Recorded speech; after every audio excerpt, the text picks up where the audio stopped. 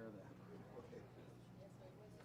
I had no idea. All of a sudden, I look and I see Tristan. I immediately thinking you. Then all of a sudden, I'm talking to Willie. He goes, Tristan has cats. I'm like, all right, let me look. Yes. Just bet you in and then the $5 bracket. You do everything 520. Bet you win is $20.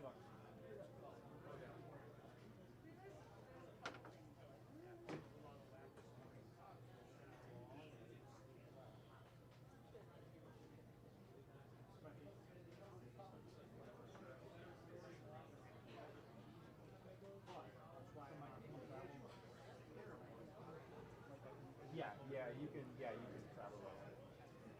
Morning, guys. Thanks for having me. Yeah, I know it'll work out down.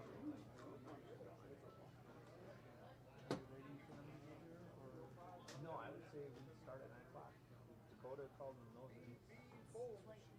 Hi. So we start whenever you're ready to.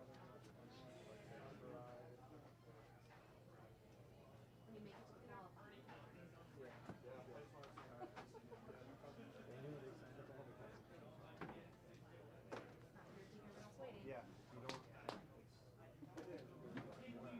Right.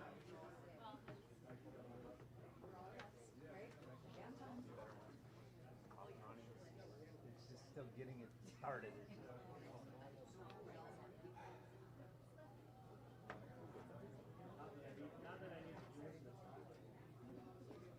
All right, good morning, everybody. It's tuning in here on the 10 of the Deck YouTube channel for the 2026 Greenfield Classic. I am $2 Phil Brylow. We're approaching the start of practice, running a few minutes behind this morning. Had a couple stragglers holding up the event. We were scheduled to start practice a little before 9, but it looks like we'll be starting just after 9. Appreciate everybody joining us bright and early this morning. Hey, make sure you've got those DVRs set for 9:30 if you're watching us here on the 10 of the Deck YouTube channel, because we have a special edition of the Brew City Bowling Show going this morning. And that special edition is our high school invitational, Franklin High School battling Beaver Dam High School. So, hey, if you're going to double screen us, great. Otherwise, please set those DVRs and make sure you watch as we feature high school bowling this week and the following 2 weeks on our My 24 Brew City Bowling Show telecast, 9:30 every Saturday through the end of April on My 24 Milwaukee. So as you can see, we've got bowlers getting ready to go here as they sit around, stand around, get loose, do some catching up, chatting. It looks like we're going to have some announcements. All right. Welcome, everybody, to the 2026 Greenfield Classic, presented by Bowlers Headquarters in Brunswick Bowling. I want to thank our early bird sponsors as well, Tipsy Turtle and Irish Cottage, for adding $1,500 for the high game pots and $1,000 for the survivor for those entries. Your format today will be 8 games of qualifying. Your moves are on your score sheets. Remain your letter or number, whichever you were assigned, each pair you go to. After those 8 games of qualifying, the top 16 will advance to the catcher's round. There will be a re-oil after qualifying.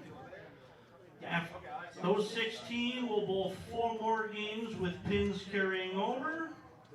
Top 4 after that will advance to the step ladder finals. Everything is on tournamentbowl.com. It is under the Greenfield Classic. All your bracket standings, everything will be on there. We will give you a cut score after each game. $2 Phil Brylow is live streaming this event today, so thank you, Phil, for that. There is a link in the event page on Facebook and also my page. So if you want to share that, let people watch, it'd be greatly appreciated. Tournaments I got coming up. February 28th, I have a tournament at Foxview in Waukesha. It is limited to the first 48 entries, currently at 16, so if you want to sign up for that, let me know. Tomorrow is the 23rd Milwaukee Open. There are still spots available. If you want to sign up for that, contact Eric Pearson. Sorry. Last but not least, I want to thank Gina for hosting us today. So thank you for that. We look forward to coming back every year. It'll be the last Saturday in January every year going forward, so book that in your calendars. With that, we'll get your lanes turned on for practice. Good? You're good? Yeah, I had a little blip right there, but it's fine. It's just the network's got to settle down here and there, so everything's streaming okay. If I get a blip, I'll let you know. But Thank you. I hate talking on microphones, but I do this. I'm getting better at it. I'm hardwired. You know, I've done a lot of training for the last 10 years, but yeah, I'm hardwired. I remember to slow down. Yeah, I avoid any issues. Yeah, the one blip I had Bigger caught, point, so. get early. Yeah. Then people just, as you drag it out, people are like going to the bar or whatever.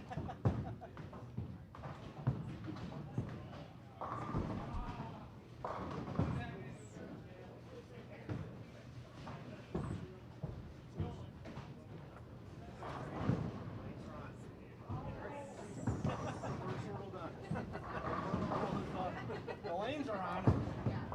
Oh, it's gonna last all day. Let's hope not. We got this.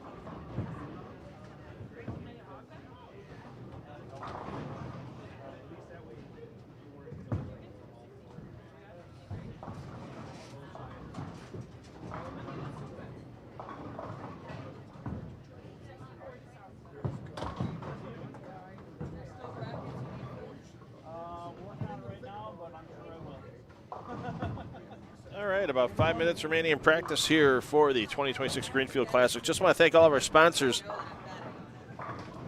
for this wonderful event today. Let's start off with the Tipsy Turtle, sponsor of $1,500 added to the pot games this morning through all 8 games, so just about $200 a game added. Check out their specials on Facebook. Check out their fully remodeled bar and patio at the Tipsy Turtle Patio and Grill out in Muskego. And in Franklin, out on 36 and Ryan Road, Irish Cottage, and then of course the Irish Cottage 2 off of Highway 45 and Loomis Road, Highway 36. Always daily drink specials, always general happenings going on at the Irish Cottage. Of course, we want to thank our host pro shop today, Bowlers Headquarters, Chad Kloss and his great staff, getting this tournament all put together, all promoted. See Jason Beecher working hard on the brackets and everything over there right now as well. Want to thank Jason for coming down, handling a lot of the administrative stuff on the tournament day. Check out the latest and greatest bowling balls coming in, and also check out matchmaker information, where you can try bowling balls before you buy them on the Bowlers Headquarters Facebook page for that info. Classic Lanes Greenfield, our host today. We have opening day for the Milwaukee Brewers, a great bus trip. Take your bus to and from Classic Lanes, drinks on the bus, food, tickets in the Aurora bullpen. Lots of good times to be had on opening day. Get in on that, and don't forget about the Jimmy the Greek golf outing coming up in July as well. We'll talk a little bit more about that later on today. And our winner today will not only receive $3,000 in first place prize money, they're also going to receive the Holtz Motors Bucket of Love, a bucket of car care products worth over $150 for everything you need for the interior and exterior of your car. And I'll tell you what, they have a great selection right now of vehicles, new and used, on the lot at Holtz Motors in Hales Corners. And if you need your GM vehicle serviced, I've gone there for decades. They've done a wonderful job on my vehicles. And you can book your service online at HoltzMotors.com. Last call brackets, bet you win. So qualifying coming up next. A couple more minutes of practice remaining, and we will be underway. We'll get you some player introductions during game 1 of this 8-game qualifying block, and we'll give you the format of the rest of this event. I'm $2 Phil Brylow, taking you through the morning into the afternoon, and I'm sure we'll be finishing up in the early evening when these bowlers are done with 8 games of qualifying, 4 games of semifinal action for those that advance, and our top 4 players that make the step-ladder finals.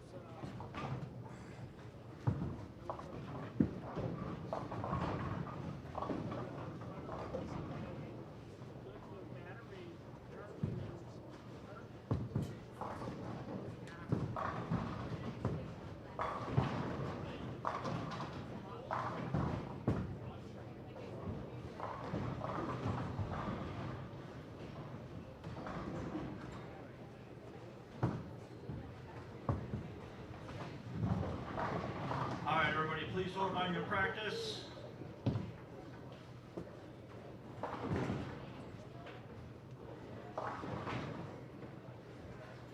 Again, we are bowling 8 games of qualifying today. Moving pairs following your score sheet. Remember to keep your same number and letter each pair you go to. Your early bird payouts.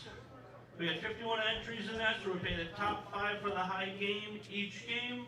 And then your eliminator pot, the top 5. Your high game pot. First would be 60 each game, second 5, third 35, fourth 25, and fifth 20. And then your eliminator pot, your first place would be 300, second 250, third 200, fourth 150, and fifth 100. With that, good luck, good bowling. Let's get some fun out there.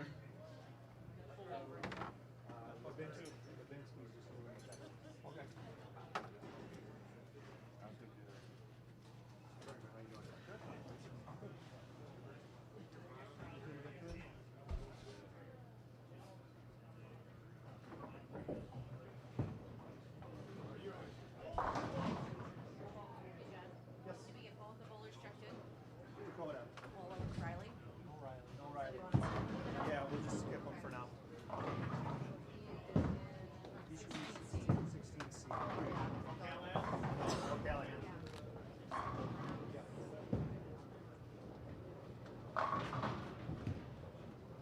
All right, let's get you some bowler introductions here.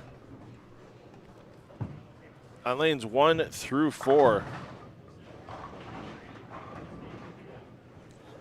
Your leadoff bowler on lane 1, Dan Malicki, is your number 1. The bowlers will be numbered 1 through 4. On your left lanes, on your right lanes, it'll be A, B, C, and D.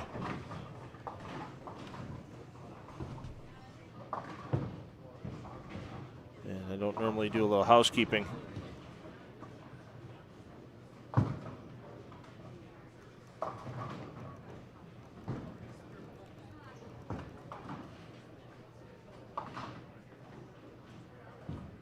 While we're on a pair, but that bottom of that scoreboard's cut off on lane 1, so we'll get that fixed for everybody. So, Dan Malicki, your bowler 1 on lane 1. Jenna Dereshevsky, your bowler 2 on lane 1.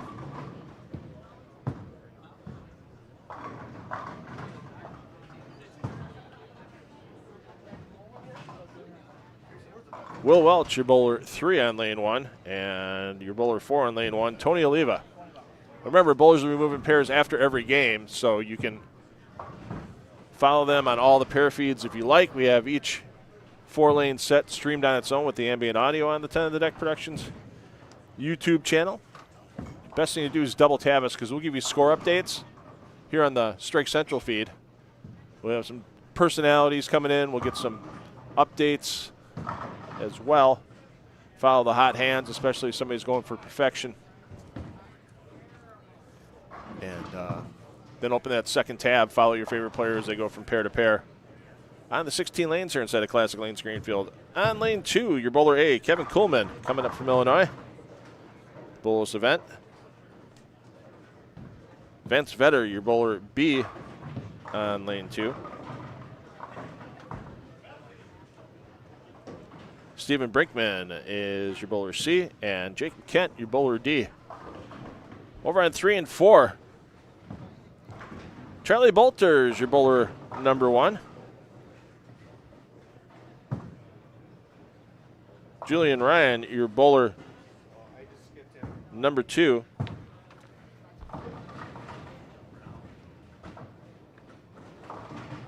Trish Minari, your bowler 3. And running out the lineup, Tristan Albrecht is your bowler 4. Tristan's the happiest guy to see me here today, I guarantee you that. Loves his live streaming at local events. You know, when we get to promote our sponsors like the Tipsy Turtle and Irish Cottage. Classic Greenfield, Bowlers Headquarters all those fine sponsors that helped bring us in today so you could watch in the comfort of your own home. I mean, if you do get the opportunity to come down to Classic Lanes Greenfield, come on down. Drink specials, breakfast going on right now as well. I'll be grabbing a breakfast burger between games 1 and 2. I guarantee you that. So, Tristan, big fan of live streaming, especially one-day events like this. On lane 4,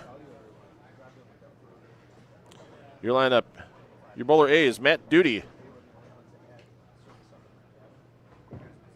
Your bowler B, Scott McDougall. Your bowler C on lane 4, Nate Stubler coming up from Illinois, PBA Tour player. Wasn't in the top 30 in points last year, so fully eligible to bowl in this event. The only players that were not allowed were the top 30 in points. And your bowler D, coming in from Waukesha, Scott Schultz. So there's your lineup. On lanes 1 through 4, and once again, you can view your favorite players as we go along.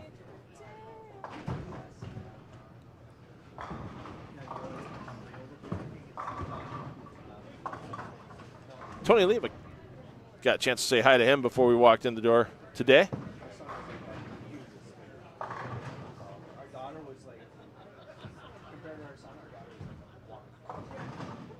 Yikes, Tony comes up a bit high. We'll show you the lane pattern that these players are on. A little later this morning has get that graphic on the screen. We'll give you the basics.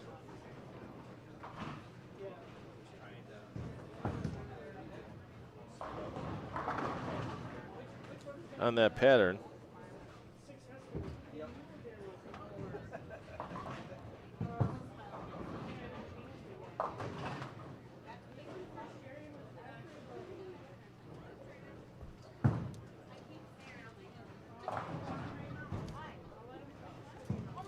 And the tournament information is also posted. If you look for the 2026 Greenfield Classic on Facebook, you'll see the tournament information there. It's a 40-foot pattern, 31.6 milliliters in the pattern, pretty evenly broken out forward and back. And your overall ratio in the pattern, outside to inside, about 4-to-1. A little more oil right near the track area just to help that hold up a bit. AMF HPL original lane surface here, put in a little over 20 years ago, so it definitely has some good wear on the right side. Obviously with more right-handers and left-handers, so the pattern built to try to even out the play between the sides. There'll be a few more lefties in the field than what you would have in, let's say, a handicap-type tournament, just on the basis of a few more lefties come out for these scratch events. It just happens to be that way. A little easier to keep things rolling. On the left side, as a fellow left-hander, I know how that can get. Let's see what Stubler does here on the left side, and then we'll move over to our bowlers on lanes 5 through 8. Great toss there by Stubler. I expect him to be near the top of the field today. Lanes 5 and 6, your bowler A, or pardon me, your bowler 1. On lane 5 is Dale Sturmel.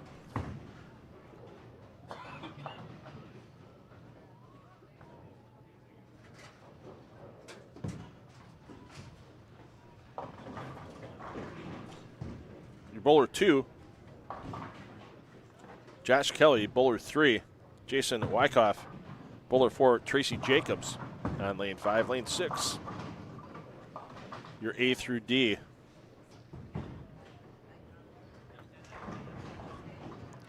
Ben Hafman, your bowler A. Chris Dubas, your bowler B.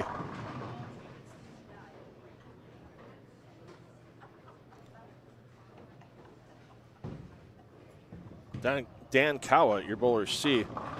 David Brown, your bowler D. On lane 6, over to on 7 and 8. Lane 7, Billy Feldy, your bowler 1. Matt Hibbard, your bowler 2. Nick Rosenditch, your bowler 3. Peyton Naback, your bowler 4. Naback coming in off the port side. He's had a hot hand lately. Keep an eye on him during the squad today. A couple recent 300s and 800s for Nabak. And he's not afraid of tough conditions. He had a pretty good showing with a 300 game during the Heartland Doubles we live streamed back in December. And on lane 8, rounding out your lineup on this pairing, Dakota Salona, your bowler A. Alex Johnson, your bowler B. Dave Beres, your bowler C. And Andy Mills coming in from Western Wisconsin. Mills, your bowler D on 7 and 8. And once again, with 8 games of qualifying, you got some time to make a comeback. If you have a bad game and crossing every pair in the house, every bowler's hitting every pair, so you can't use the excuse, I caught a bad pair.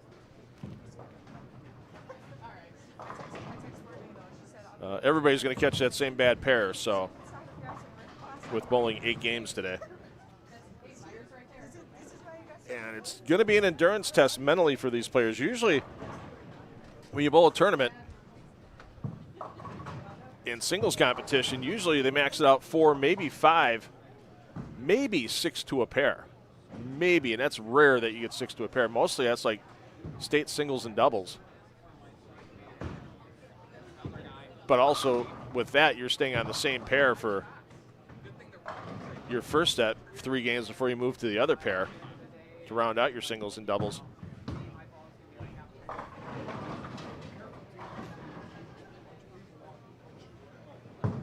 And, you know, this is 8 games, 8 on a pair, moving pairs after every game. You can't let yourself get any mental lapses in there. I figure qualifying is going to run probably 5.5 to 6 hours. I mean, it should be a pretty good pace. There still should be a decent amount of strikes thrown with these quality of bowlers, even a little bit of a tougher pattern. And as long as they keep a semblance of lane courtesy, you know, I'm a fan of single lane courtesy in a lot of events. I understand when the PBA does their double jump rule, that's a good way to do it too, but it's tough to get amateur players to get used to the double jump rule in a short period of time. So I'm sure most players are using 2-lane courtesy. And as long as you're ready to go, you can keep a pretty good pace all the way through the day.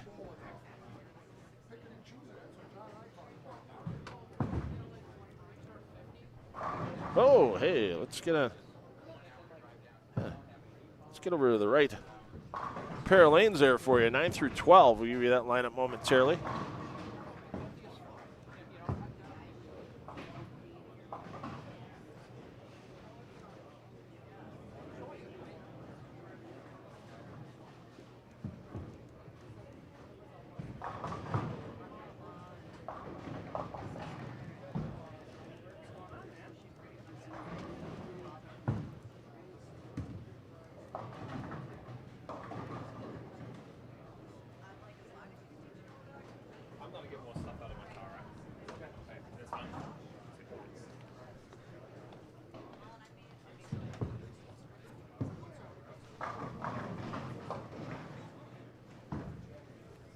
Start with your lineup on lanes 9 and 10.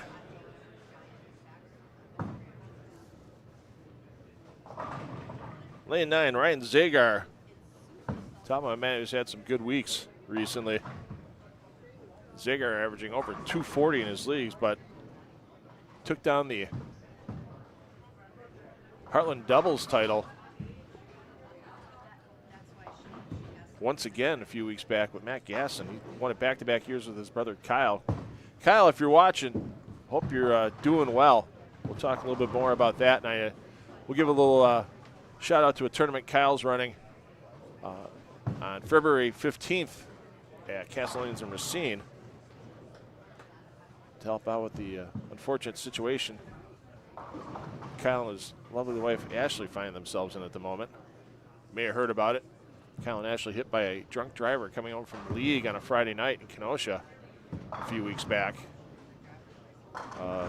Yeah, Ashley, some bumps and bruises, but Kyle took the brunt of the hit. And some major injuries. He's going to have the Big White laid up for a while, as his nickname is known. And we'll talk a little bit about that Big White Open that's happening February 15th. So Zagar, your bowler number 1.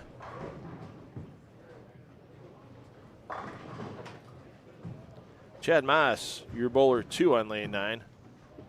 Gary Exner, your bowler 3 on lane 9. And Cody Weigel, your bowler 4. That'd be a great 4-player team right there.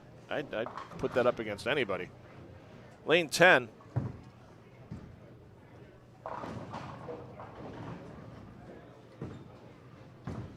Your bowler A is Ryan Babcock. Bowler B, Chad Kloss, owner of the Bowlers Headquarters Pro Shop inside the Classic Lanes Greenfield, and the man who organized this great event also brought us in to live stream. So thanks again for the live stream support from Bowlers Headquarters. And as I mentioned earlier, they do have some matchmaker sessions coming up.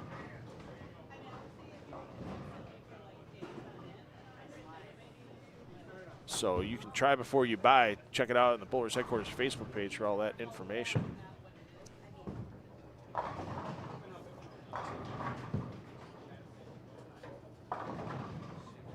(10C) is Paul Kaboski. 10D, Mike Schroeder. Over to lane 11 and 12. Austin Collins, your bowler number 1 on 11. Billy Netzhammer, your bowler 2. Jaden Kenny, your bowler 3. Matthew Wojnowski, your bowler 4 on 11. Then your A through D on 12.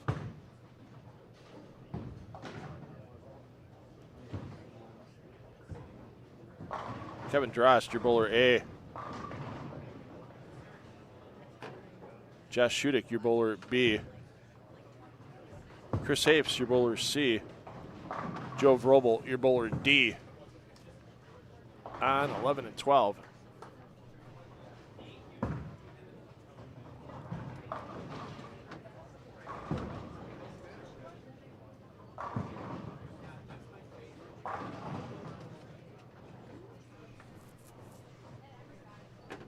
If you have any questions about the event, feel free to drop them in the chat.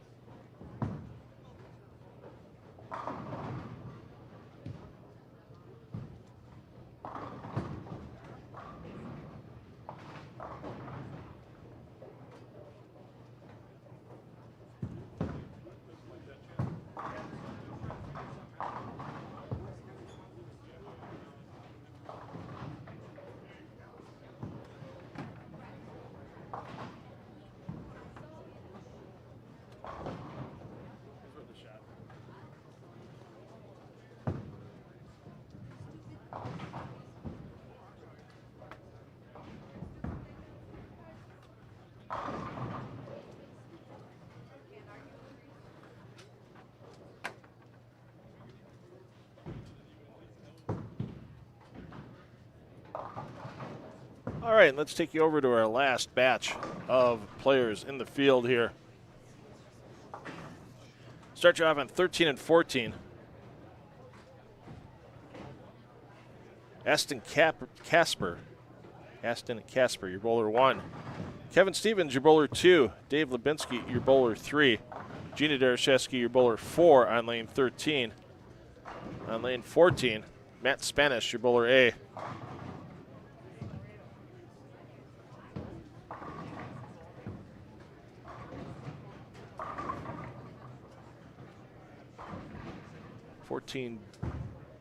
B.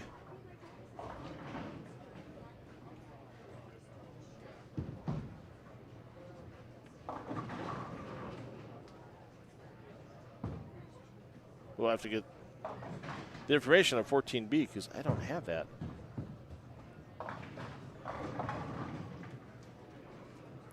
There we go. Ryan Jastrak, your 14B. 14C, Creighton Tipton.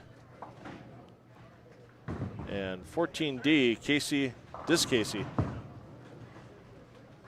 Rounds out the lineup on 13 and 14. On 15 and 16, 15, bowler 1. Ethan Jones.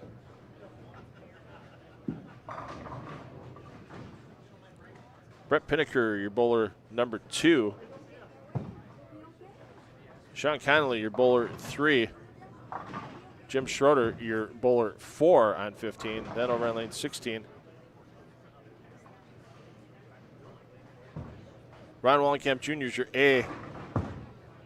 Bowler B, Ryan Jastrak. Bowler C is an open spot.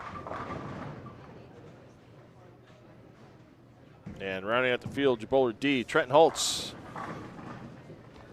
Once again, these players bowling 8 games across the house here on the 16 lanes inside of Classic Lanes Greenfield. And we'll stay here for a couple moments as you're going to see Ryan Jastrak coming up. Your bowler B, he'll be bowling on lane 13 next.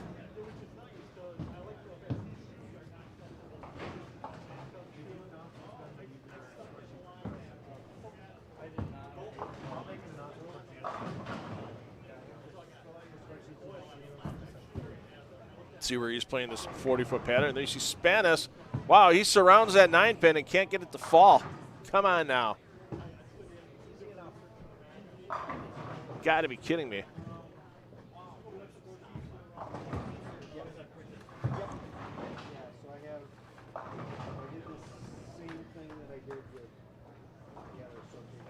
Appreciate everybody watching us this morning. Appreciate it if you guys would share that you're watching us on Facebook or Twitx. I can't call it X. Twitx. Instagram. Any of your socials. Blue Sky.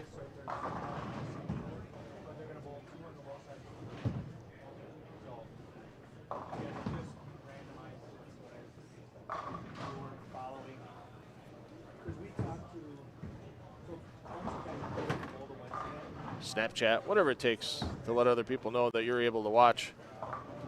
Some great bowling all morning long here. Thanks to everybody joining us.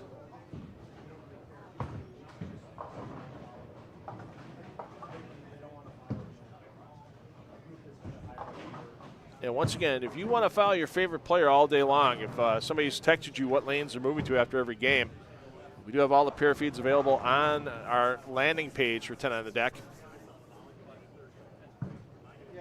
Keep us on here in the main feed so we can give you some scoring updates. Let's get down to 1 and 2 because we got a bowler on the front bunch. As we stayed on Jastrak and unfortunately leaves the split. Got double tab us. We'll give you score updates, info. We'll have some. Hopefully we can have a guest or two in the booth. I know a lot of players are bowling, but some of them might hang around for the semifinals as Duty with the chop. He needs to fix that average first ball count. When 4 of your 6 first balls are 7, you might not have the right piece of equipment in your hand.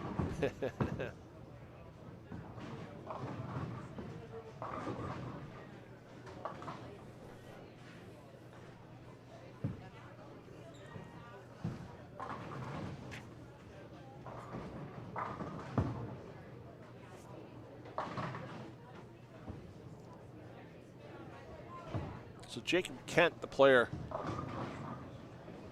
on the front 7.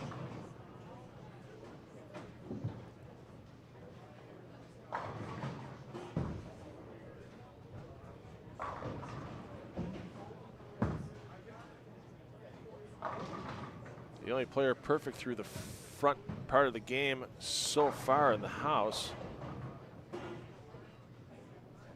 So we'll stay here until Kent fails to strike. Or we find somebody else with an exciting finish coming up to their game.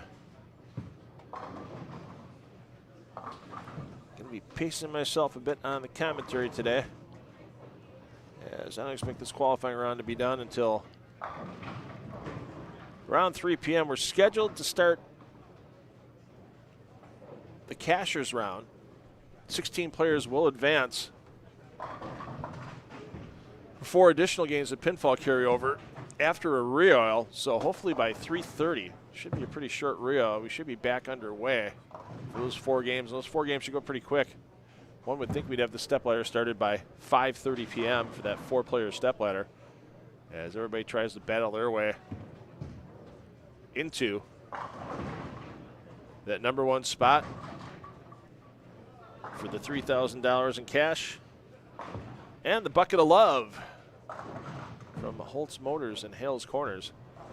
Over $150 worth of car care products. As Will Welch, not perfect, but going for 260 pace. Thanks to our friends at Holtz Motors. They've been a great sponsor of not just 10 on the Deck live streaming, but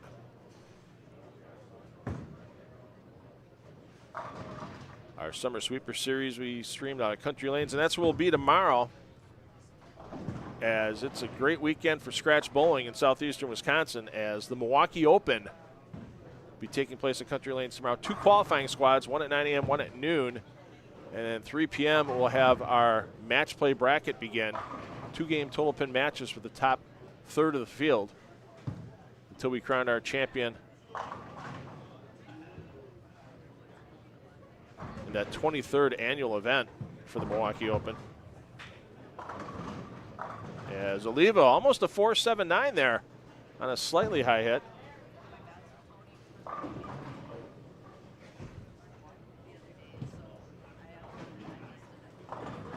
Brinkman holding in the super senior credit. Doesn't seem like Steve Brinkman should be 60.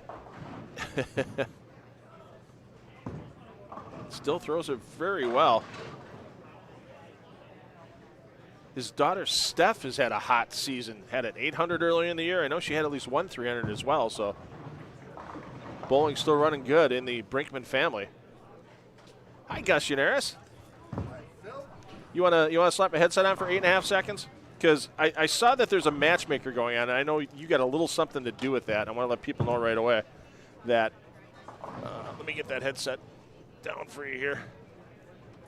Get that. Boom, there we go. We should be good. All right. So there's a matchmaker going on here pretty soon, and it's for Storm and Rotogrip products, correct? Absolutely. It's right. February 21st. It's $20, and you get to try all the new Storm and Global and Rotogrip equipment out. Okay. Gives us a better idea about how to lay them out, how to drill them. And we have all the equipment. We have the balls drilled with interchangeable thumbs and grips. So we'll find something close. It's not going to be exact, but right. It'll be interesting. Last year was a pretty good success that we had, and a lot of people bought some balls.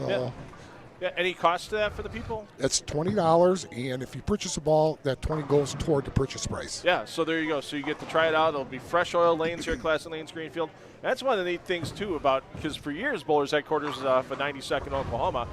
Couldn't take a bowling ball and watch them throw it right away. You guys have that advantage here. Yourself, Chad, John Schwengel, Will Welch. And that's a big difference now, Phil. Yeah. I mean, being able to actually see people throw the ball and being able to get their access coordinates, and it gives us a better idea about what ball to put them in depending on the shape they want. Yeah. So check it out. I know it's on the Bowlers Headquarters Facebook February page as well. 21st. Do they need to make reservations? You could probably give us a call and sign up. It's open right now. We've got, I think, a couple dozen signed up already. Cool. And we're about a month away, but mark it on your calendar. Yeah, come on down, try all the latest and greatest from Storm Rotogrip 900 Global, and get a chance to talk to a great Hall of Famer like Gus. So, thanks, Phil. Thanks for the time, Gus. Appreciate it. You got it, partner.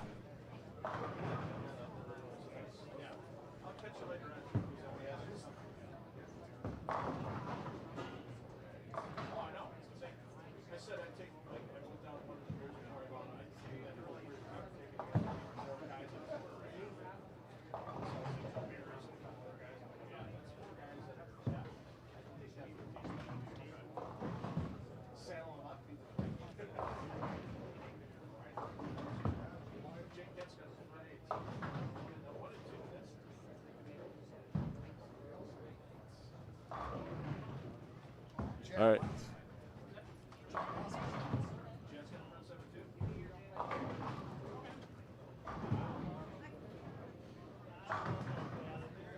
Let's go take a peek as well because we have Chad Moss. I believe he's stepping up now. Thought they had a correction on that frame. That's why my eye didn't catch it. I saw that box. I thought it was a spare in the third. No, that's a strike. So Moss looking to match the front eight that Jacob Kent already has. Now, once again, there's a lot of money up for grabs in the early bird pot game, $1,500, thanks to the Tipsy Turtle.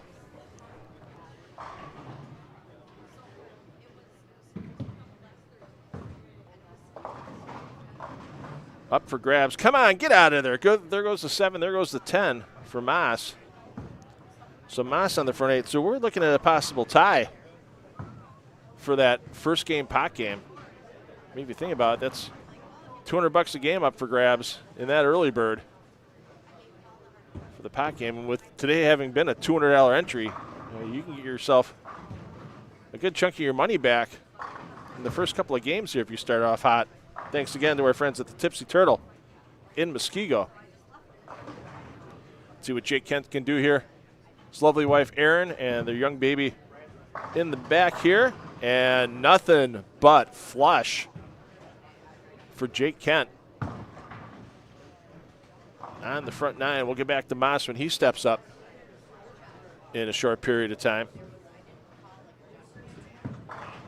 So tell your family, tell your friends. Possibility of perfection here early on.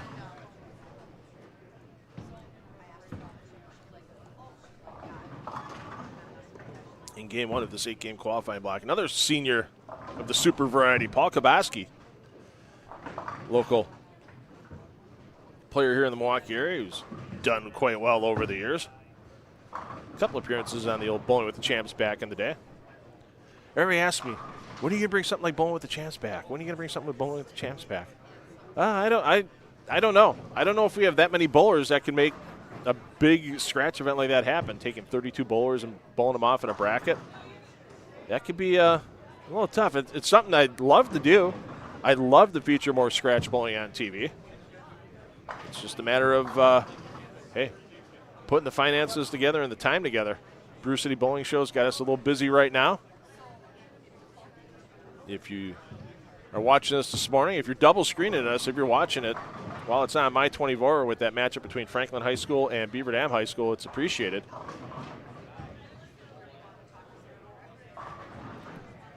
Otherwise, I hope you got your DVR set. We appreciate the thousands that watch that show every Saturday morning, and we're going to be running through the end of April. We're going to mix up the formats for the second half of the season. After we're done with our high school invitational this week and the following 2 weeks, next week it'll be Greenfield High School battling Racine Park Co-op's program, and then the 2 show winners will make their way to our championship round on Valentine's Day. Then the week after, our grand championship for our blatant ripoff of the bowling game, our 5-player format. And once again, we're having that at Holler House. That'll air February 21st, and then we'll have some variety of formats from the last week of February all the way through the end of April on the Brew City Bowling Show. So waiting for Moss to step up he'll be on the front 8. Jacob Kent on the front 9 on 1 and 2.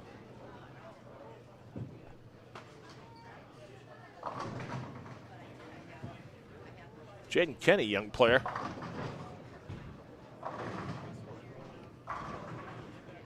Just out of high school. That powerful two-handed style. Young man works hard at his game. And he could be making some waves on the Midwest bowling scene in the next year or two.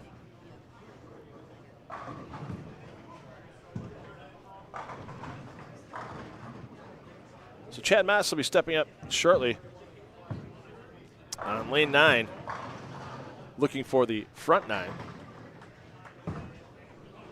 And once again, anybody has any questions on the event,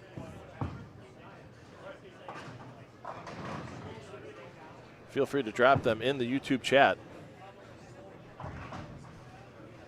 Chad Maas took down his first PBA regional title back in September at Foxview Lanes. It was as a non-member, but still to take down a PBA regional, it's got to be a good thing. Yeah, we saw him flirt with that 7-10 in the 8th frame, and that time the 7 falls, but the 10 stands. And let's see what one of our tournament hosts, Chad Kloss, can do here.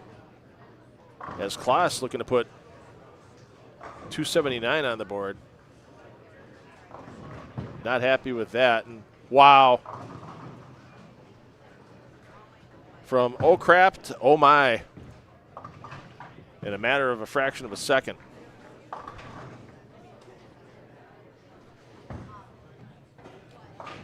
For Chad Kloss. And just to get that out here right away, we told you about the tournament pattern, 40 foot, 31.6 mils. That tournament pattern created by Eric Pearson, and even though it was put down here at the center to test it and such, no bowlers that are actually in the field bowled on it. So it's not like any of these players got to see it before. So even though there's quite a few house bowlers here, such as a Chad Kloss, Jaden Kenny,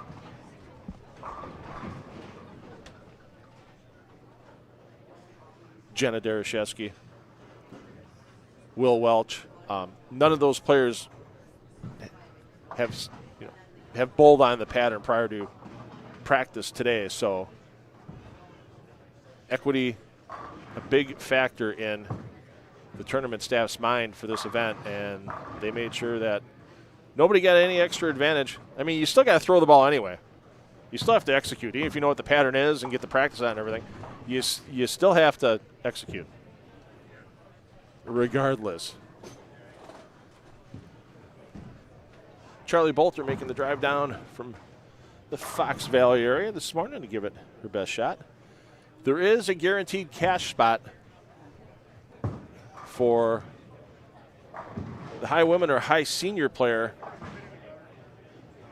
that does not advance into the cut. If a woman or a senior makes it into the top 16, what will happen is that they will draw one of those players not making the cut from the women and seniors, and that player will receive a free entry into next year's Greenfield Classic, already scheduled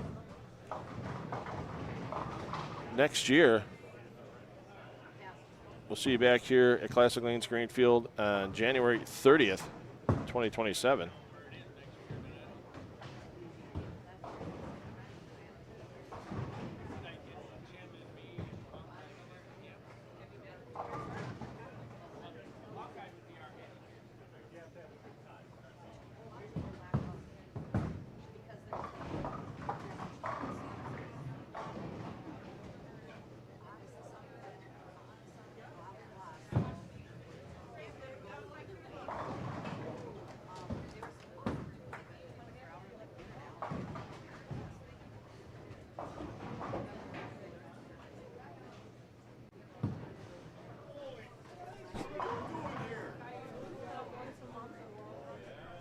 Jacob Kent looking for the tasty 10th in a row.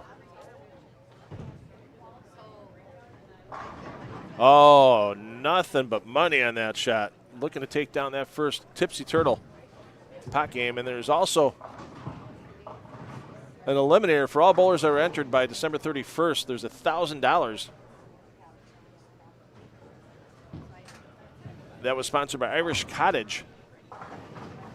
And 51 bowlers entered before December 31st.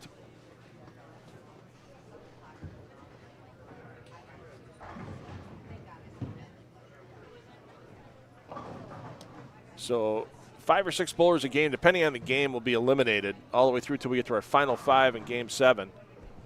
And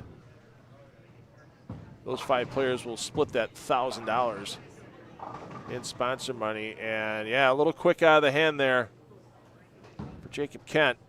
And the bid for perfection ends.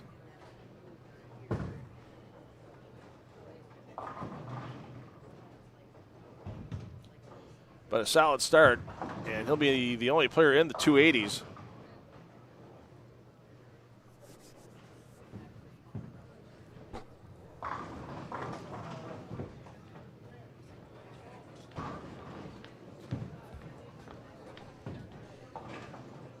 And he'll be your leader after one game. We'll get you a scoring update once we get it from Jason and the tournament staff here at the 2026 Greenfield Classic. Player movement. Didn't get a sheet on the movement yet. I know it's not a simple move. They're going to be bouncing him around the center, so you may have to do some searching if you're following your favorite player on one of the pair feeds we're keeping us on here in the Strike Central feed. So, JD, thanks for watching. Vivian, thanks for watching. I know you guys are following some of your favorite players as well. Vivian, sorry I mentioned your name, and then Scott decides he wants to leave another split. But hey, it's 8 games. Just because you got a rough start on game 1 doesn't mean you can't get a strong finish and make your way into the top 16 for that semifinal round. Game 2, Greenfield Classic coming up next. Once again, I want to thank all of our sponsors this morning with pot games from the Tipsy Turtle Patio and Grill. The Irish Cottage with the Eliminator sponsorship. Your live stream is sponsored by Bowlers Headquarters, Classic Lanes Greenfield, and Holtz Motors. And our champion today will also receive that Holtz Motors Bucket of Love, a car care products valued at over $150 to go home with that $3,000 paycheck as well. Game 2 coming up next.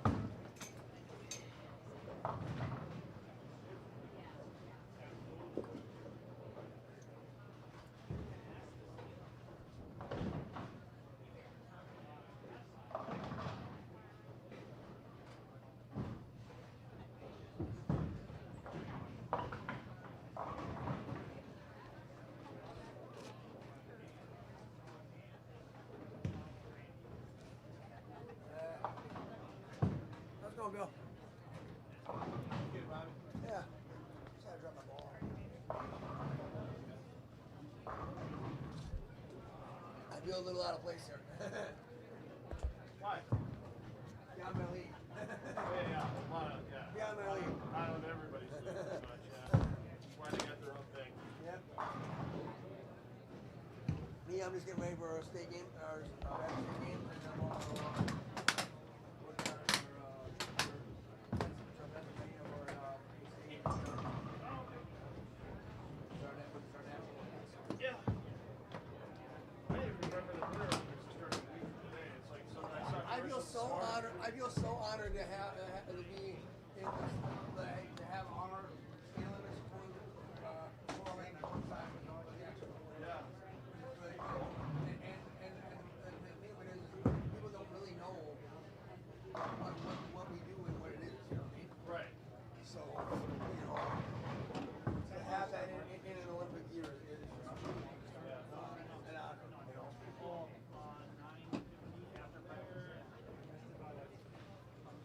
You're Bruce City bowling, right? Yeah. Oh man, I watch your show every Saturday. Appreciate that. That is, I just love that show. Awesome. Yeah, we got high school kids today, so. Yeah, but well, a couple of weeks ago you had for the awards, they were giving $50 gift certificates and stuff. Oh yeah, for the kids, yeah. Yeah, that was pretty cool. Yeah.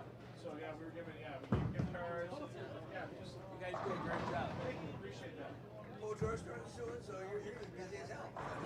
Coach Earthstone is up soon, so you're I don't do much of the PBA anymore. I do some occasional stuff, but not like I used to. Okay. Live stream, no, it's all Bowl TV. Bowl TV does not, yeah, we don't get along. Okay. They don't like me. Okay.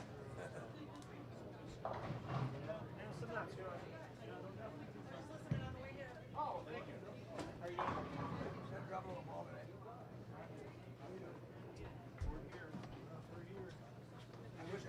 I wish I could be with it. You're little out of my league. I know that. Eric, can I just show up to A Squad tomorrow? I'm just saying, can I show up? I'm just trying to promote a apartment. Absolutely.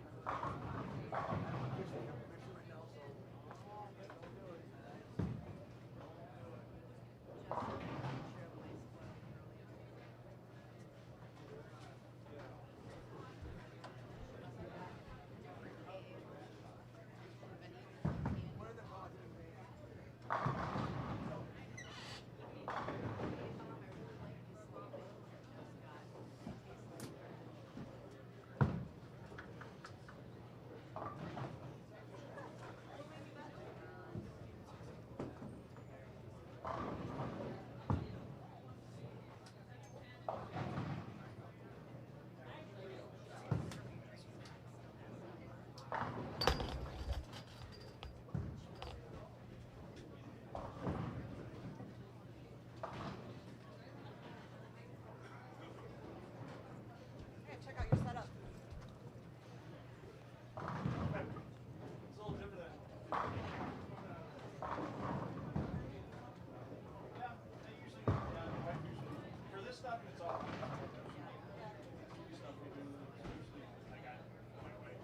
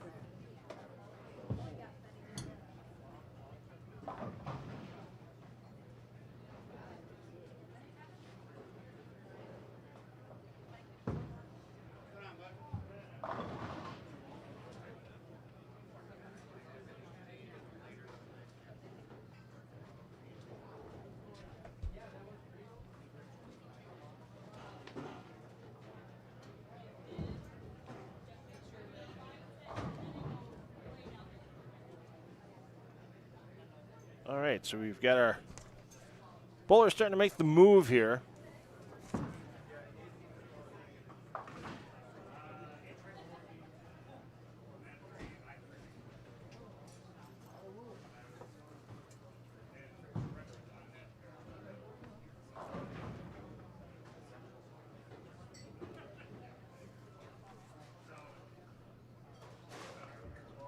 And we'll try to help identify. Let's see, because Babcock and company moved from 9 and 10 down to 15 and 16.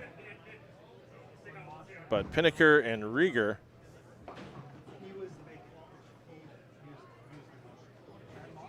moved from 15 and 16 over to 13 and 14. So it's definitely an asymmetrical move that these players are making today. So they're not following the same players game after game.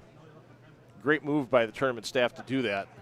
You're not influenced by just a single set or 2 sets or 3 sets of players as you make your way through the day. You're going to be greatly influenced by everyone. And you got to kind of pay attention to who was on those pairs before you as you make your way around the 16 lanes here inside the Classic Lanes Greenfield. So as soon as we get scoring updates in game 1, we'll get that for you.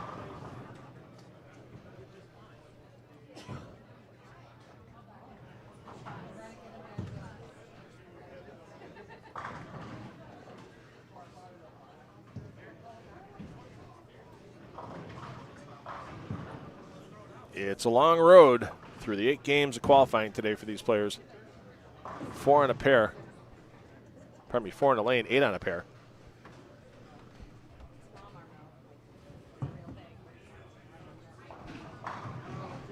And hopefully you've found your players from game 1 where they've moved to in game 2 if you're following on the pair feeds, along with us here on the Strike Central feed.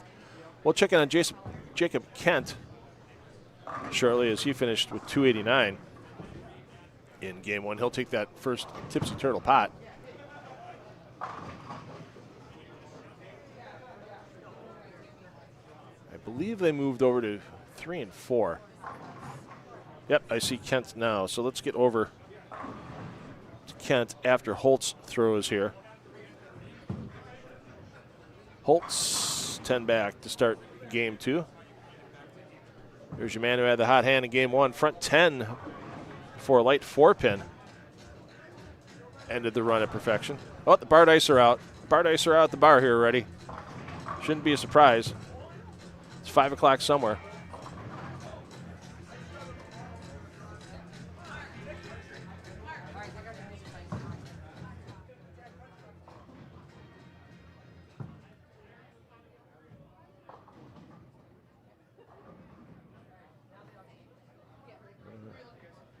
Thought a dance party was breaking out there as well for a second.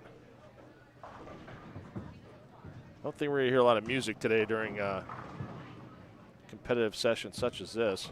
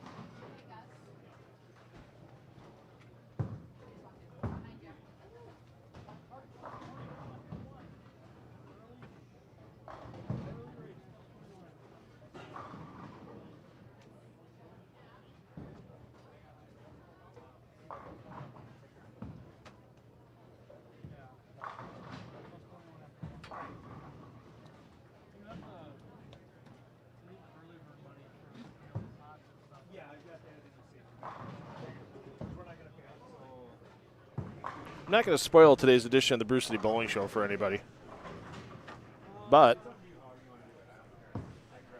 make sure you watch games 3 and 4 at least. Maybe even game 5. Maybe even game 6, if there's a game 6, or a game 5, because it was a best-of-7 format. Fast 5 format as well. Usually young players bowl high school bowling, and they bowl a Baker game, so each player on the 5-player team bowls 2 frames. We changed it up for TV, Fast 5 format, so they only got to bowl once through the lineup for each game. Max score of 150.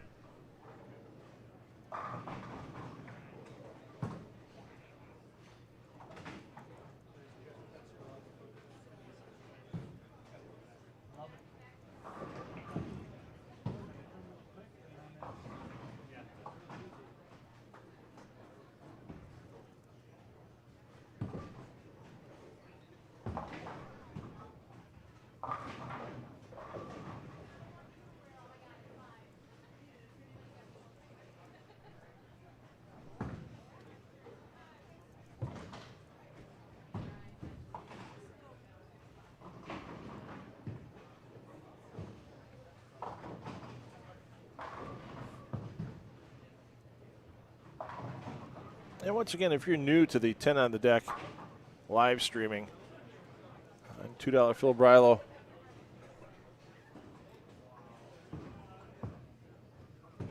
Taking you through the day.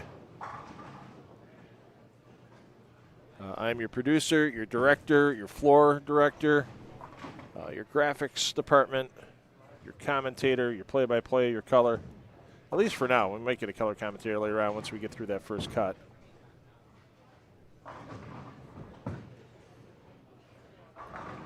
And so I'm it. I'm taking care of business for you. So once again, the commentary probably going to be a little bit light as we get through these first few games of the squad, as we want to make sure everybody's got information that we have going on. And actually, thanks to Jason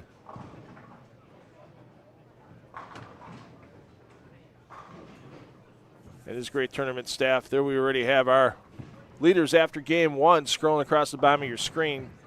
Jacob Kent with 289, Chad Moss 279, Vance Vetter 259, Tony Oliva with that same number. Gary Exner 255, Will Welch 254, Joe Verobel 250, and Austin Collins 247 for your top 8. 16th place currently would have been a tie between Peyton Abak, Andy Mills, and Chris Dubas at 221. And lots of players in the 63-player field.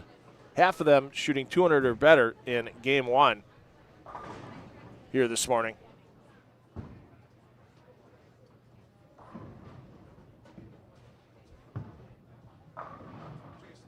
Feature for your last name? Becker. Thank you. Just want to make sure I pronounce it right. Good. Thank you. Absolutely.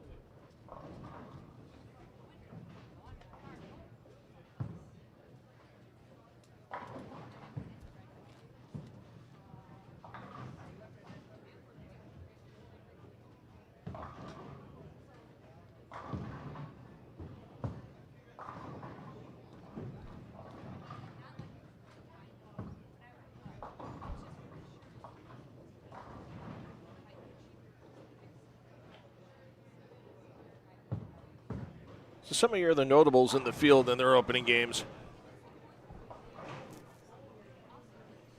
Chad Kloss, your host from Bowlers headquarters, at 218 for his first game. Our host, Gina Dershevsky, 214. Matt Hibbert, 212. Jenna Dershevsky, 209. Dave Lebinsky, 204. Creighton Tipton, 203. And the last player at plus, Ryan Babcock at 201. Nate Stubler, 196. Steve Brinkman, 191. Ron Mollenkamp Jr., 180. Dave Bears, 178. Some other notables in the field and their opening game scores. But once again, with 8 games, lots of time to get yourself back in that top 16.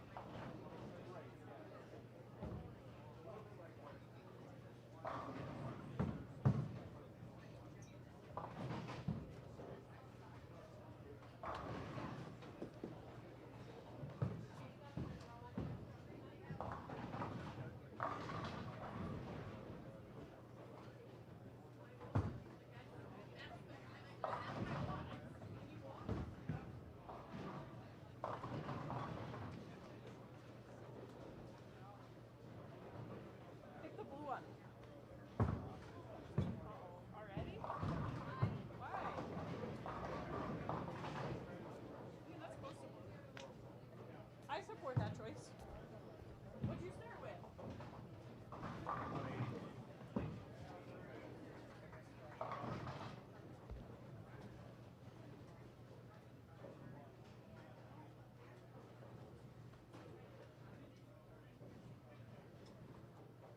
All right, let's watch our leader, Kent, fire, and then we're going to go down to 15-16 because our man in second place, Chad Moss, he's going to be firing momentarily as well.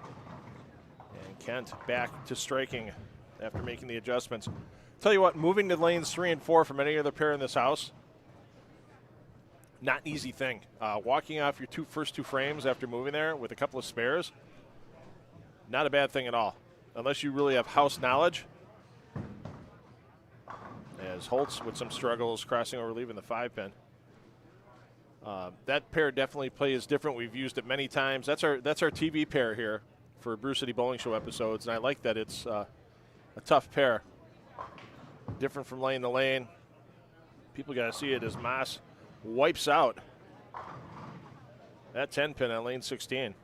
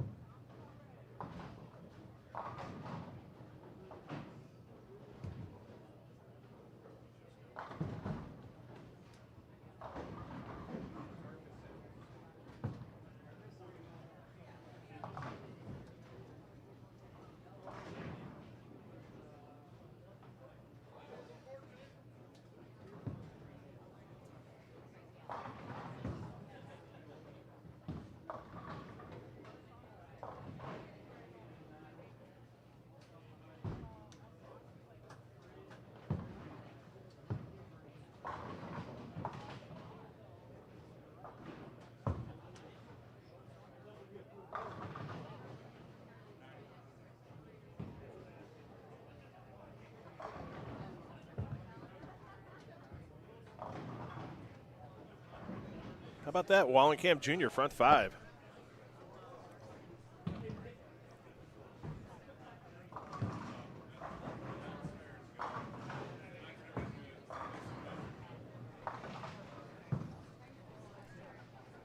Mentioned Ryan Zagar, big win in the Heartland doubles with Matt Gasson first weekend in December. Another big win for Gasson, Zagar, and their team.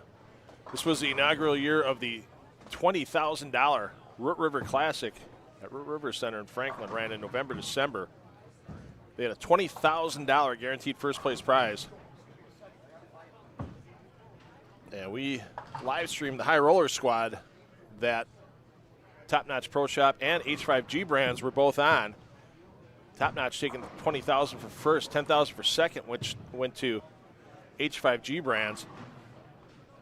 Beresmas, Lubinski, and a couple others that slipped my mind at the moment. But they've already announced that we'll be back next year, bigger and better than this year.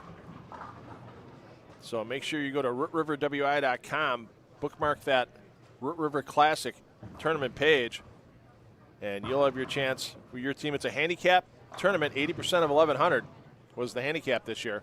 So quite a few teams just outside that top two that used their handicap pins to their advantage and took home a little chunk of change, not as big as what Top Notch and H5G did, but still great chunk of change up there. And that $20,000 was guaranteed money from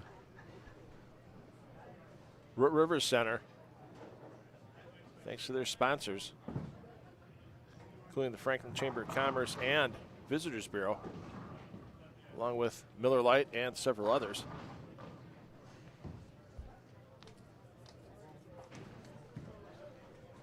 As we're early in game two here, and they just changed the menu up here at Classic Lanes Greenfield. They kept some good classics, their gyros, their Greek food here, of course, with Gina Dereshevsky, Gina Porras, her maiden name. Gina having some great Greek food, and now they've got their great thin crust pizza, and they've added breakfast on the weekends, on Saturdays and Sundays. So when the youth leagues are here on Saturdays, and they have a big league here Sunday mornings, it's been here for years. 16 teams fills the house on Sundays. They have breakfast for them. We got some breakfast sandwiches, and I'm having the breakfast burger between chatting with everybody right now. And I'll tell you what, you think maple syrup on a burger, yeah, might not be exactly what you're looking for, but just that little hint of maple on there, phenomenal. It's a quarter pound of ground beef, bacon, pepper jack, a scrambled egg, maple-based mayonnaise, along with fries or tots. And you got to go, whenever there's tots available, you got to go for the tots. No doubt about it. Got to go for the crunch. Listen. That's crunch.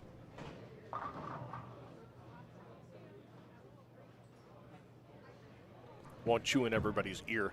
But yeah, great menu. Check it out online. If you don't follow Classic Lanes Greenfield on Facebook, what are you waiting for? Follow them this morning. You can also go to classiclanesgreenfield.com and check out all the goings-on. Bands here every weekend. There's a band here this evening.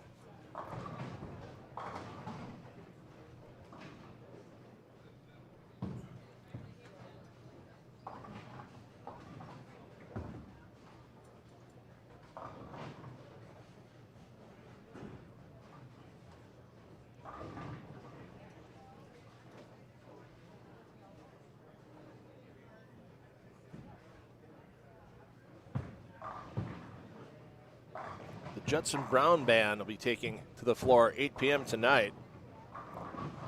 Come in, get some fun open bowling, or just sit down, have some quality beverages and food, and listen to the band. And don't forget also, great package for opening day. Brewers versus the White Sox at American Family Field. And with the opening day package here, include your game ticket in the Aurora bullpen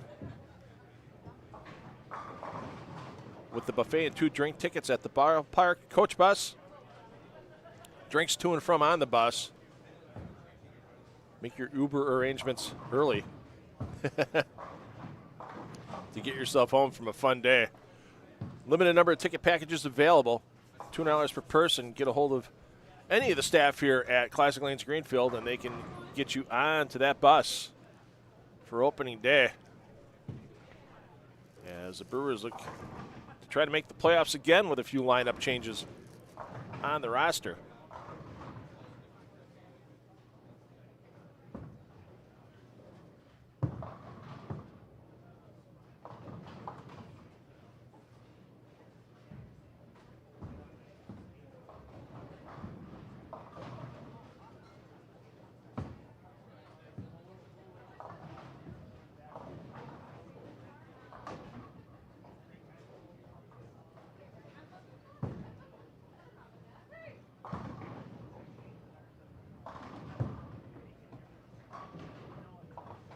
Chad Moss picking up where he left off at the end of game 1.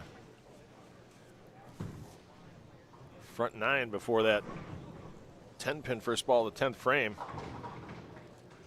Kept him from perfection. Got a front 5 down the lane. 7 and 8. We'll move over there shortly once we identify the bowler and they step up once again.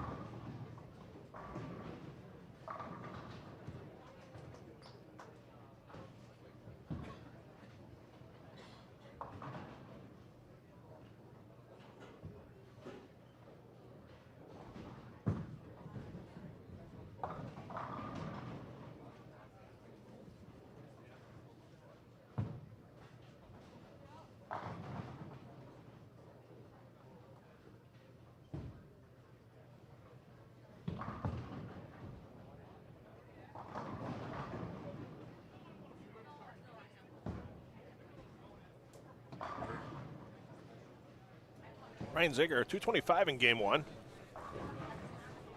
And Wallenkamp Jr. now, front 7. Trying to make the comeback after starting with 180. The mark of a good bowler is not just making the physical adjustments after a bad start, but getting the mental adjustment done, shaking off that bad opening game.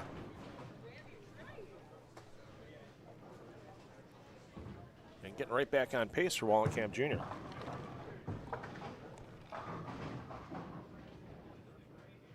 And Moss pays full penalty going through the nose. You see there. That's all. He knows that's all on him.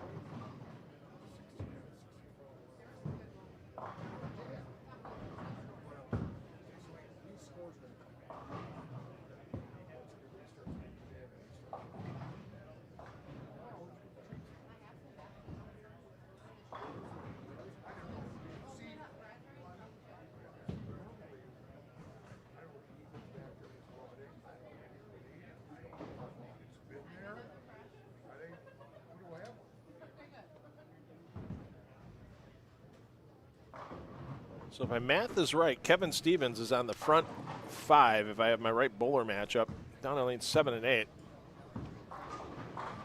We'll take a peek in on him momentarily, and then we'll get back up to Wallenkamp Jr. on the front 7 when he steps back up.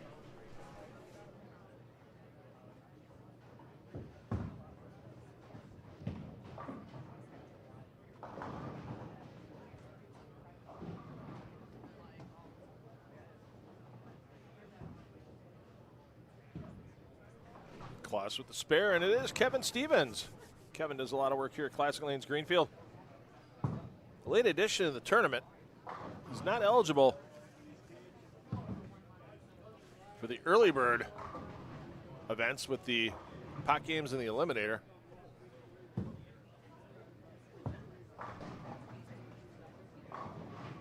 And to the well, and the string stops at 5 for Stevens. So your pot games, we mentioned the sponsorship of the pot games thanks to the Tipsy Turtle. All the money of the pot games goes to those early bird entrants, those 51 bowlers that paid for their entry before December 31st. So Jake Kent will take down $60 for his $289 the first game. Vance Vetter was second, $259. Tony Leva tied for second, so they'll each receive $40. Normally it would have been $45.35. Will Welch, fourth with a $254 for $25, and Ryan Zagar, even though he's just barely in the top 10 overall with his $225, a lot of non-early bird entries between Welch and Zagar. So Ryan Zagar will take $20 of the Tipsy Turtle money for his 5th place finish in that opening pot game.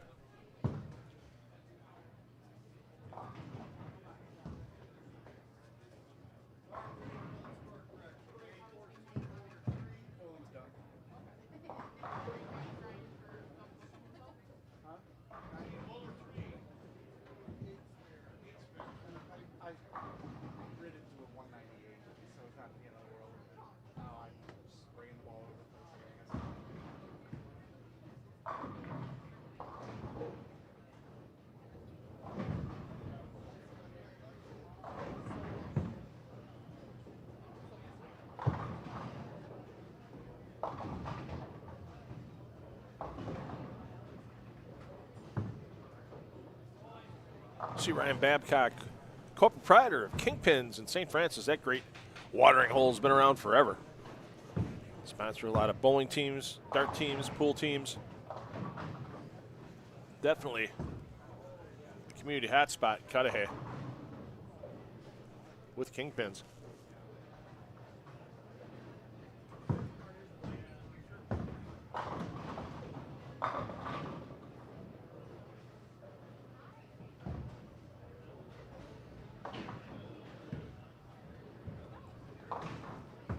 Ron Mellencamp Jr. looking for the excellent 8th in a row.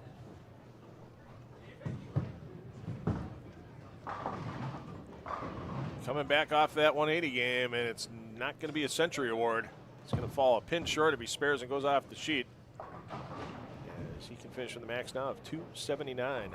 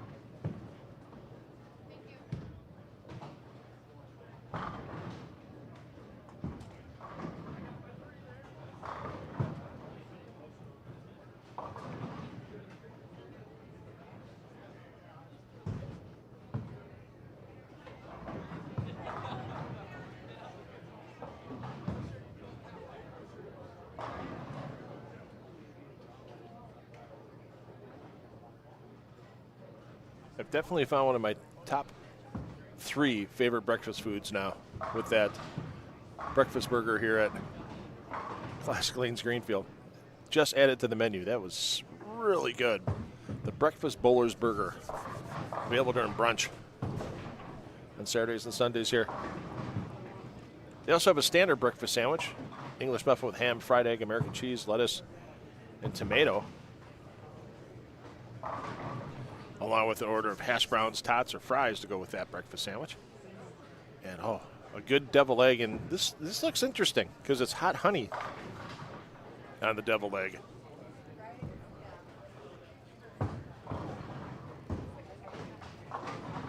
To go with the paprika and a little scallion on there as well. We'll have to see if we can sneak some deviled eggs later. Give you the quickie review on that. Yeah, new menu here at Classic Lanes Greenfield. Stop on in, check it out if you can today or anytime soon. And if you can't make it down here to watch today, I appreciate you watching here on the live stream.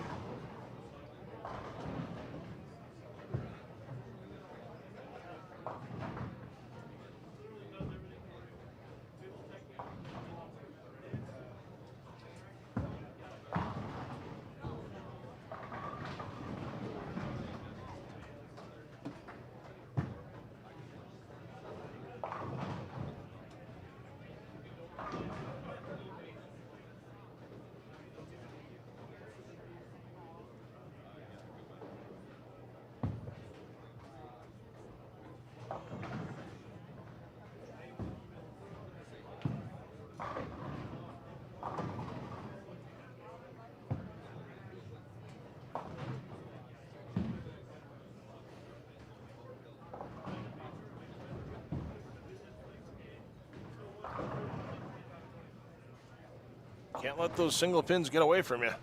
Yikes. I mentioned the early bird pot games thanks to Tipsy Turtle.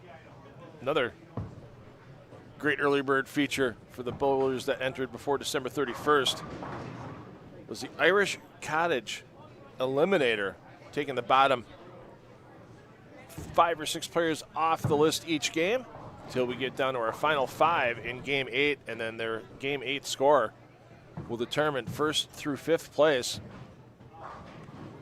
$1,000 added to that Eliminator early bird. $300 for first, $250 for second, $175 for third, $150 for fourth, and $125 for fifth.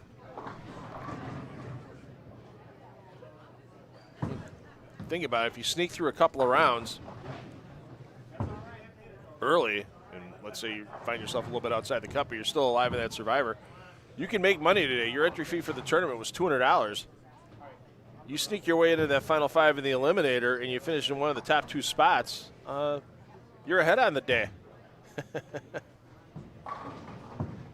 Not a bad deal. And once again, thanks to the Irish Cottage in Franklin and Irish Cottage 2 in Muskego for their sponsorship of the Early Bird Survivor pot.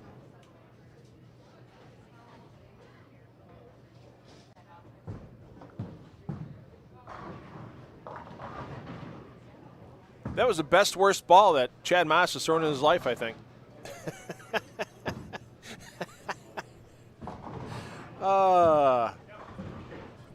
You just watch somebody get to the foul line and just go, you got to be kidding me. How did I throw it that bad? They just go absolutely flush. The best worst ball ever thrown by one Mr. Moss. And Chad looking for back-to-back 270 games. 279 in game 1, and thanks to that big split conversion in the 6th frame, still a chance for 277 here in game 2.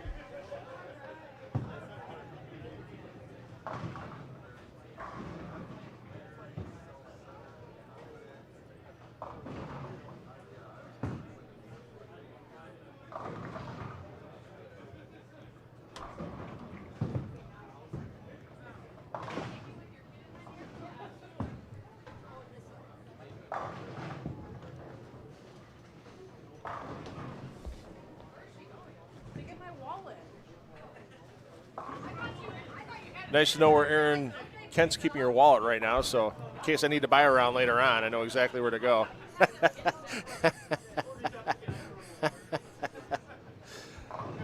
Aaron, of course, maiden name Michael Felder. Those of you from the Milwaukee area might remember Aaron from her youth and collegiate bowling career. Still does a little bit of bowling. Her and Jacob live up in the Fox Valley area. And she's here with their young one cheering on. Jake today. Let's peek in on Mr. Kent momentarily after Mr. Moss throws on lane 16 for his 9th frame. We'll get back a little quicker, of course, on the end pair. You don't have to look for your right for any lane clearance.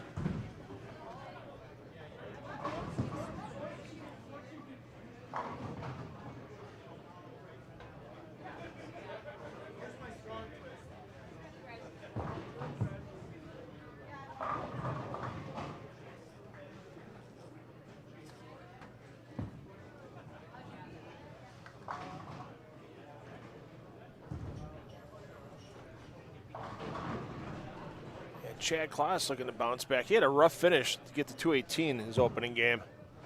Looking to get into the 230s now.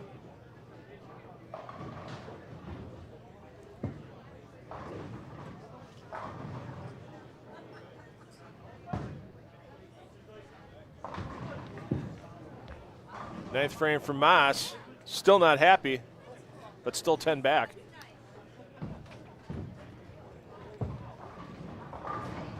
You'll see Jacob Kent coming in right now. There you go, lane 4. We mentioned this isn't a pair I'd want to finish game 8 on. If I was Jake Kent, I'd be happy to get out of the way, especially getting out of the way with a couple of spares early. We've been working away, possibly getting to 258 here in game 2. And one thing to remember, very important, pinfall carries all the way through to the step ladder. So once we're done with our 8 games of qualifying this morning into this afternoon, 16 players that advance to our cashers round, that pinfall carries over to have 4 more game scores piled on. And once those scores are piled on, we have our 12 game totals. The top 4 players will advance to the stepladder finals. And Kent Messenger goes in front of the 10.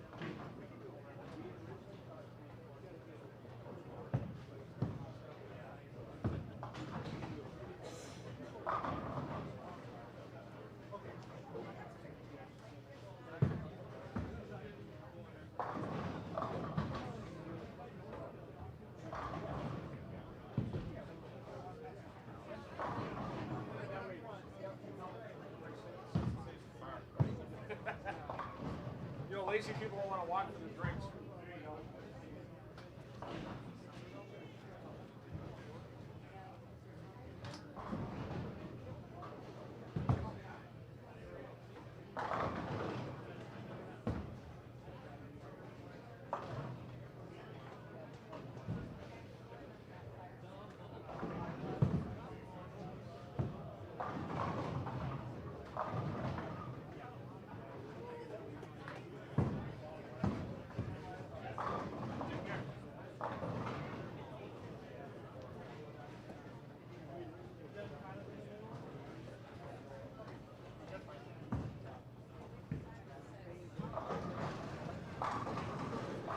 All right, so Ken got the spare. So he's looking at 238 for his maximum.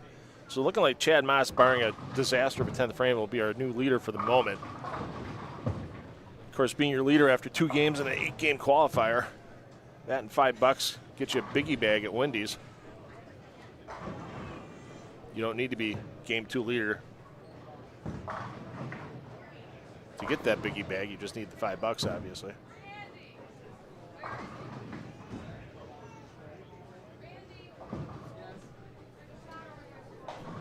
See what Kent can do here, foundation frame.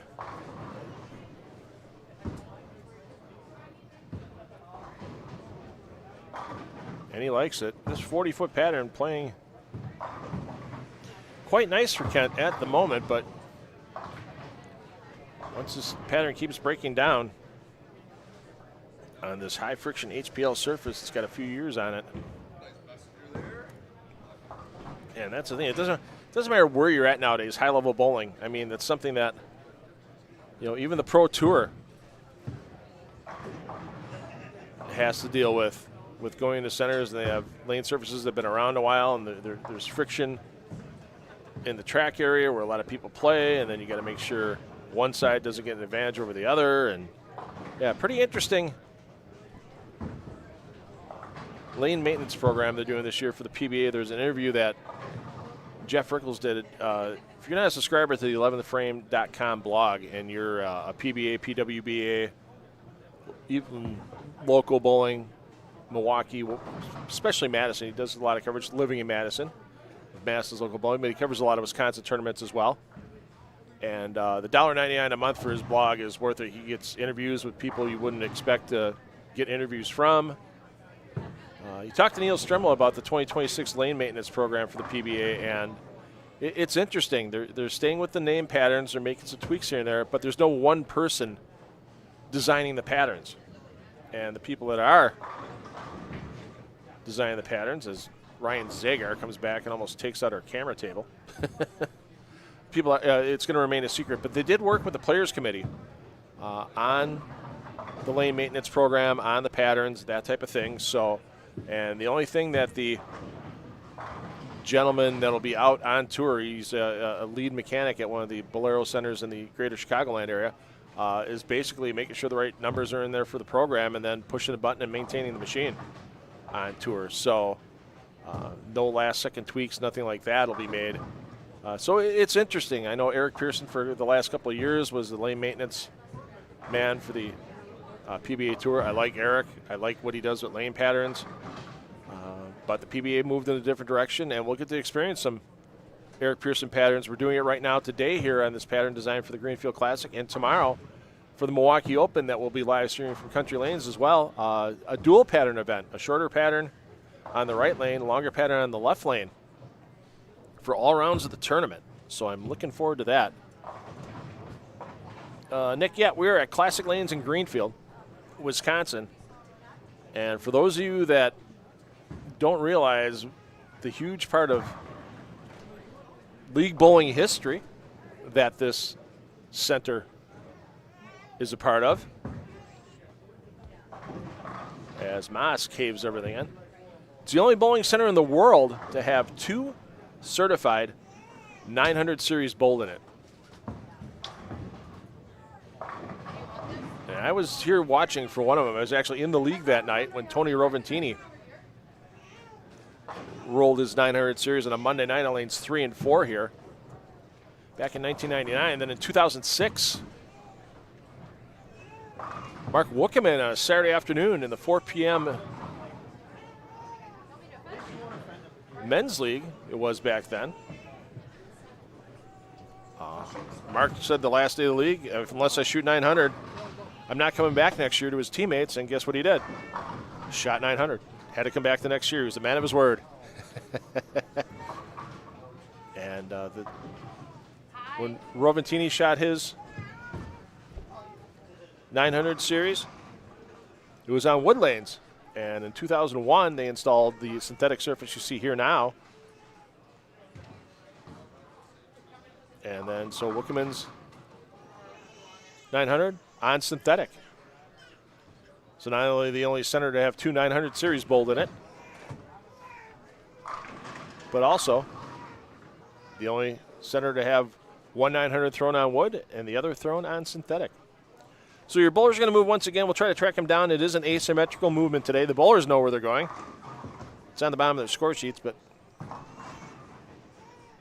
until they land, I don't know here in the booth. So if you're familiar with the layout at Classic Lanes Greenfield, I'm basically against the south wall where they have the bands. Hopefully the band's not going to have to set up while I'm broadcasting today. It could be interesting. I can be part of their sound check. Maybe I can hang around, make a few bucks, run their soundboard for them tonight. I am my own audio engineer here on this 10 on the Deck production.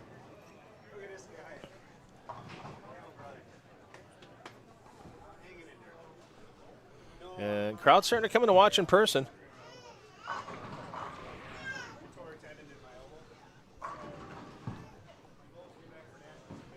The bar's full. The bar's practically full right now with spectators, so good to have a crowd out here early.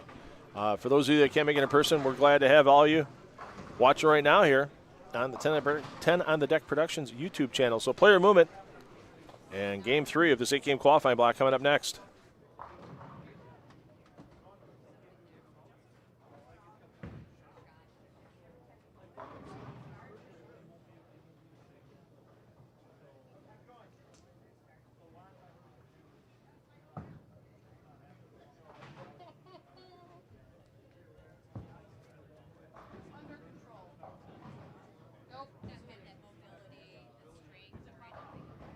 What'd you say? Popped out.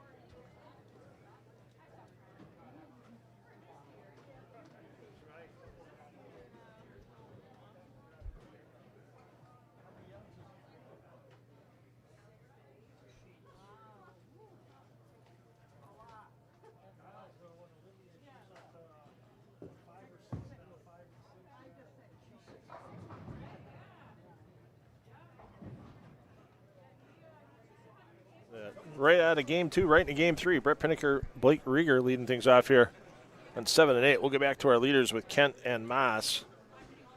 We'll follow the other hot hands here in the Strike Central feed. Once again, all those pair feeds available to you on the landing page for 10 on the Deck Productions YouTube channel. But right-click, open up a second tab for those for the pair that you're following. Keep us on here in the Strike Central feed. We'll follow hot hands. We'll give you some scoring updates. Jason Becker working on things quick over in the tournament office. John Schwegel helping him out.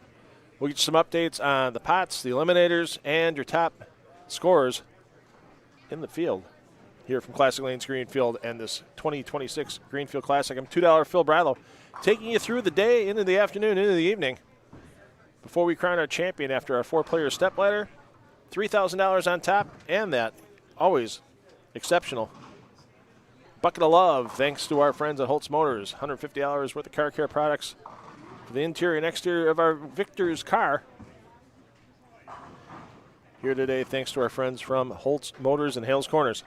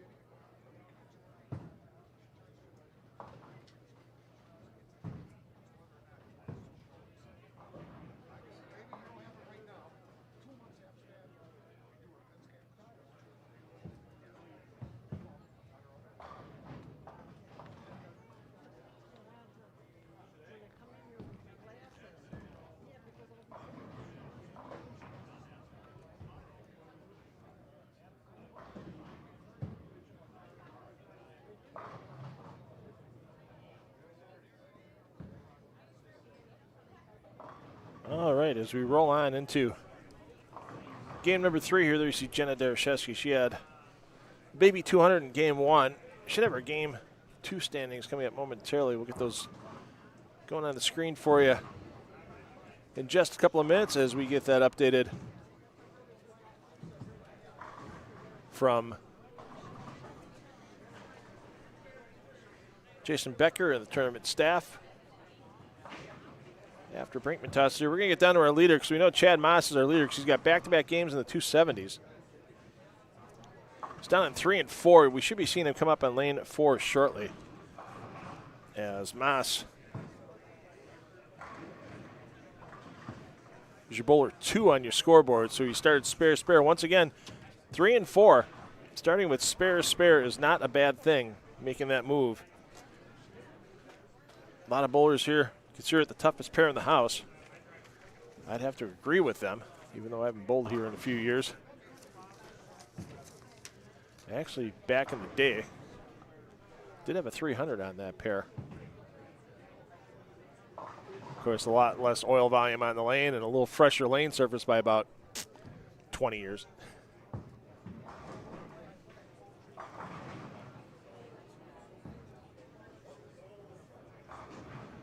Apologies for some of the players and fans bumping the camera, giving a little rocking and rolling here and there. We're kind of tight space. Everybody's kind of sharing the space we need. So you're going to get a little bump here and there.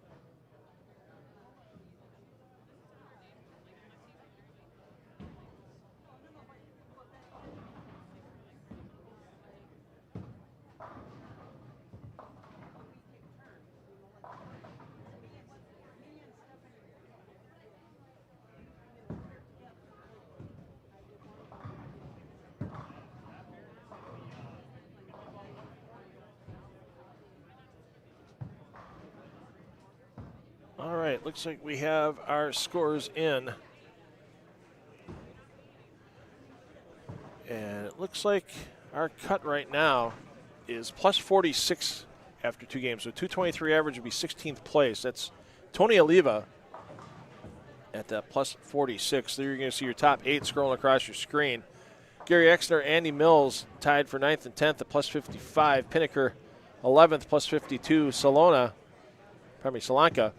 plus 49. Steimel, plus 49. Rosenditch, plus 47. Spanis, plus 47. And then Oliva, plus 46. Round out your top 16. You see your top 8 scrolling across your screen.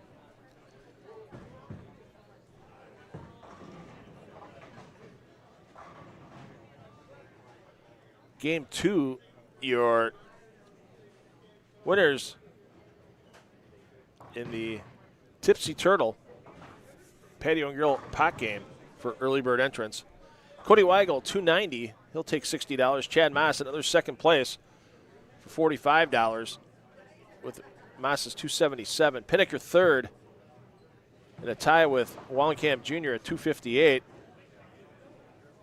And there was a little revision from game one. So Gary Exner was eligible game one, $255.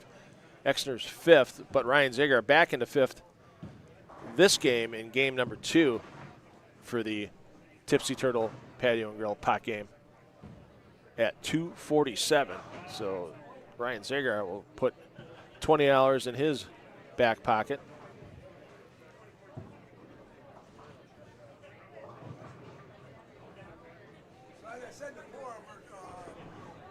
And we're waiting on an update on the eliminator.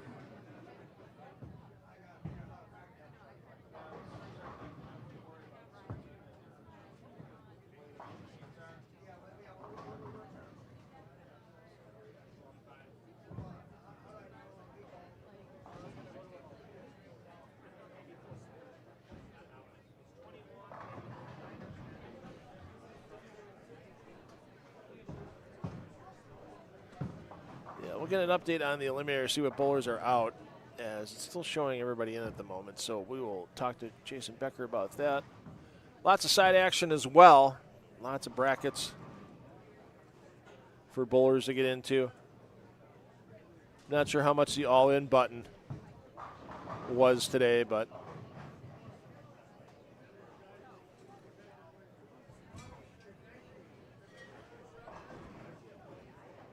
there's brackets that started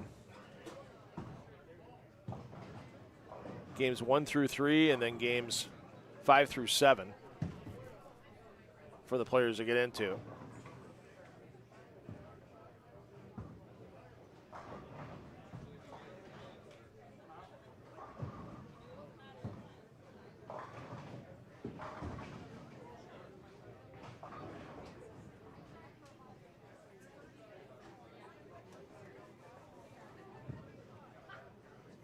So I'm thinking if somebody hit the all-in today, I think it's about another $200 with mashing the all-in. $100, 20 brackets for the first 3 games, and then games 5, 6, 7 will be 20 brackets for those games as well. There you see our host, Gina Dereshetsky. Thanks to Gina for everything she does. She deserves that break. I don't care what anybody says. I got here at 6:26 this morning, and Gina was here already, making sure everything in the center. She grabbed the vacuum cleaner. She grabbed a mop. Her and her crew were making sure everything was in great shape.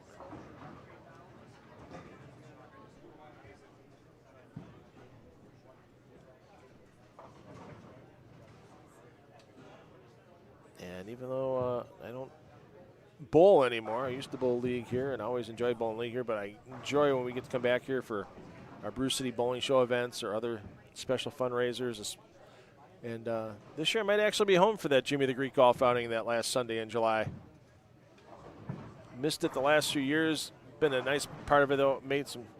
Always enjoy donating some awards, some prizes, sponsoring a hole for 10 on the Deck Productions. Gina's father, Jim Porras, and her mom, Jenny. I mean, we're just phenomenal human beings. Always had some great chats with Jim, World War II veteran. Didn't talk a lot about what he did in the European theater, but he was always a spectacular man. to have a conversation with, and doing that in her dad's memory at the Jimmy the Greek golf outing. Glad to be a part of it. And they raised over $22,000 again last year for the Alzheimer's Association of Wisconsin. So our top two are on this pair, Cody Weigel, Chad Maas. Maas, as we saw, plus 156, Weigel plus 135 using the PBA plus-minus scoring system. We'll use that for the remainder of our day. As Maas, not a good start here on lanes 3 and 4, as yet to strike. But you know what's going to happen. Boy, if he shot 279, 277 all day on this out here, be some kind of almost practically a USBC record.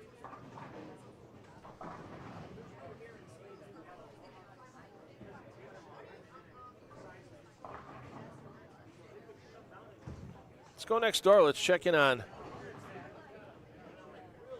Jacob Kent. Kent currently in third. Oliva, who you see stepping up now. Oliva currently the man on the number at plus 46. Good start this game for Oliva with a double looking to make it that turkey. No spicing up that turkey with Penzies this morning, unlike the Bruce City Bowling Show, but a good turkey for Oliva nonetheless.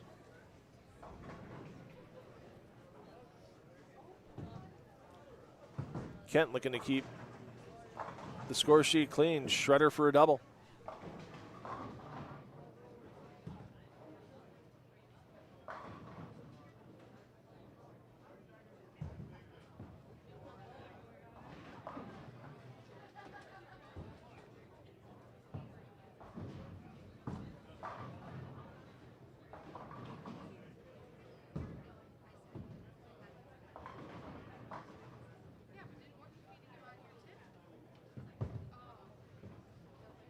Bounce our way around the field here for a couple of frames.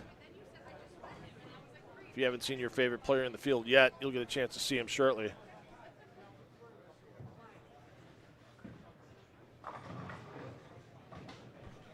Thanks everybody for joining us. If you don't mind sharing our Facebook posts from the 2026 Greenfield Classic with our live stream link on your social media so other people know we're out here and they can watch as well.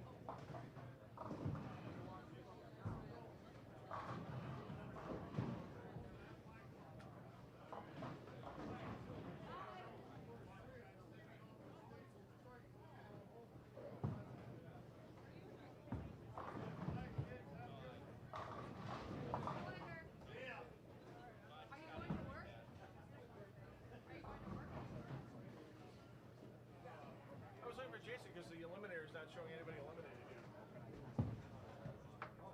The eliminator time is still showing. It shows all the scores, but it doesn't show anybody eliminated. Everybody's got green check marks.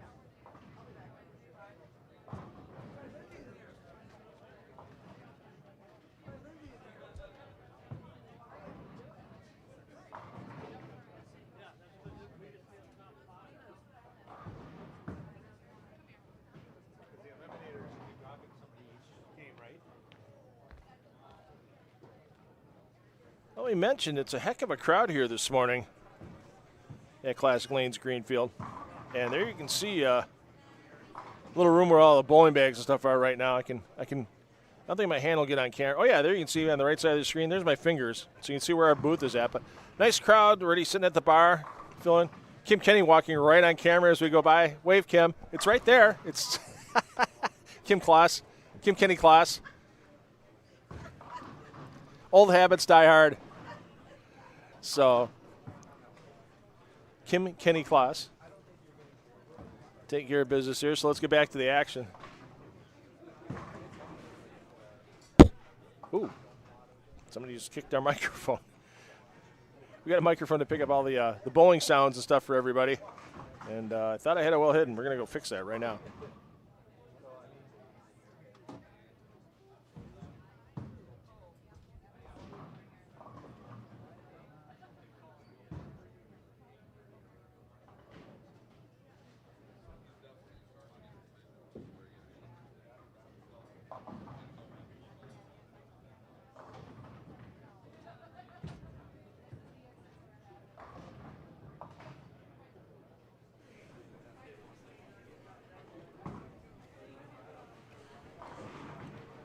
Take a peek in on Nate Stubler. We mentioned Nate, PBA Tour player. He'll be at the PTQ for the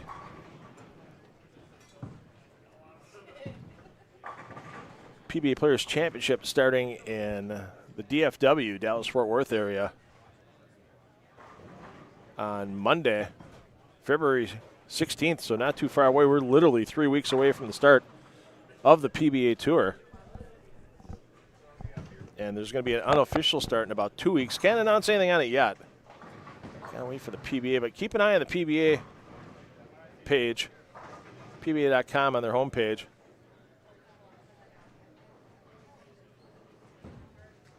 Especially if you're a fan of two-handed bowling or one-handed bowling.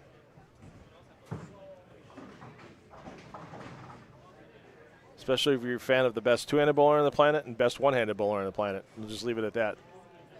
Gonna be something fun coming out from that event. A couple of weeks from now, PBA.com will have all the details for you shortly. Looking forward to going to DFW and having 10 of the Deck Productions be a part of that, co-producing with the PBA for that fun event.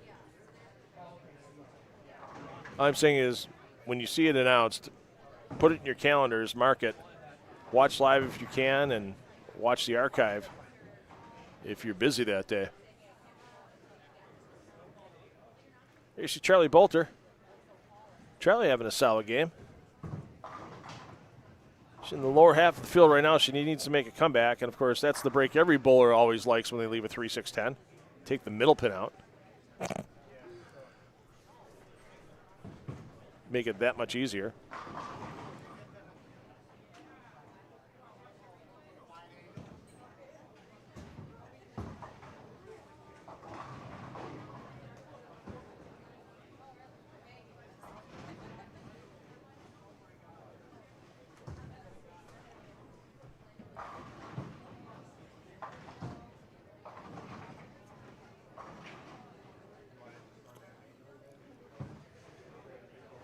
Charlie currently sitting at +1 for her first two games, so with the cup being +46, still room to come back, but unfortunately an all-or-nothing game going right now after that four-bagger. Then she follows the opening four-bagger with open, strike, open, and that brings that pace right back down the field.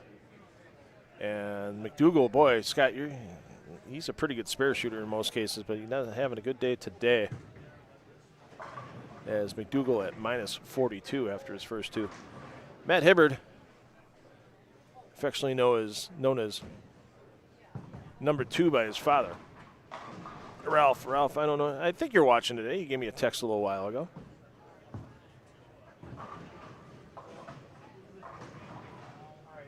Matt tied for 17th currently at +38 with Babcock and Wallenkamp Jr. So, once again, a long way to go. And we got a front 5 alert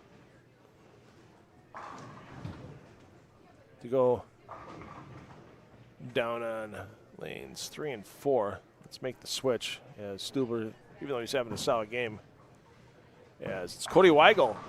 290 last game, so Weigel sitting on 16 in a row, looking for number 17 in a row. Yeah, it wasn't a 290 with the front 11 in a ditch. We know that. We saw him pack that last shot in the 10th frame, down at 15 and 16, and now shredding racks. And the man currently in second at +135.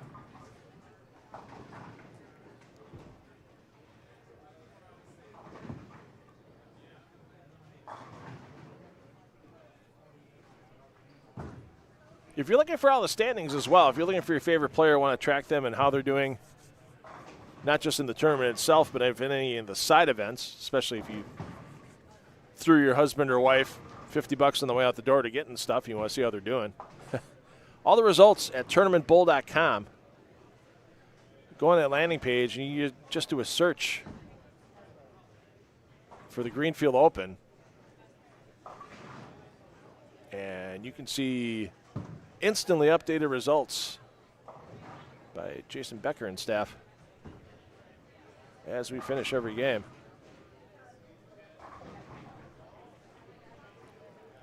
Kevin Stevens sitting at +1. Had a good start last game. Only gets the crossover there for 5 in a row.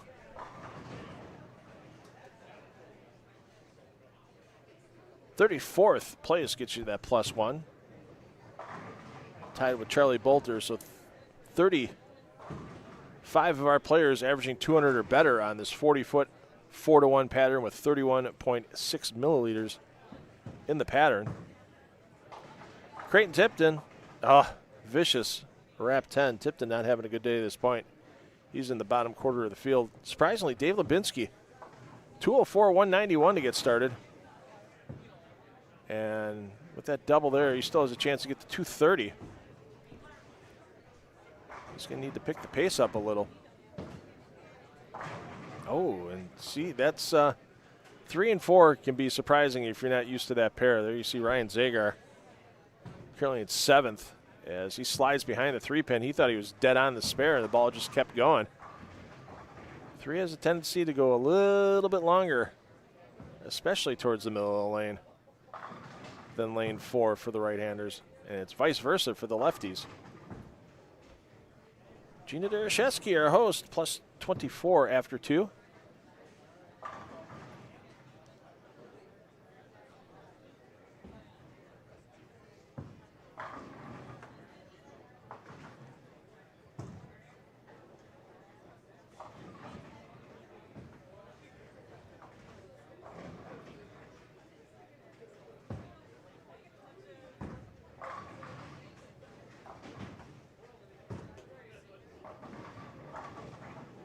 Jeez, are you kidding me?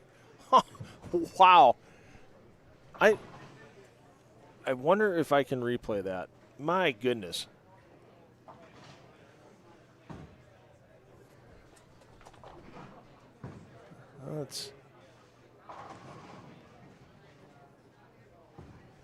We're gonna play around some settings here for a second. Hold on one moment.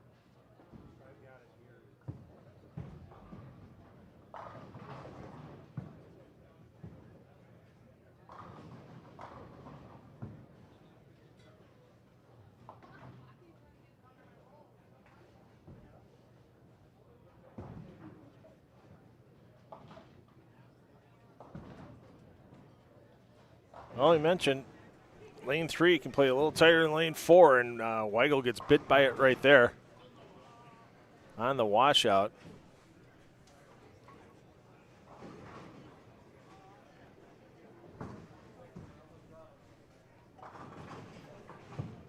After Weigel tries to convert here, we're going to take another look at the just absolutely vicious 7-10 for Chad Moss here in the 7th frame.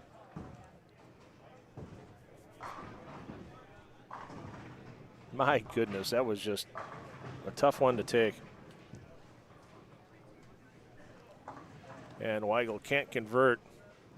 Here's your replay. Moss, this past frame. Watch that ball. He likes it out of the hand. It looks really good. And then in the pocket and the smash 7 and the half 10. And he's going, you just absolutely. I threw it better than that. Come on. You just have to be kidding me. No, Chad, unfortunately, we're not kidding you. Just brutal.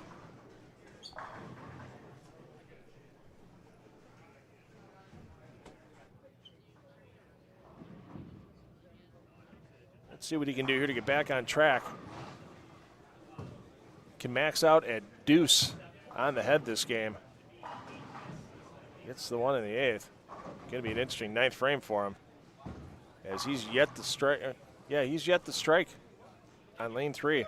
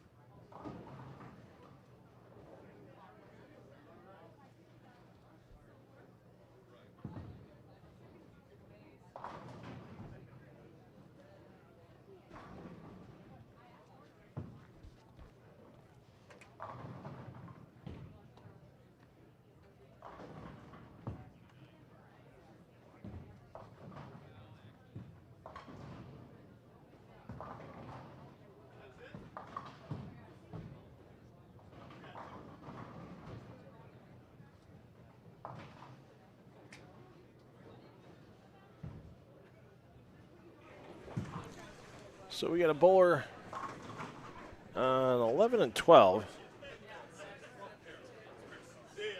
Spare, and then the next bunch. I think we just missed him. We'll wait for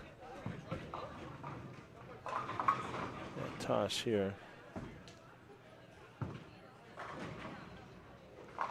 Yeah, unfortunately, we missed his 9th frame.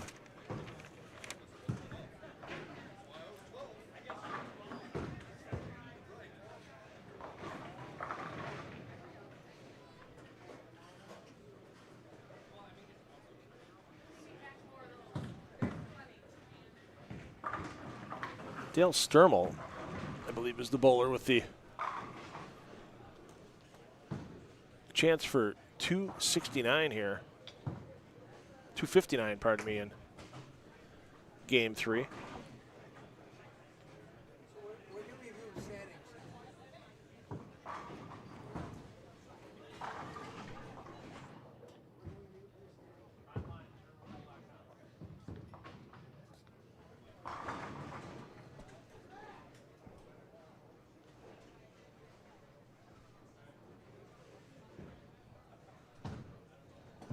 Wow, you think bowlers could sometimes see a camera when they come back to their table and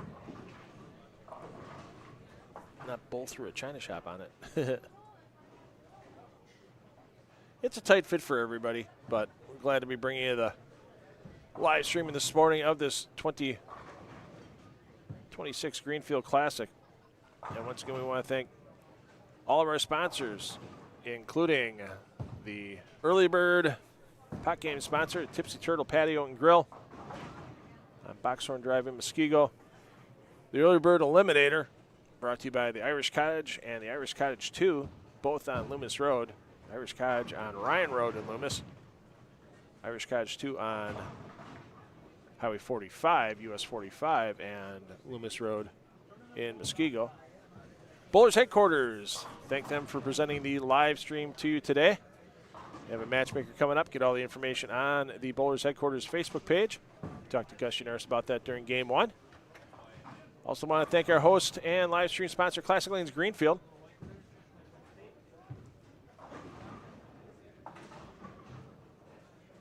Opening day for the Brewers. The bus trip with tickets available, but they're going to sell fast. Get a hold of somebody here at Classic Lanes Greenfield, 414-282-6400, or get all your details on the Classic Greenfield Facebook page. And Holtz Motors, our live stream sponsor today. And once again, our champion today walks out with $3,000 in cash and the bucket of love of car care products from Holtz Motors in Hales Corners. New vehicle, used vehicle. Oh, they had a couple of sweet-looking Corvettes on the lot that my wife would never let me buy, mainly because I'd never get into the darn things. Well, I can get in them, just wouldn't be able to get out.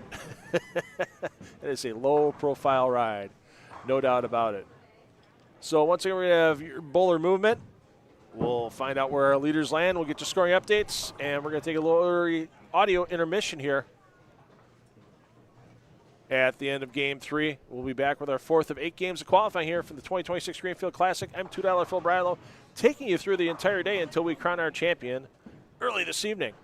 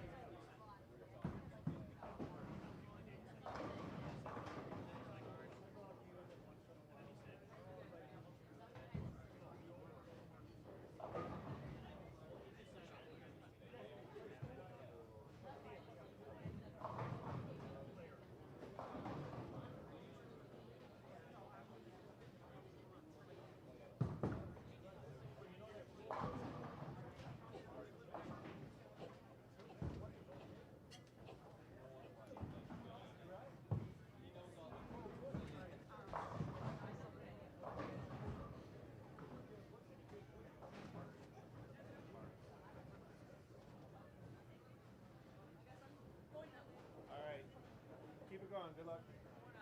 Go up.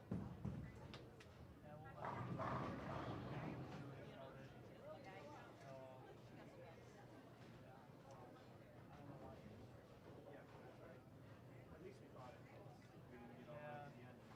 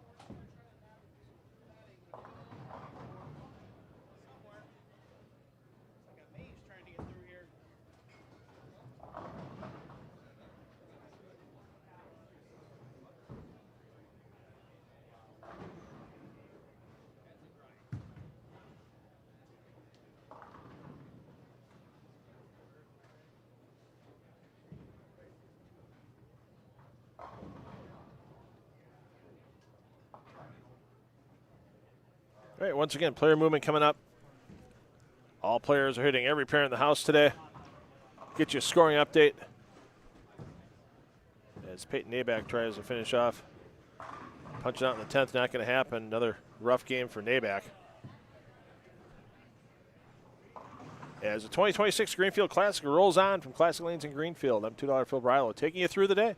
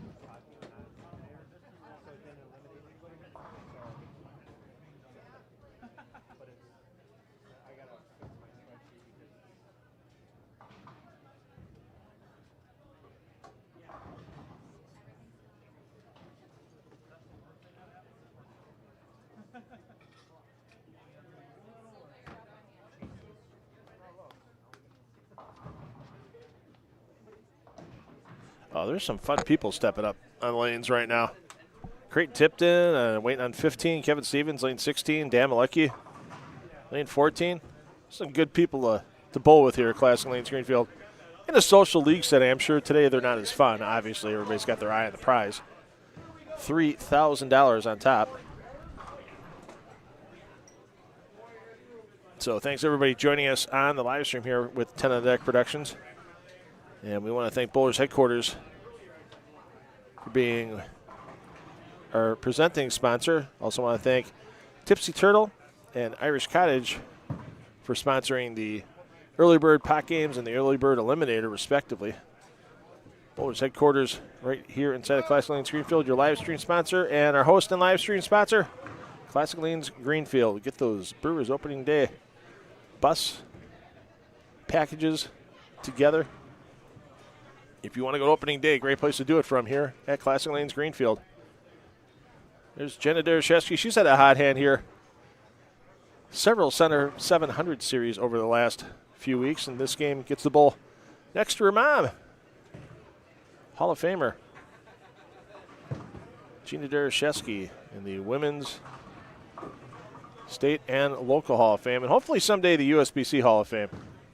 Her teammate from the classic, from the high roller teams back in the early 2000s for the USBC, back then WIBC Women's Championships, several team and a doubles title for Gina with Jill Weber, formerly Jill Albrecht, and of course Wendy McPherson, Marlis Tapp, and Carol Giannotti, part of those great teams as well. McPherson and Tapp and Giannotti, I believe, are also all in the USBC Hall of Fame. No reason why Gina shouldn't be there as well.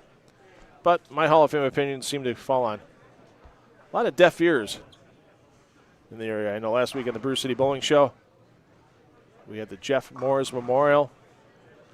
Jeff, with the decades he spent dedicated to the junior program here, giving so much. Oh, nothing better than a proprietor deadwood clear. Beautifully done, Gina. Jeff Moore should be in the Milwaukee USBC Hall of Fame for meritorious service. So many young lives he impacted, and so many young players still in the game, even after decades. I will fight that fight. I will keep saying that. People might not like to hear when I talk about Halls of Fame or other topics, but that's the first really bad shot we've seen for Jacob Kent all day. You saw the look back going, where'd that come from? So hopefully Jeff Morris makes it in the Hall of Fame. It's a shame we lost him. It's a shame he wasn't in before he passed away, but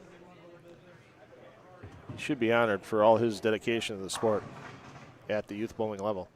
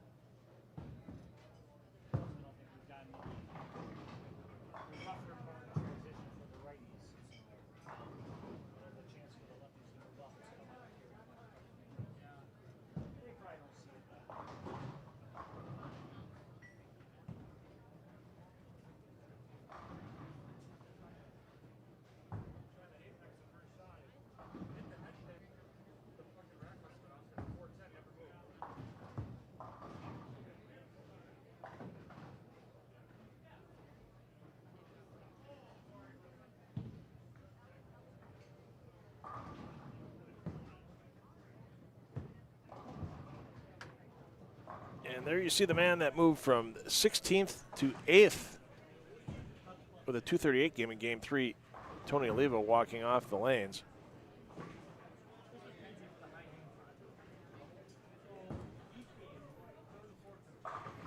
We'll get you your updated standings here after Game 3. And there they are, your leader, new leader, Cody Weigel. Weigel in games of 245, 290, and 241 at plus 176. Kent second, Vetter third, Moss fourth, Pinnaker fifth. David Brown sixth, Sturmel seventh, and Oliva eighth. Your cut right now, Nick Rosenditch and Matthew Wojnowski tied at plus 50 for 16th place. Junior Dereshevsky just outside the number, plus 48. Chad Kloss, plus 46. Mike Schroeder drops after a 169 game to outside the number at plus 45. Wallenkamp Jr. riding the roller coaster, 180, 258, 200 at plus 38. Kevin Coleman, big 258 game to get back near the number at plus 34. Matt Hibbert, plus 32. Aston Casper, plus 32. Round out your top 24. You see Coleman walking off the lane. Not happy with a spare. I mean, everybody wants to get a strike every frame.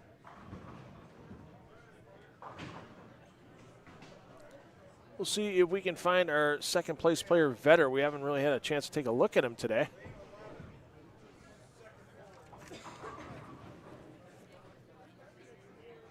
Hey, speak of the devil. Ask for him and he shows up. Vetter, part of a Baker 300 game during this year's Junior Hall of Fame tournament with 4 youth bowlers. And how about that? Headman takes the 7 and the 10 for Vetter. Now you can see if he's getting carried like that on half-pocket hits, you can see why he's at plus 134 here through his first 3 games. And Oliva's made the move, as we mentioned, 238 in Game 3. Riding the roller coaster as well, 259, 187, 238 for that plus 84 total for Oliva. Brinkman not too far out of the cut after 3. 610, a plus 10 score for Brinkman's first 3. Lubinsky trying to climb the standings. Not a good day so far, though. Minus 8 to this point for Lubinsky, and it's not getting better. Looking at a definite open frame after an opening double.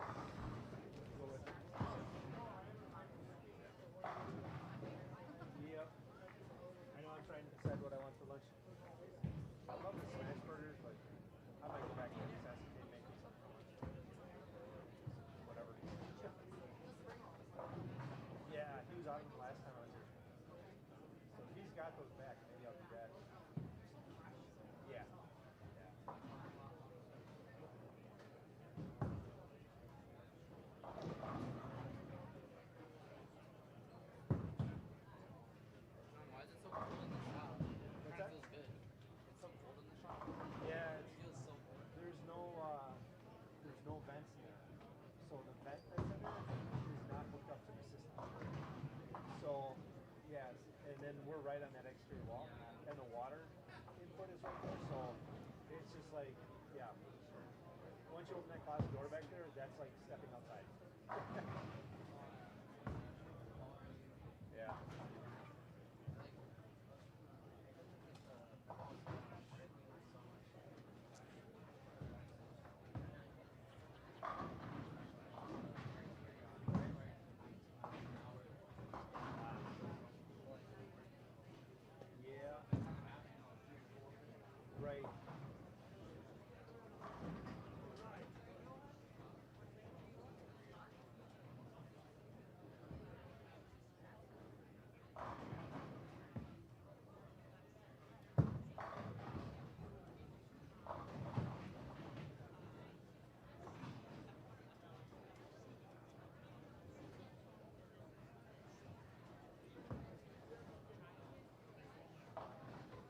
we'll get you an update on the Irish Cottage Eliminator shortly, as they're moving to a manual eliminator system, not the one that's on tournamentbowl.com. So if you're checking out the standings on tournamentbowl.com, the eliminator is not correct. We'll have to give that to you manually here. But the pot games are correct. So Jake and Kenny taking out $60 for $266 in Game 3 for that early bird pot game. Brett Pinnaker second, $265. Dale Sturmer and David Brown split third and fourth with a $249 game. And Cody Weigel, another visit to the early bird Tipsy Turtle Patio and Grill pot games. Once again, that was for players that paid their entry in full prior to New Year's Eve. Were automatically entered into that $1,500 high game pot. So thanks again to the Tipsy Turtle, and also thanks to Irish Cottage and Irish Cottage 2 for their sponsorship and funding the Eliminator. We'll give you an update on that as soon as we get it from the tournament office.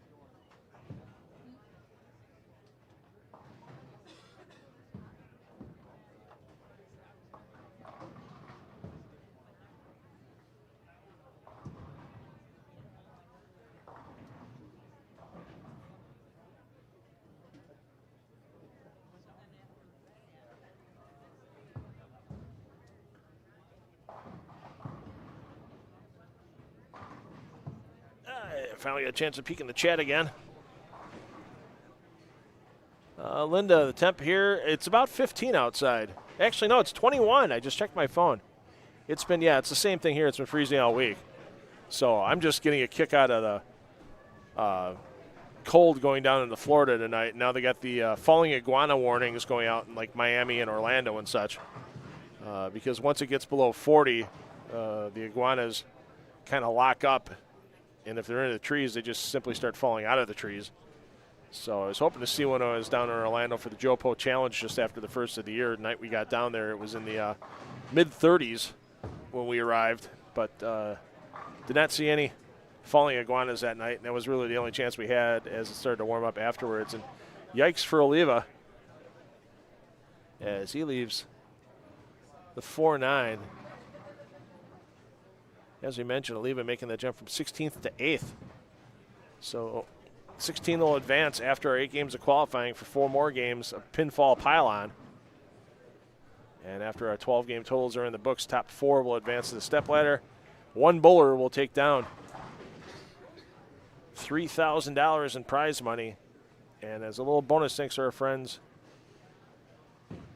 at Holtz Motors and Hales Corners, they'll be taking home the Bucket of Love, the bucket of car care products for the interior and exterior of your vehicle, your family's vehicles, worth over $150. I know our host, Gina Dereshevsky, won one of those buckets during a Brew City Bowling Show episode last year, and with having grandbabies, it comes in handy for keeping the interior and exterior of the car nice and clean when you're playing grandkid shuttle. So thanks again to Holtz Motors. We'll be having a Bucket of Love go to the champion of the Milwaukee Open as well tomorrow. Thanks to Holtz for being one of our live stream sponsors tomorrow. Action starts tomorrow from Country Lanes in Franklin. 9 a.m. for A Squad, noon for B Squad, and the match play bracket will start at 3 p.m. as we will crown another champion in an exciting scratch event. this weekend here in the Milwaukee area.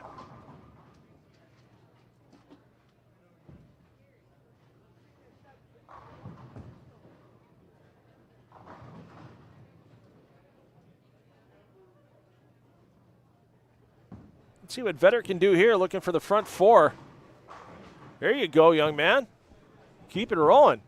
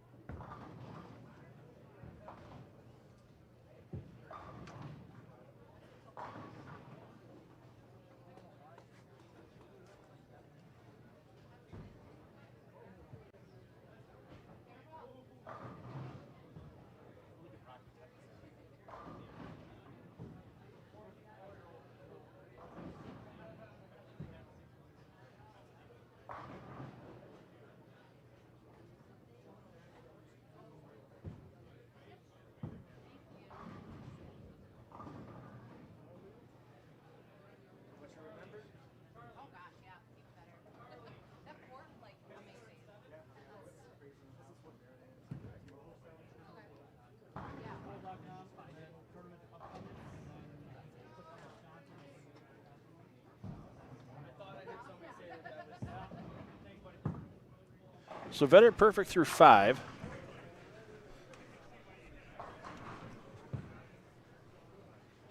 Linda, yeah, I'm talking to Chris Ritzinger about streaming that PBA 50 PBA regional doubles at Cuyahoga Falls in April. Got some planning to do yet. Chris has got some sponsors to talk to. That's the thing. I mean, it's a home game for me today, so it's a little easier and affordable for Bowlers headquarters and Classic Lanes Greenfield to bring me in, obviously, because came in Wednesday, ran all my cabling along the ceiling. It's a nice low ceiling here, so I can do that, keep it off the floor, keep it out of everybody's way.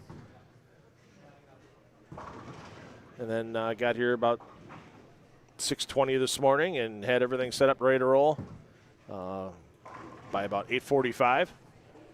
Had to wait a little bit because Spectrum Internet was in here doing some upgrades last minute. Appreciate them coming in and doing that. And we've been streaming pure 1080p right now and making everything look good for you as Spanish gets hosed. Pocket 710.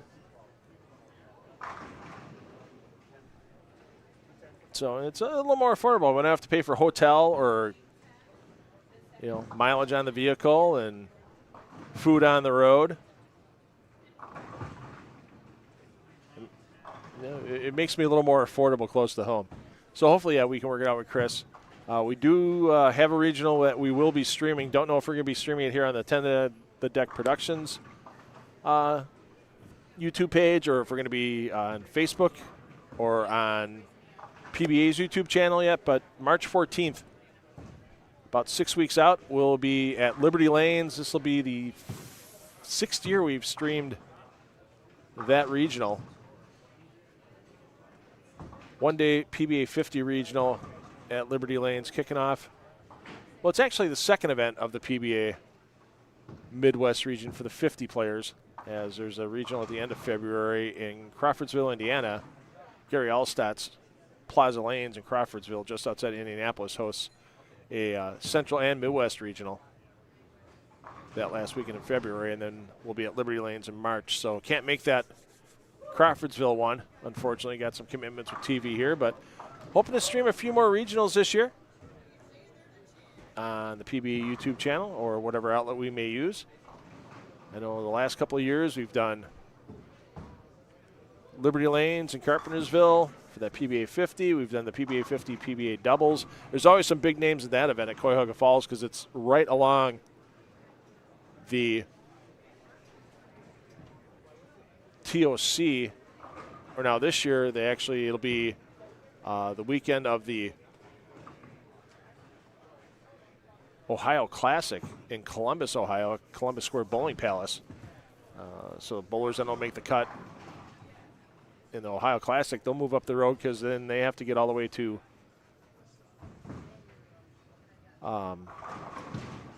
Portland, Maine, Bayside for that event, for the top 64. They'll get paired up in points. So always love coming down to Minster and Coldwater back-to-back weekends in August in Ohio. And of course, that Coldwater regional, one of the best in the country. Minster's not too shabby either. Minster was a $4,000 payday for a weekend of work last year, taken home by Ethan Fiore, and then $10,000 on top in Coldwater, Ohio, year after year.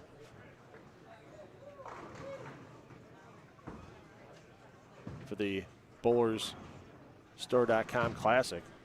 So, yeah, hoping we can cover more regionals. I know we covered Foxview Lanes last year, that regional. Would love to get back to EJ's, but he's back to being a RPI qualifier again. They're with the PBA certification of cubic AMF string pin setters for official regional titles. So that'll be on Bowl TV again. So, yeah, looking forward to streaming it. And if you're interested in streaming an event, especially in Wisconsin or Northern Illinois, like I said, a lot of my cost is the travel cost. So, Ian, how's Chad doing? He was just outside the cut after 2, and I need to go down the scoreboard a little bit. 169 in game 3 for Chad, has him at +5, so he's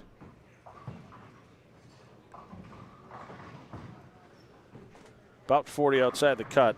Well, almost 50 outside the cut, as there was a score correction, so we're going to pull the scoring now because the cut's actually plus 53. So there was an incorrect score for one of the players, and that was fixed. So we had it at plus 50, but that's been fixed. Plus 53. Tournament staff all over there. Scoring verifications after the fact. Always appreciate that. So Vedder's going to be stepping up looking for the front 7. He's currently in 3rd. We'll check in on Weigel and Kent momentarily.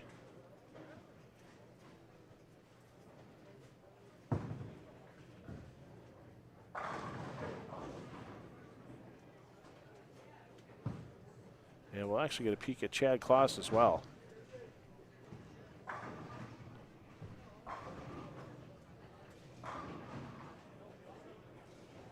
Right now, Kent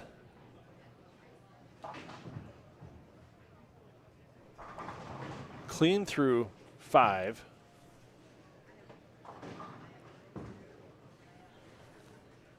And Weigel, same, clean through 5. So they're on the same pair.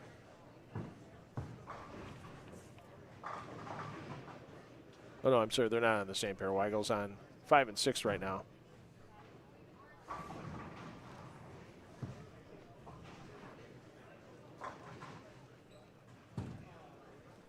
Take a peek in on Chad Kloss and someone in the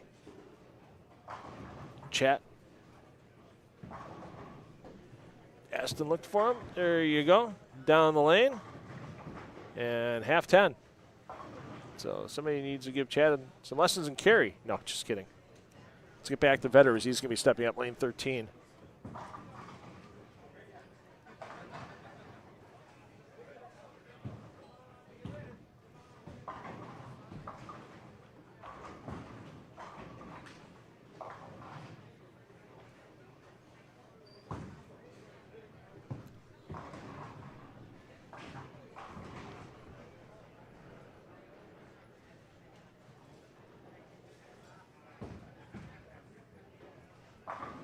Boy, Lubinsky would love to have that 3rd frame back as he's trying to climb back in contention.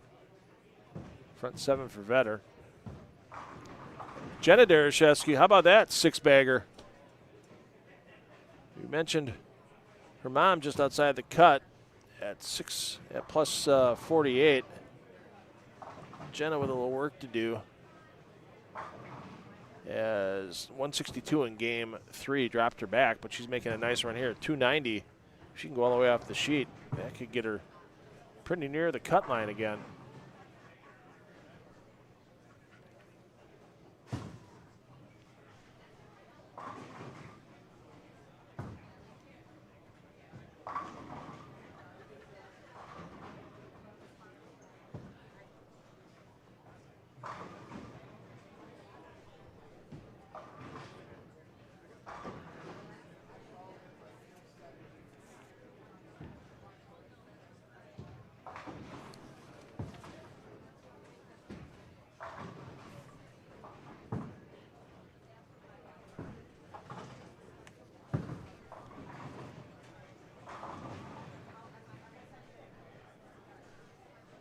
So we'll check in on Weigel momentarily, our leader.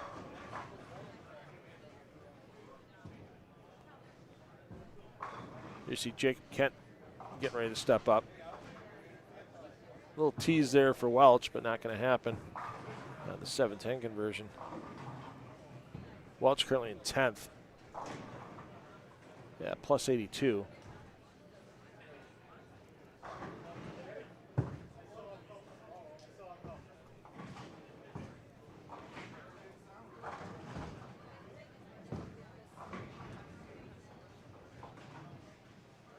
How about that for Jastrak throwing some pins around? Jastrak plus 4. And Kent gets them all to go. So second double to offset that first frame open. Kent still with a chance for 245. Needs to add 5 more strikes to that existing double. And how about this for Dave Lubinsky? As you mentioned, 8 under, looking to make a charge here in game number 4. Make a move.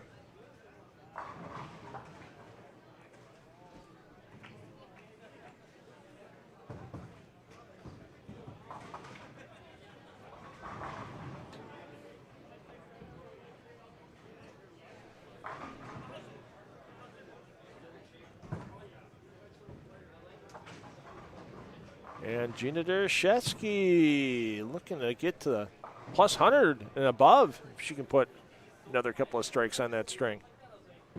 Get her sneaking into that top 16.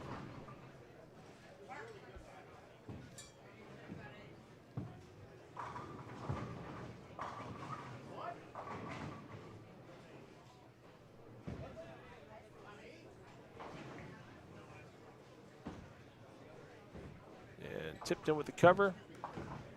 Let's get the Moss. We'll give you the radio call on Jenna Dereshevsky. Jenna gets it done. Moss gets it done. There you see Jenna walking off the lanes now, sitting on 7 in a row.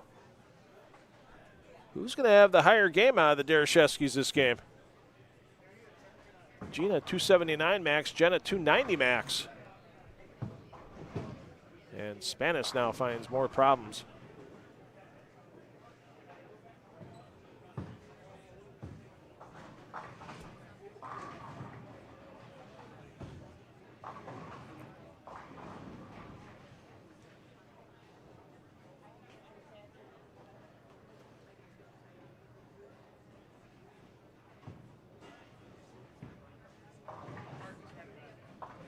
Spanis was 15th coming into this game at plus 55.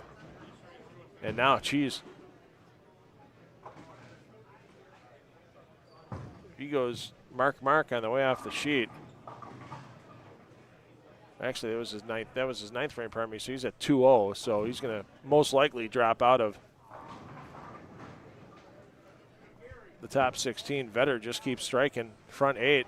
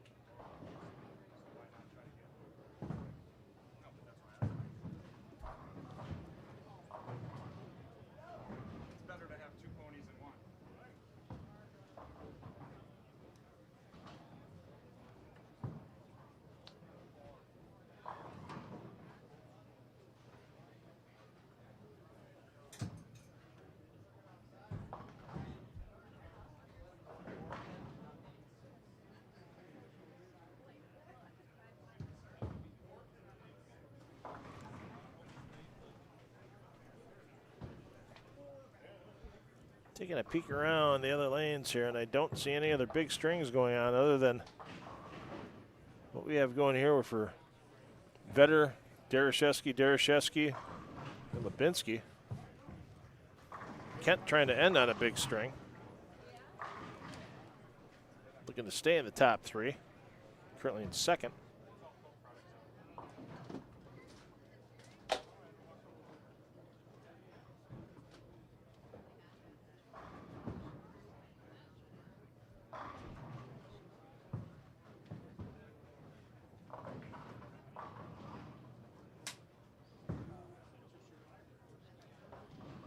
like Chad Moss or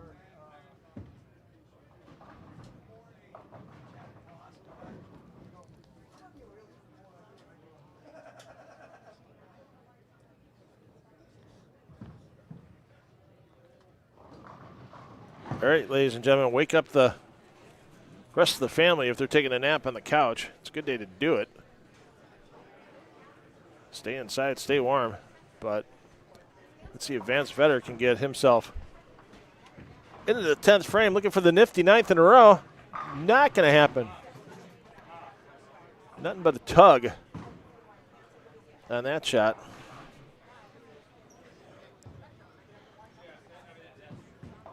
Let's see, Nick, some people have it all or nothing at all. Yeah, and the thing is, too, is the have it all can really turn into the nothing at all in a short period of time, and vice versa, as we mentioned. You know, some struggles for Jenna Dereshevsky and Dave Lubinsky coming into this game, and both of those players can get, you know, into the 260s and the, well, 290 for Dereshevsky. I mean, Dereshevsky with just a spare in the 10th frame and good count, she'll be in the 260s. That's Dereshevsky of the Jenna variety. Gina having her own solid game.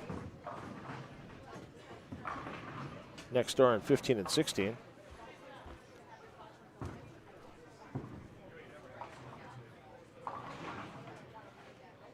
Even though she's spared in the 9th frame, Gina can still get a game in the 250s on the board as well, and the struggles continue for Spanis. Finishes at 192.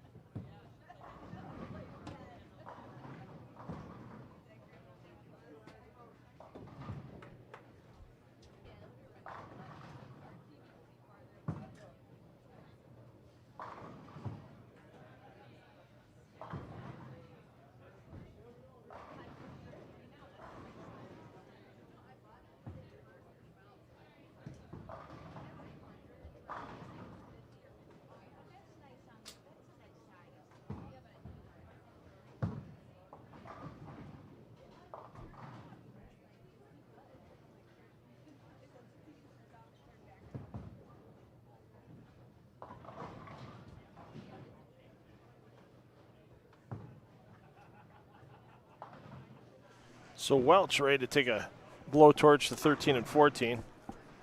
Lubinsky looking for the second strike in the 10th, try to get to 265.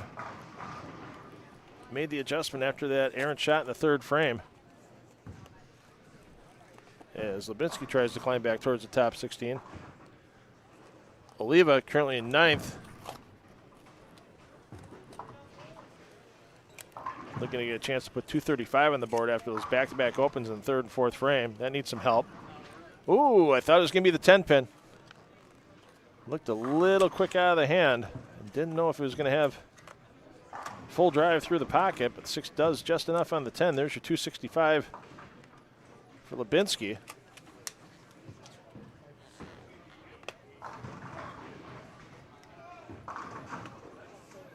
And Tipton gets absolutely turns the label on the spare. That makes you feel good. Oof. Kuhlman, he was flirting with the cut line earlier. 258 in game 3. Got him within 20 of the cut line, but he's going to be falling back a bit as he's going to max out 188 this game.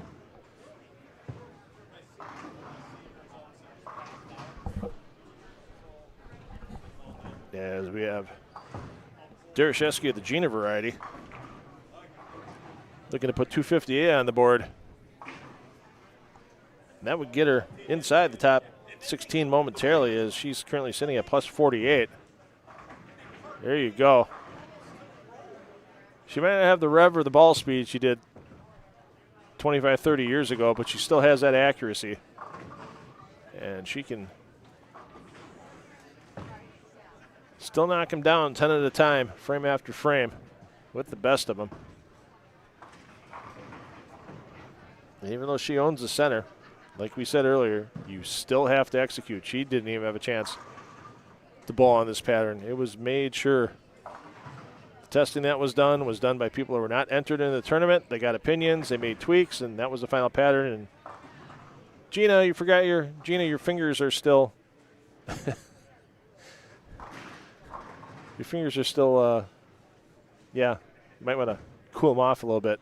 A little quick coming out of the ball.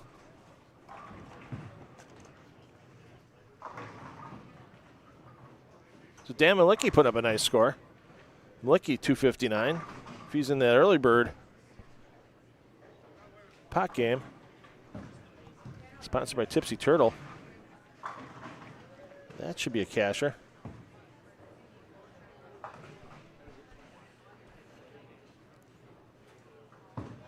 Malicki was minus 25, so he'll be back in the plus. He's going to need another game or two like he just shot in order to get in the top 16 by the end of the day. Vetter,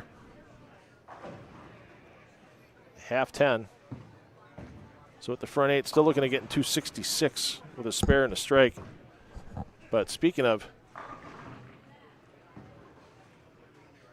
Tipsy Turtle pot game money, the high hard one for Jenna Dereshevsky has her in the 270s with good count. Possible 290.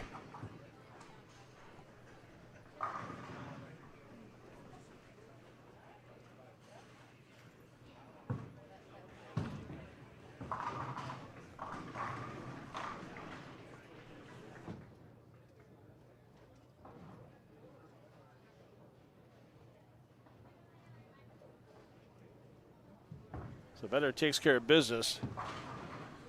You'll see Jenna Dereshevsky entering your screen again on lane 13, looking for her 10th in a row. Got a chance. Oh, wrap 10. Quarter inch either way in the pocket, and that's 6. Takes the 10 out instead.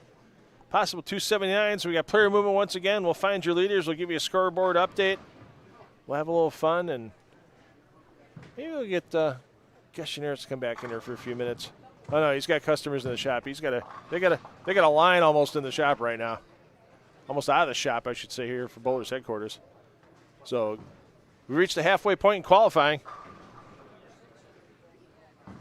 4 more games remaining before we cut to our top 16 for our cashers round after a re-oil.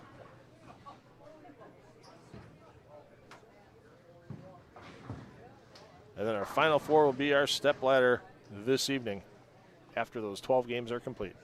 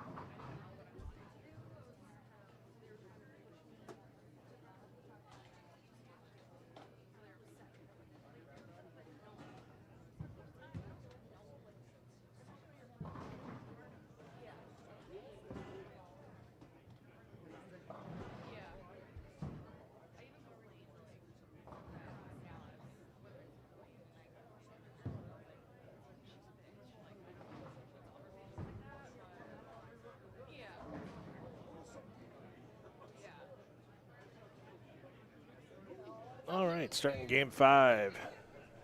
Stevens' Spanish group, Duty, and his group leading things off here at 9 and 10. We'll bounce around, we'll get our leaders back in frame for you momentarily. Remember, you can watch every pair in play, all 16 lanes. We have feeds for you on the 10 of the deck landing page here.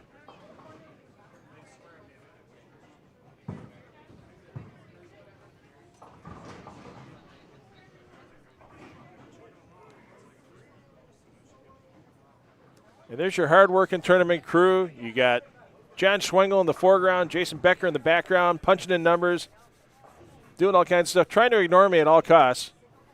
But you can see they're already working, making sure we get your updated standings as quick as possible. Great job done by both of them and the tournament staff. We got Kim Schrader here as well, helping out. Katie Thousand as well, she's here, helping get scores in as quick as possible. We should have that 4-game scoring update for you sooner than later, thanks to everybody's efforts today. And there we go. We'll give you the verbal update first. We'll give you an update on the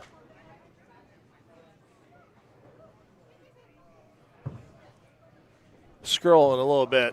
Vance Vetter, your leader, plus 200. Cody Weigel, plus 191. Jake Kent, plus 173. David Brown, plus 153. Dale Sturmel, plus 140. Andy Mills, quietly through the field. Low game of the game, 218 to this point for a plus 118. Brett Pinnaker, plus 110. And Dakota Solona, plus 100, pardon me. Round out your top 8. We saw Gina Dereshevsky move into the top 10 now. We saw the wrap of her 247 game, last game on 15 and 16. Chad Moss, boy, talk about all or nothing. Somebody in the chat mentioned that a little bit earlier. You either have it or you don't have it. And it's turning into a don't have it, unfortunately, for Chad Moss, as he's gone 279, 277, 169, 169 to drop to plus 94. He's still in the cut, because the cut right now is plus 59. Gary Exner is that cut number. So we'll get you some updated scores. We'll get you the updated pot game payouts as well momentarily.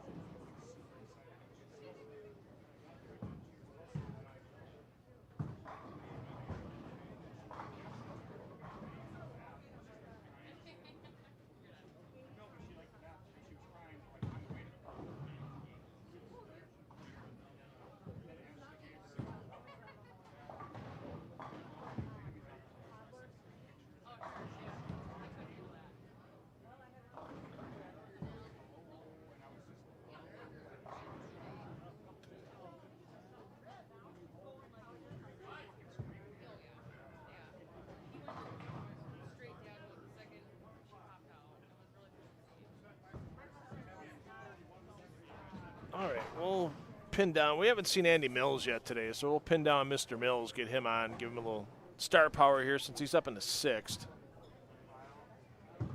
Like I said, pretty consistent day. 221, 234, 218, 245 for Mills.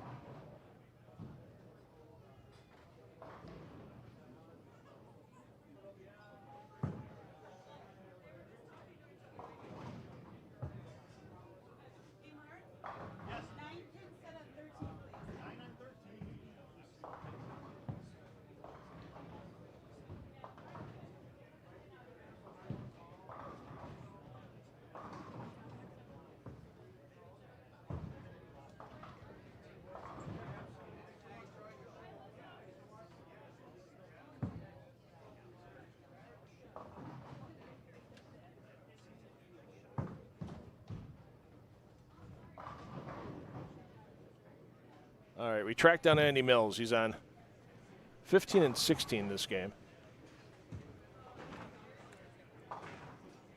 So Dave Bear is on his pair. Peyton Nabak's on his pair. Give you the rundown on 15 and 16, everybody that's on that pair.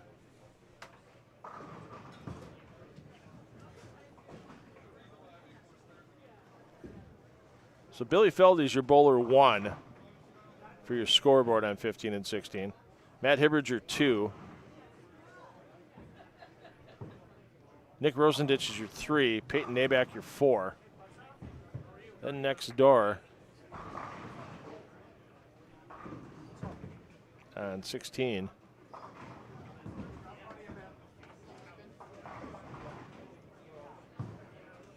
Dakota Solanka, who's in the top 8. He's 8th. Solanka is your A. Alex Johnson, your B. Dave Bear is your C. And that leaves Andy Mills as your D. So you see Mills stepping up open in the first, followed it back up with a strike. Let's see what Mills can do here.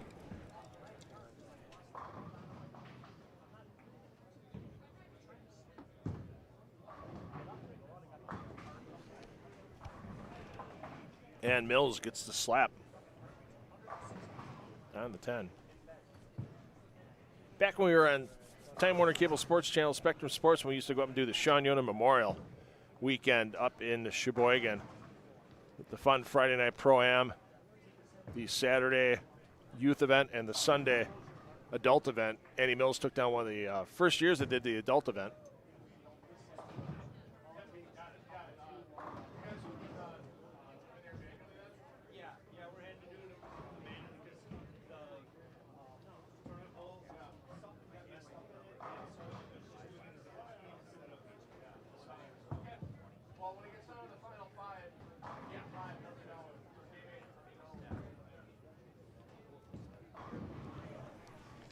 Yeah, Mills bowls a lot of events. Also does a lot of stuff with the youth. I know he was here at Classic Lanes back in November as part of the Celebrity Pro-Am the night before the Junior Hall of Fame, helping raise money for 3 separate charities: juvenile diabetes, Stargardt's syndrome, and unfortunately the third one slipping my mind.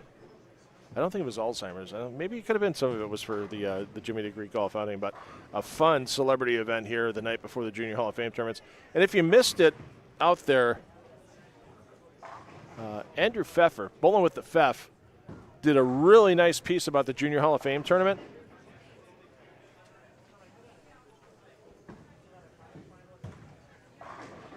And talked to the tournament director, Shannon Lubinsky.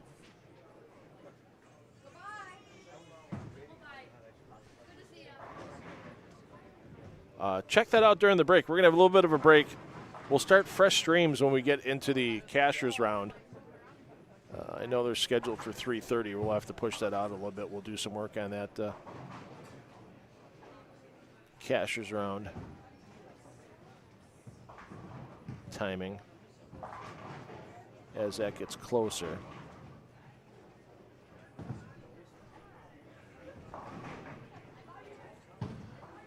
But yeah, Bowling with the Pfeff. Check it out. Did some nice pieces about the Junior Hall of Fame tournament. And he does some good interviews. Some bowlers you might not know. Some bowlers you will know.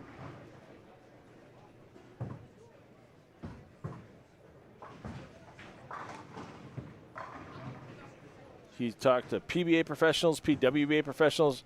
He talks to league bowlers in Minnesota, northern Wisconsin, southern Wisconsin, Illinois. Yeah, Bowling with the Pfeff. Check it out on YouTube when you get a chance. Hit the subscribe button for him. If he goes up 15 subscribers today, I'm going to make him buy me a beverage next time I run into him.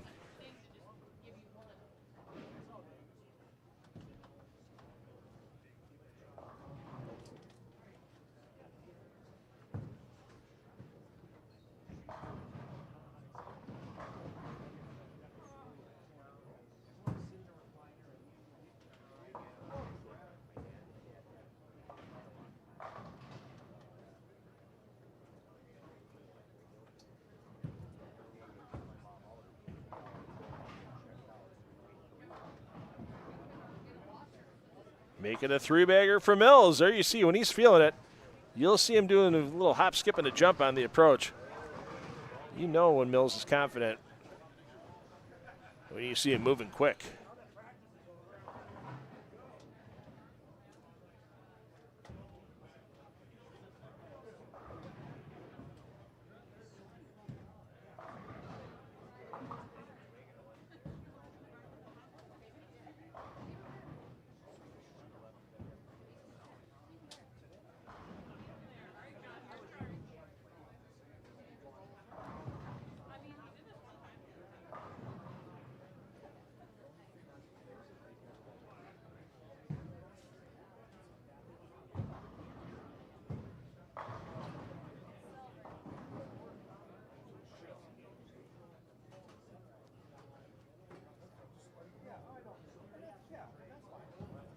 So let's get you your Game 4 Tipsy Turtle Patio and Grill Early Bird Pot Game winners. Jenna Darashevsky takes down the $60 for first place, $279. Vance Vedder second, $266. Dave Lubinsky third, $265. Saw all 3 of those games on 13 through 16 in Game 4. Dan Malicki, $259, and Matt Duty, $254. Round out your top 5 that take some Tipsy Turtle Patio and Grill Early Bird Pot Game money. $1,500 in that Early Bird Pot Game fund for all 8 games to split up. Thanks to the Tipsy Turtle Patio and Grill. And then the Early Bird Eliminator, sponsored by the Irish Cottage on Loomis Road and Ryan Road in Franklin. $1,000 up for grabs, $300 for first place. If you can survive all 8 games of the Irish Cottage Eliminator.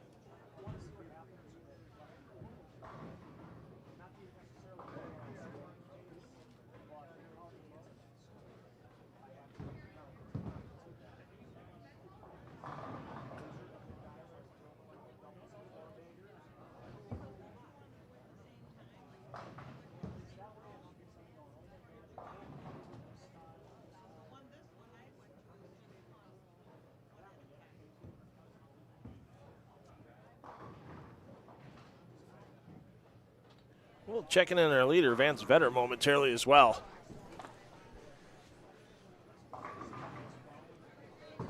Vetter down on 7 and 8.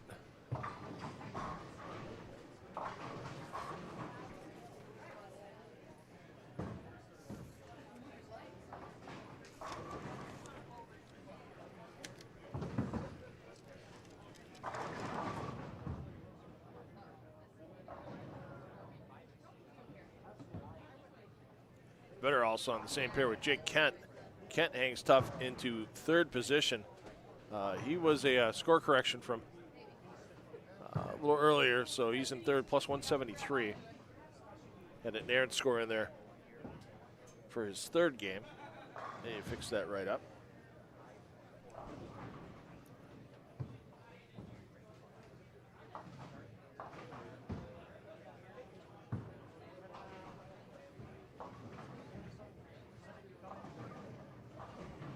Check in on Kent. He's going for cover attempting. Looking to stay clean through 4. Yikes. Ooh, just enough.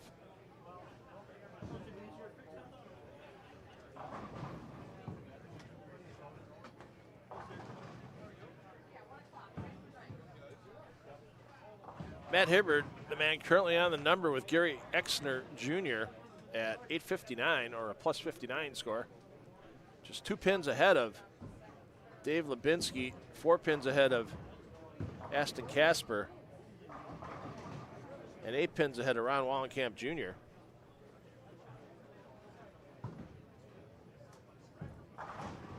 And once again, even though that wall not overly intimidating for right-handers, sure it's a little close to them, but unless they're playing the twig, not going to get away. But for left-handers on 16, that wall can get a little interesting for corner pin conversions.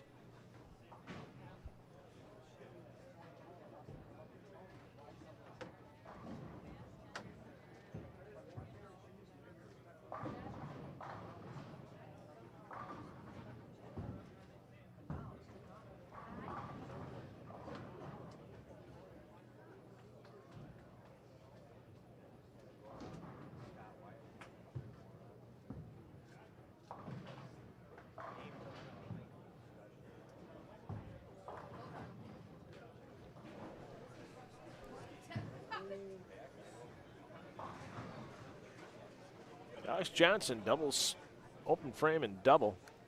Let's check in on Jenna Dereshevsky. Looking to right the ship on lane 7. She's got lane 8 down and can't get 7 figured out after shooting a big 279 game in game 4. Got her up to plus 29 on the day.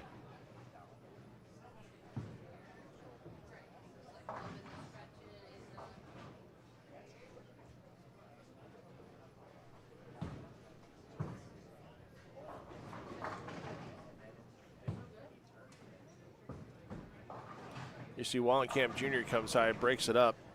Wallenkamp Jr., as we mentioned a few minutes ago, just 8 outside the number, plus 51. 258 high game 2 for Wallenkamp, and pretty much even for the other 3.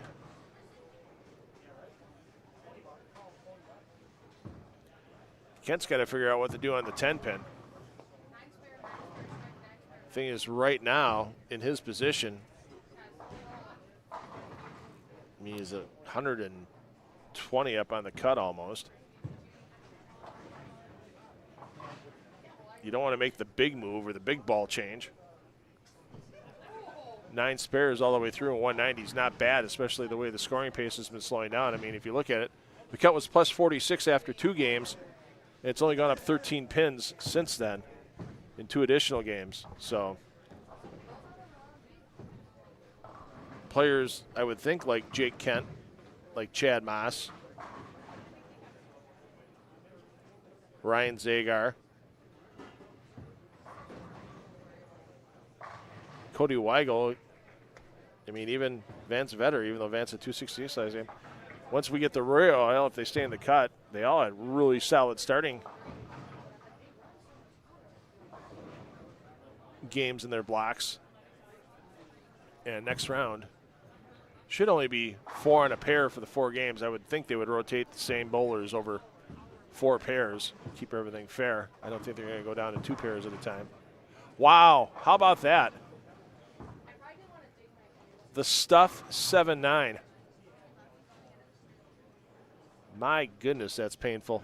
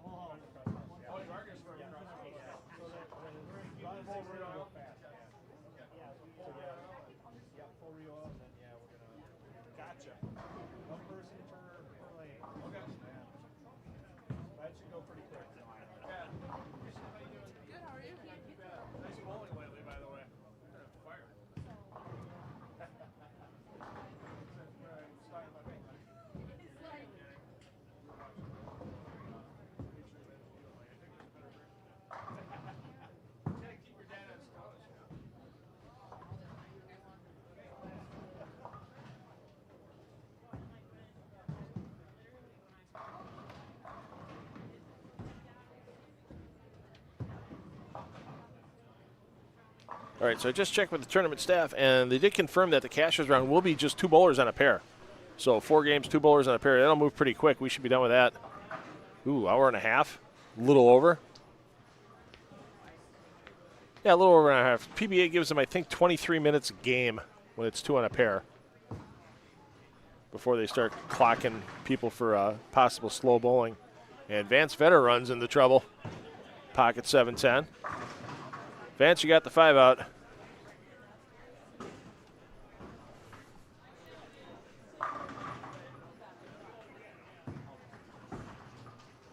We'll see what Vetter does here. And then when we can go check up on Andy Mills again. Actually, Mills, I think, is going to fire. Yeah, Mills will fire before Vetter. Well, of course, Vetter then gets clearance from bowlers next to him because who wants to shoot next to a 7-10? So Mills gets it to go. Let's get back to Vetter. It's going to bounce.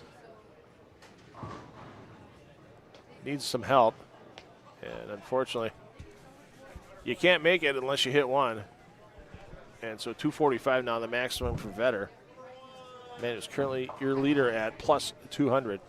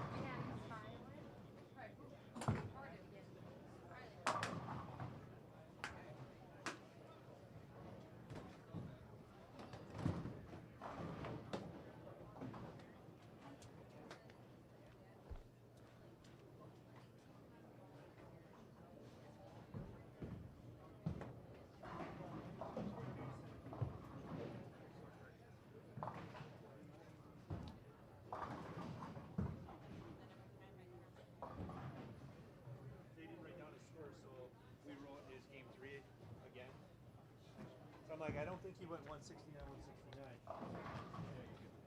But he went 258. That's fine. No, it won't really. Well, it wouldn't have mattered. No, and I don't think it changes. Well, it might change things for the eliminator round.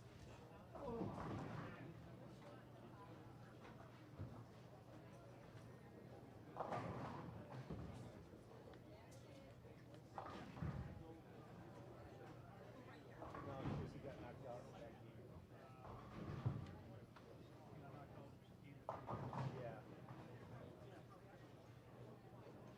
I'm surprised there's only a couple lefties here. So Dave Bear is trying to make a run there. Started with double, open double, and then now looking for his third set of spares in a row. Of course, that would be a Cornish hen, for those of you unfamiliar with the 3 spares in a row terminology. Gets it done. We're going to do a little bouncing back the rest of the game here with players in our top 3. Vance Redder, Jake Kent, and Cody Weigel. Weigel opened in the first frame at 1 and 2. And now has run 6 in a row. And we'll get over there momentarily.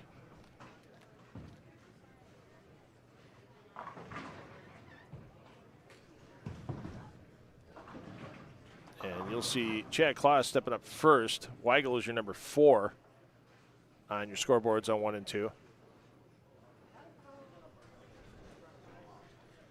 Claus currently 21 outside the number, plus 38. And there's a smash 7 just to add some insult to injury. Try to get a double after an open. And you take it in the shorts.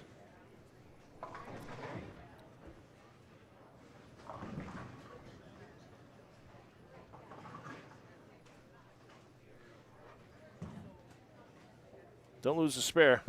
There you go, Chad. Gary Exner, he's been flirting with the cut line all day. He is the cut line right now. He's tied for 15th and 16th with Matt Hibbard at plus 59.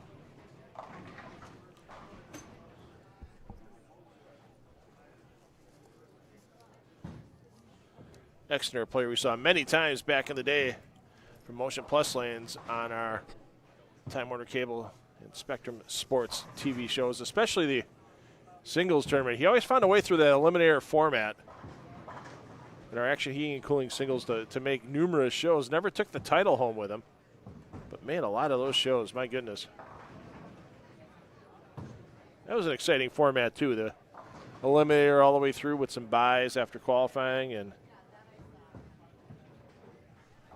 then our top 4 going down to our top 2 on TV battling for the title.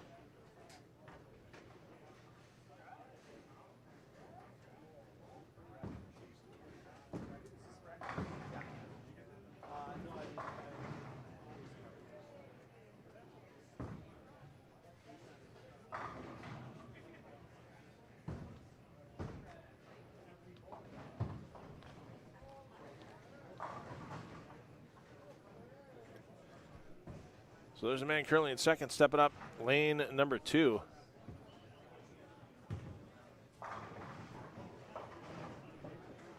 Cody Weigel looking for the sexy 7th in a row. Looking to get to 278 after that first frame open. Not liking it, and you see why. A huge break there to take the 7 down.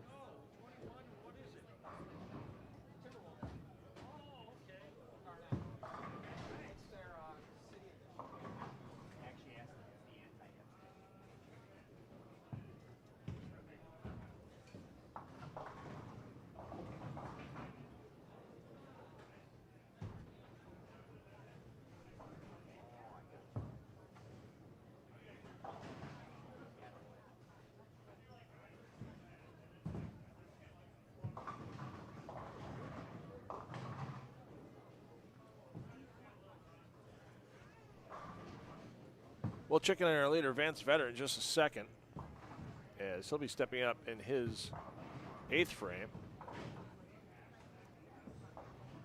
On lane 7, there you see Will Welch. Welch trying to get back into contention. Unfortunately, he started off strong, 254, 242, then 186, 146. We saw the end of his 146 game on 13 and 14. As we mentioned, he might take a blowtorch to that pair by the time we're out of the building today. Can Vetter do better in the 7-10 last time? Sure, go through the nose. Yeah, that evens things out. No complaints there. Bowlers only remember the bad breaks. They never remember the good ones. Oliva currently in 10th.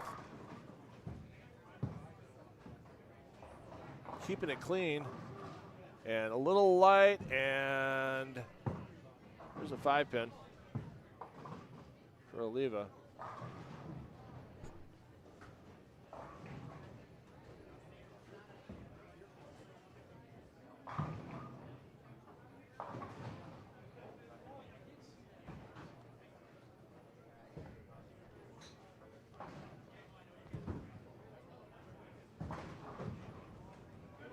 False start by Brinkman. That gives us time to talk about Bowlers Headquarters, your live stream sponsor for the day today.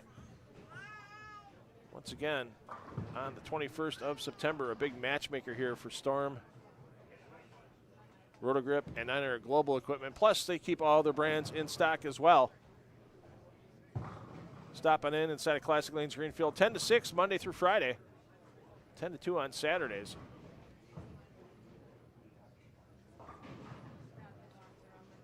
Follow them on Facebook. And thanks again to our host today. Classic Lanes Greenfield, new menu to try. Come on in. Friday fish fry is excellent. And the Bowler Burger this morning, the breakfast burger on that brunch menu, I will vouch for. It's in my top 5 breakfast sandwiches I've ever had. That maple mayonnaise, you go, I don't know. It's good. Well played. Brewers opening day packages available here at Classic Lanes Greenfield. Follow them on Facebook as well.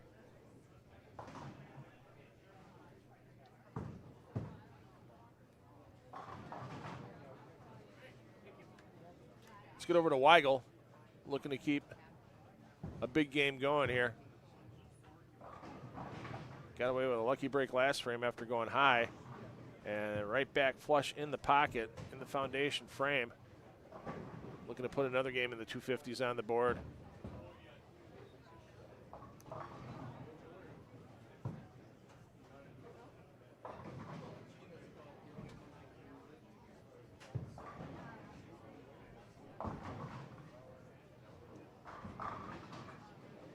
Oof. Whenever there's a Stone 8 broadcast over the airwaves, Randy Peterson sits in his chair in the greater Orlando area in Florida and feels a disturbance in the force. Chill up his spine. Yeah, if you've been following the PBA news lately, Kimberly Pressler announced she's not coming back as sideline reporter after over a decade.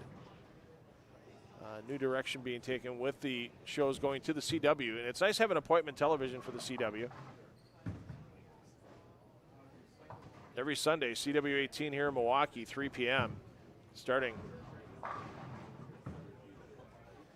February 22nd. All the way through the end of April.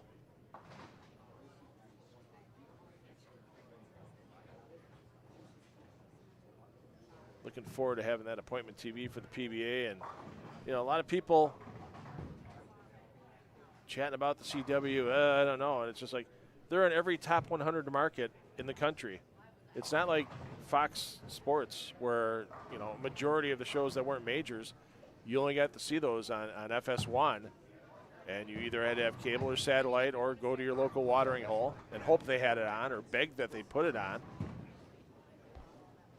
if that was the case. No, a lot more TVs available on the CW. I mean, we're on the sister station of the CW at the Brew City Bowling Show, and our numbers are better than the station and I both thought we'd ever get. and that's on the CW affiliate with My Network TV.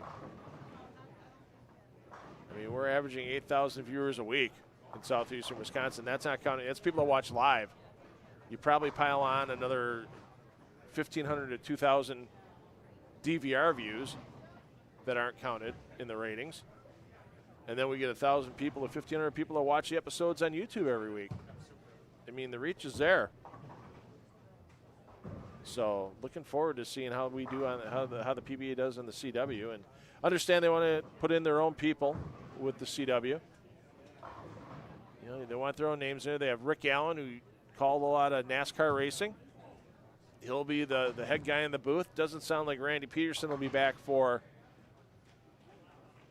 the CW part of the PBA schedule, but for the CBS Sports Network part, I would think he would be back, because CBS Sports Network and he and Dave Ryan have worked together for decades, literally, and they make a great team as well. Going to be interesting to see how Rick Allen adjusts to whoever his color commentator might be. I wouldn't mind a Norm Duke. I wouldn't mind a Chris Barnes. I wouldn't mind a Packy Hanrahan on occasion if he didn't make it onto a show. With the explosion of social media for our younger PBA players, they worked a lot on how they present themselves to the public. A lot of them do commentary better than I do. I mean, I'm just a semi-professional hack that loves the sport and does the best I can with what I have. I love the technical end of things. I love it when we have our Wi-Fi cameras and I'm running stuff behind the scenes. I don't need to be the guy chatting. The only reason I'm the guy chatting on the Brew City Bowling Show is because we have to make it affordable for our host proprietors, and everybody you have helping on a show costs money. So if I had to charge what a production house would charge to come in and do an episode of the Brew City Bowling Show, I guarantee you there wouldn't be a bowling center that would host me in Wisconsin or anywhere. So I ain't getting rich off of it.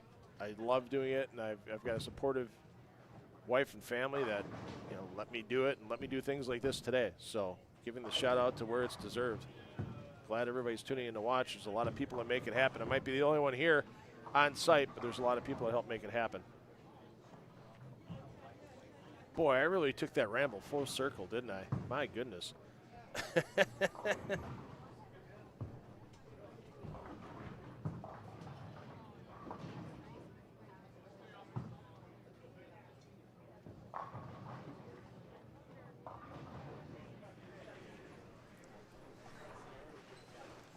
So yeah, Kimberly no longer with the PBA broadcast for the CW. They won't bring her on CBS Sports Network because Randy's always done the sideline interviews between matches on the CBS Sports Network stuff.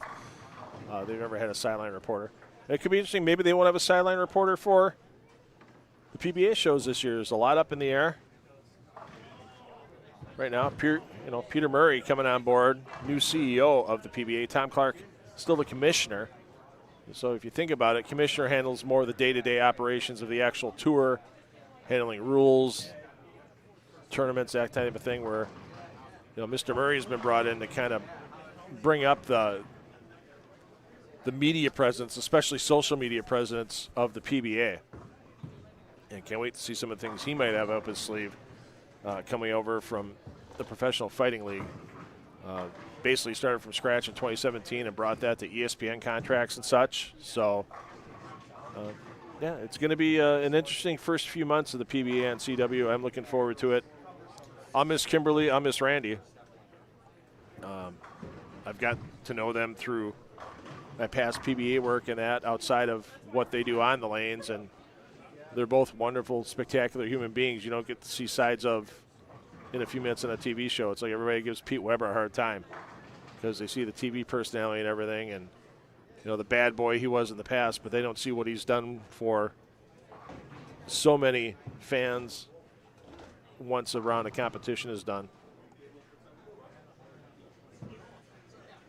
Anthony Simonson's the same way. Don't judge Anthony Simonson off his work personality, off of what he does on the lanes. I've hit the brunt of it full bore. There's no comment, T-shirts and sweatshirts out there from Simo that I was a part of. I never held it against him. been flipped off by him off camera. Yeah. He's doing his job. He's got his job to do. I got my job to do. And I've had chats with him off the lanes, and I see what he does with fans that love his spirit and love what he does on the lanes and loves his approach. And yeah, he's another player that gets too much crap from the bad boy TV image as compared to what he actually does for a lot of stuff in bowling. So enough of my ramble. Cody Weigel looking like he's going to get back in the lead past Vetter. We'll get you all the scoring updates after 5 games as we're going to be entering our 6th game of qualifying here at the 2026 Greenfield Classic. I'm $2 Phil Brylow. Taking you through today. Thanks for putting up my Game 5 ramble. I promise we'll be a little more on target, just like Cody Weigel is right now. During Game 6 of this 2026 Greenfield Classic. Thanks, everybody, for joining us from Classic Lanes in Greenfield.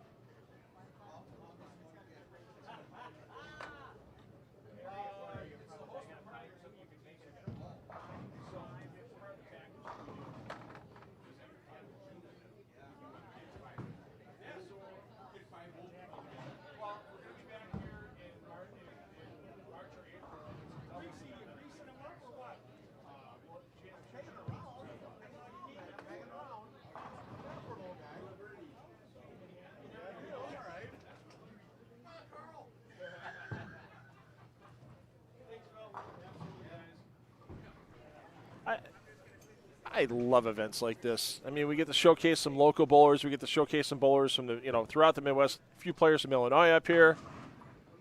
And, some people stopping by the booth, talking about how much they love watching the Brew City. It's great. I love being local. So, and we were just talking about, what bowling needs for kind of a social media presence here. There, we were talking about that with Peter Murray, the new CEO of the PBA, the head of media on the other side of the break. And, we need it. It's stuff like this.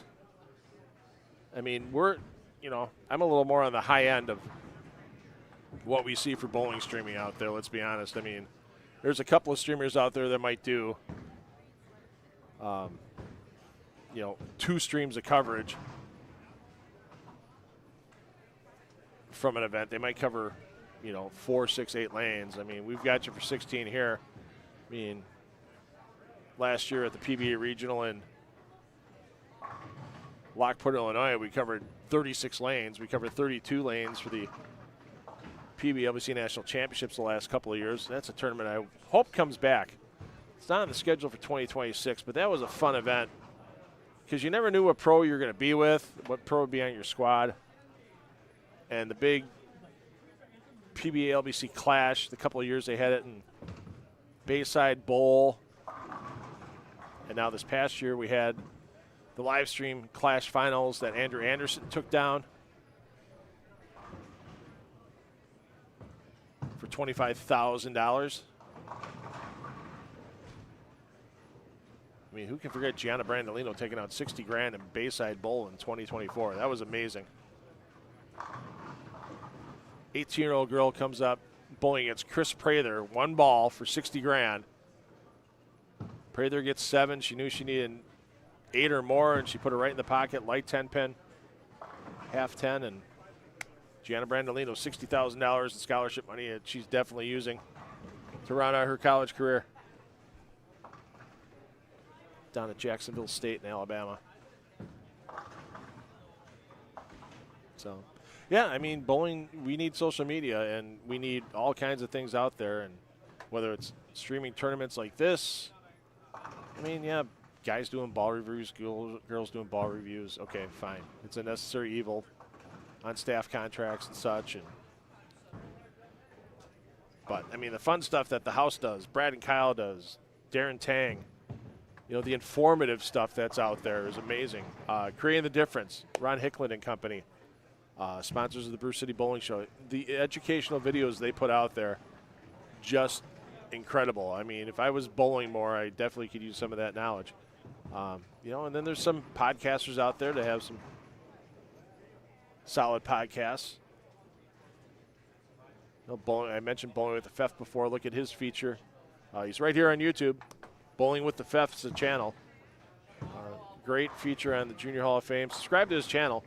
If you don't, that's the thing. If you don't watch everything that pops up on somebody's YouTube channel, subscribe to it. Let them know that you're interested in what's going on. It helps, when I go to a potential sponsor, hey, look, we have this many views on the event. People are watching for this long, and, hey, yeah, I'll sponsor that. Yeah, we'll get there. We'll get more bowling for people to watch. Absolutely. Because other than Bowl TV,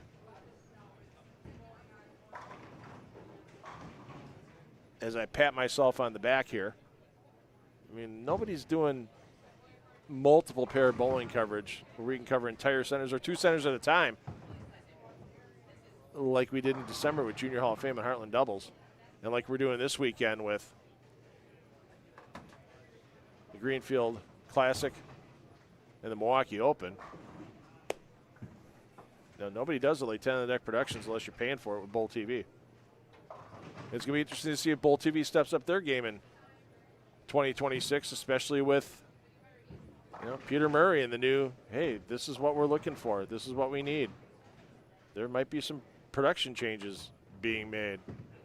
We'll have to see what goes on with Bowl TV. I enjoy the PBA coverage. I especially appreciate the PWBA coverage, because where else are you going to get it for the ladies? Nowhere. That's basically it. You've got some PWA bowlers like Verity Crowley and Daria Payak that have big social media followings. Stephanie Johnson's going to get the Dick Weber Award. Shannon O'Keefe has a lot of followers as well. I mean, there's some female bowlers that do a great job on social media, but they actually see tournaments and results and stuff. That you are fully committed to bowl TV unless you're only going to watch 3 majors a year, with the Queens, the U.S. Open, and the Tour Championship on CBS Sports Network. That's the only 3 times, 3 times out of 52 weeks a year you're going to see women's professional bowling on TV. I hope it gets to be more. I really do. Nice toss by Dereshevsky of the Gina variety. As she's trying to fight for the cut. Should have updated scores here for our 5th game. I know they were starting a new set of brackets, so let's see. Games 5, 6, and 7. There we go. So Cody Weigel, your leader, plus 236. Vance Vetter, second, plus 214. Chad Moss, third, plus 205. Jay Kent, fourth, plus 175. Dakota Solanka in fifth, plus 165. David Brown hanging tough even after a 194 game. Still finds him in sixth at plus 147. Andy Mills up in the seventh at plus 144. Tony Oliva hangs in eighth, 226 game in game 5. Gets in the plus 123. Your cut right now, going up a few pins. Gary Exner at plus 71, just a pin at Joe Vrobel. 2 pins up on Dale Sturmel. 5 pins up on Paul Kaboski. 14 pins up on Matt Duty and Ron Wallenkamp Jr. So, yeah, tighten around the cut number. And don't forget, every pin matters during this qualifying round because that pinfall is going to carry over into our cashers round after our 8th game is complete.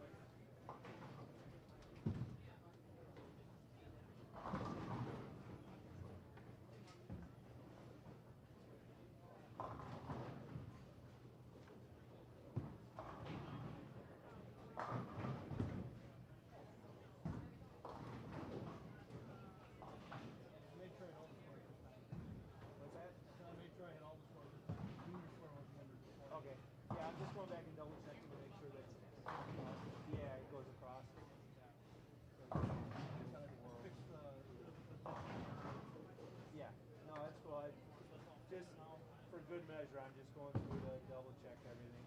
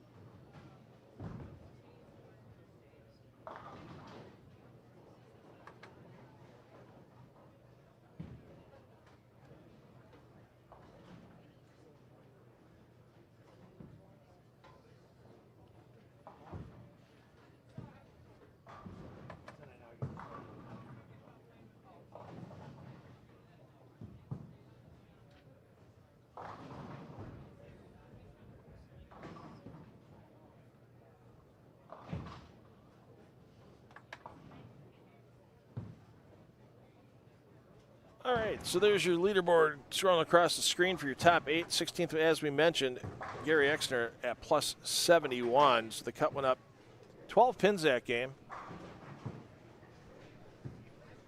So just over a 216 average through 5 games to advance. So this pattern is starting to play a little tougher, even though it started at a 4-to-1 ratio, which players of this caliber, it's not quite walled for them. I mean, you still have to make quality shots, shot after shot. But as this pattern breaks down, you move from pair to pair, the different pair characteristics and the different players that you're following with this asymmetrical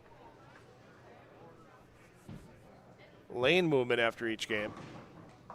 You really get on your toes, and you really have to physically execute. On the first 2 shots, you hit on your pair.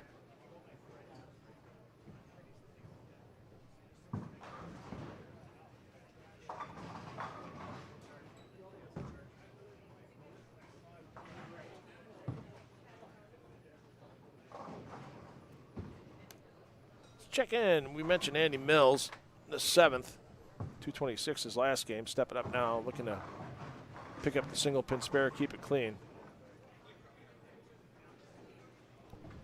And there you see Vance Vetter, man, in second. He's stepping up, looking to get a double on the board here in the 3rd frame.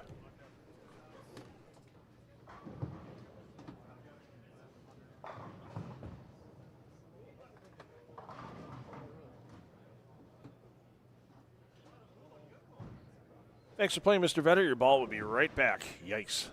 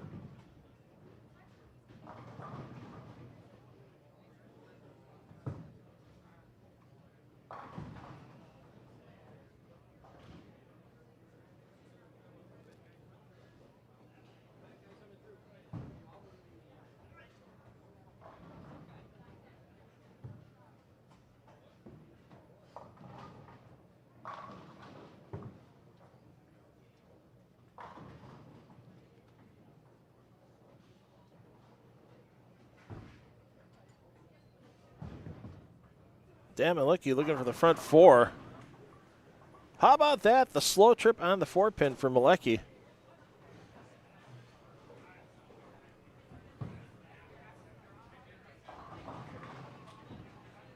Lucky about 45 out of the cut right now, plus 26. So we saw him shoot a big game a little earlier, a 259 game.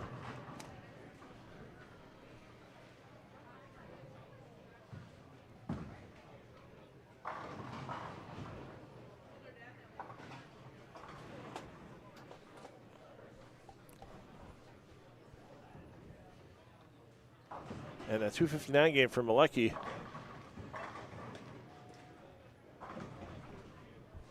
Game 4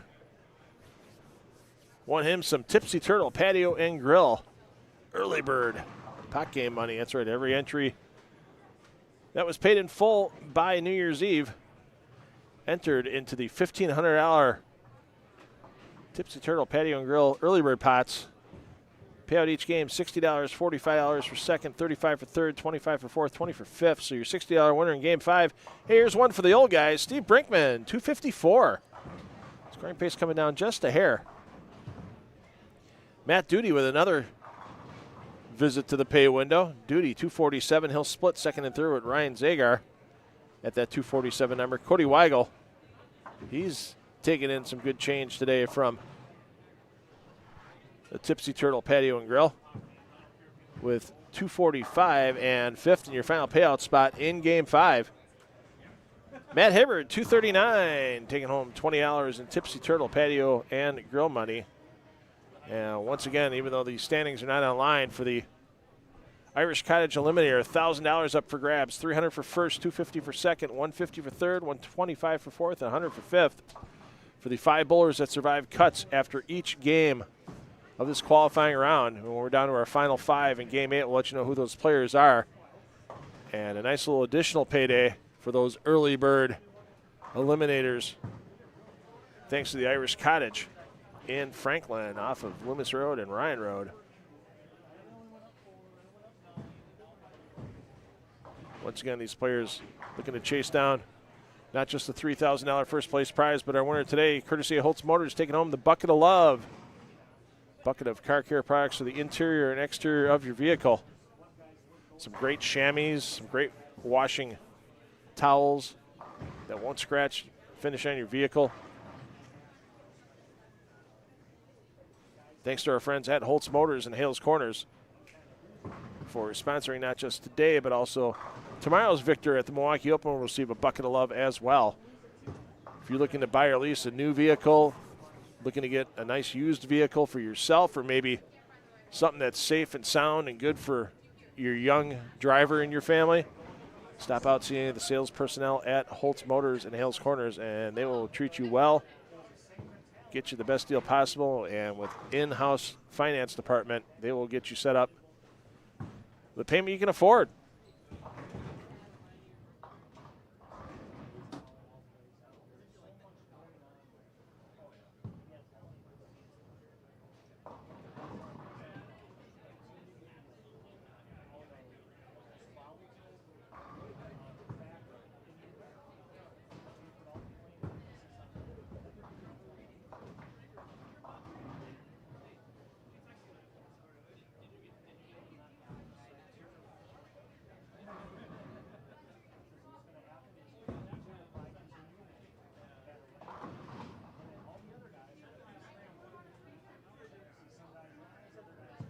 Let's take a peek in on our leader, Cody Weigel.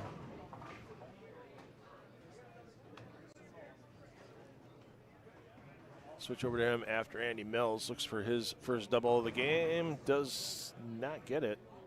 And leaves a very chappable spare. We should have Weigel coming into the left side of your screen. There you go. Blue shirt, black shorts. And Weigel just keeps striking. Weigel's low game of the game, 215, game 4. High game was 290 with the last 11. Game 2 has him leading at the plus 236 number you see scrolling across the bottom of your screen.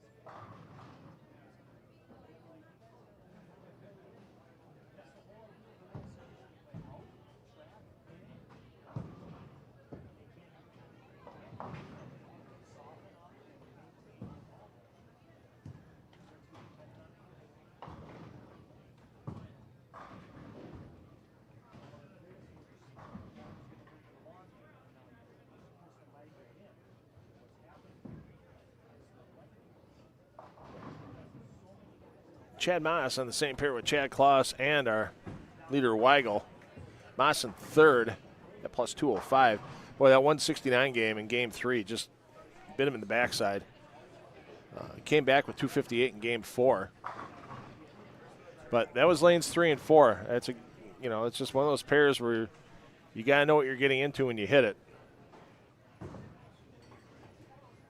So Chad Kloss, he's been flirting near the cut number, hasn't been in it all day long.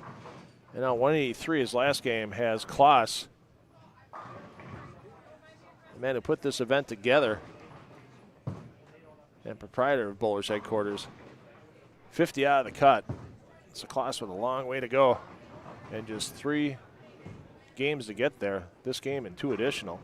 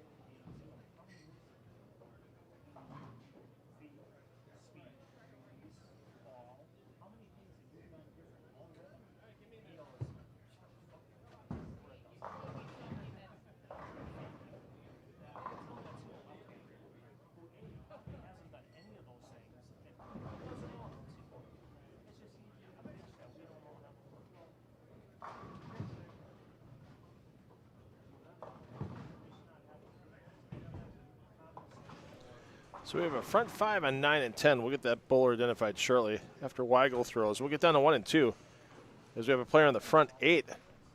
We also have Ron Wallenkamp Jr., player flirting with the cut number. He's 14 out right now. Wallenkamp Jr. putting up a big game. There's a surprise. Weigel strikes. Also, Wisconsin is cold and water is wet. There you see the big game that Wallenkamp Jr. looking to put up, 257.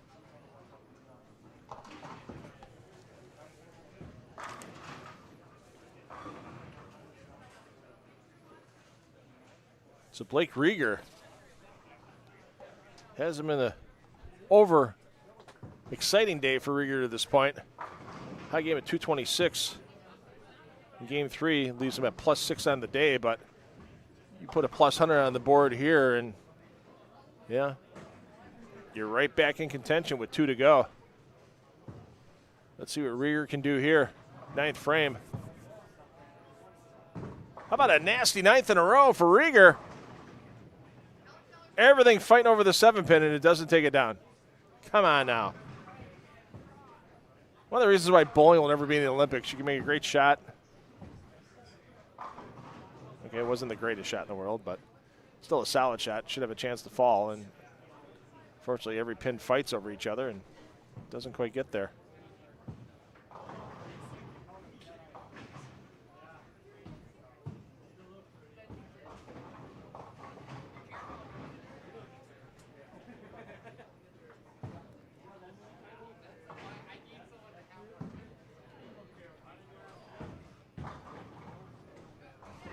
So Rieger, spare here, punch him out in the 10th, get yourself 279, and have a chance, have a sniff at the cut number with 2 to go.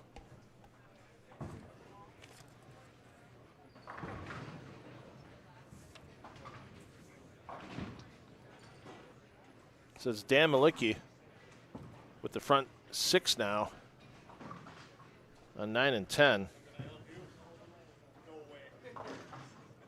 Malicki, another one of those players. He's at plus 26 right now. Needs a big game to get himself in sniffing distance of the cut number.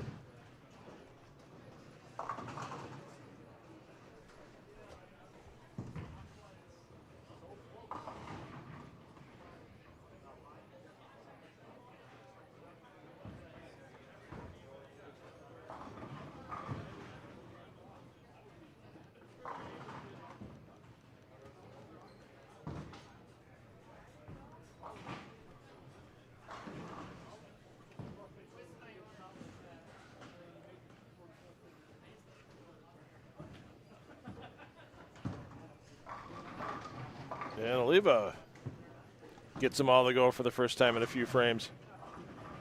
First time in 6 frames, to be honest, as that's his first strike here in Game 6.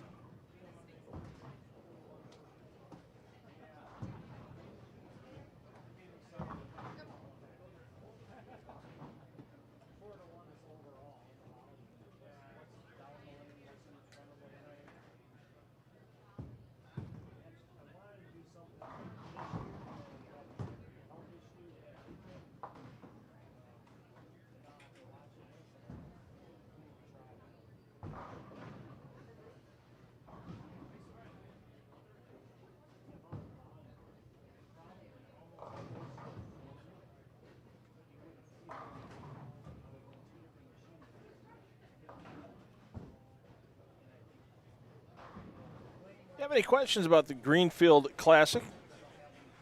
Have any questions about tomorrow's Milwaukee Open? We'll start that coverage 9 a.m. here on the 10 on the Deck Productions YouTube channel from Country Lanes in Franklin.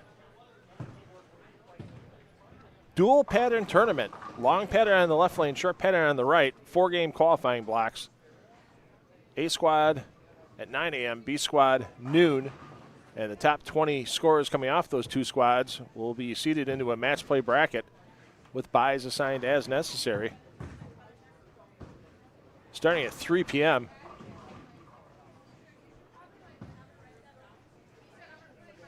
till we crown a champion of the 23rd Milwaukee Open tomorrow. So a great weekend for bowling here in southeastern Wisconsin. Our first high school invitational match on the Bruce City Bowling Show a little earlier this morning. If you missed it, that'll be on YouTube tomorrow morning starting at 9:30, so you can watch that anytime. We archive all of our old Bruce City Bowling shows on the 10 on the Deck Productions YouTube channel. So catch those anytime you can.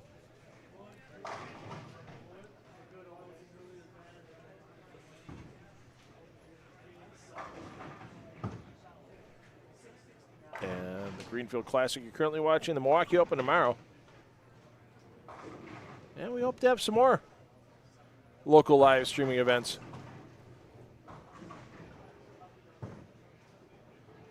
Coming to you from various centers in southeastern Wisconsin over the next few months.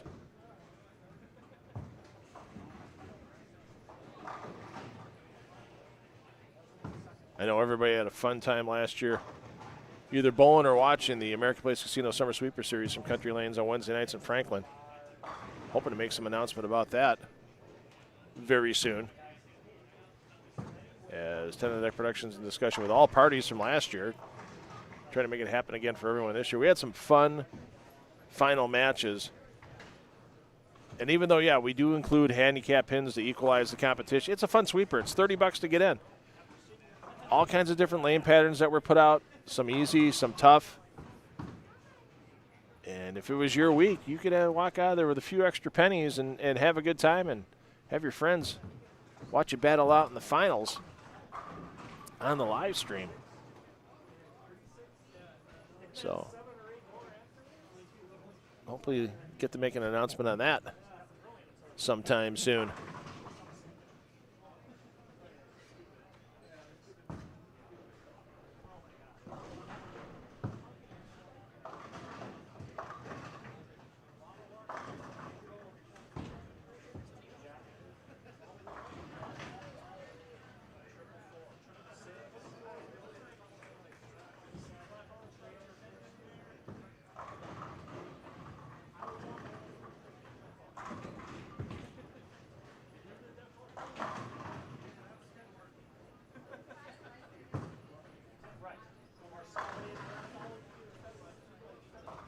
So Malicki staying perfect.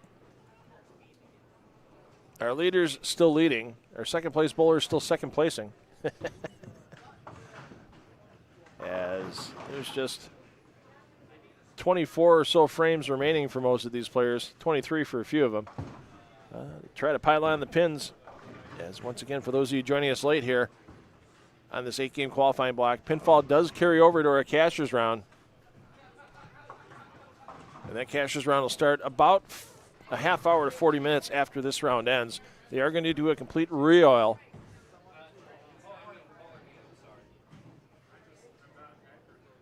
So we'll adjust our starting stream times on YouTube accordingly.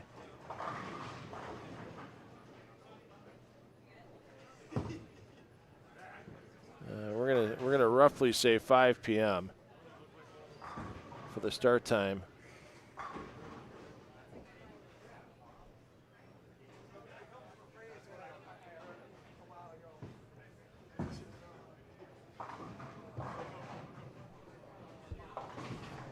For that cashers round.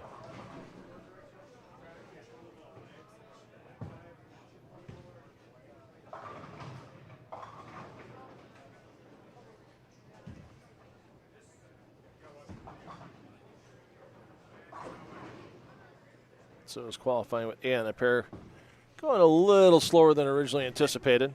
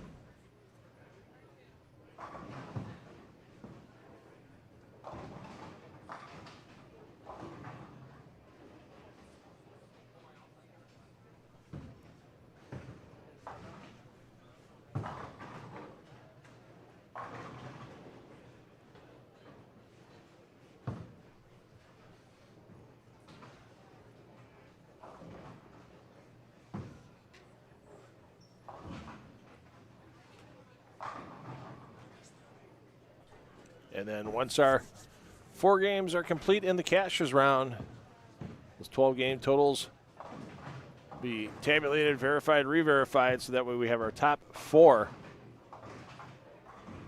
competitors after 12 games seeded into a stepladder final. And that'll be immediately after the cashers round is complete. Let's see. Yeah, let me read 9 to 16th. Ryan Zagar plus 117. Brett Pinnaker plus 112.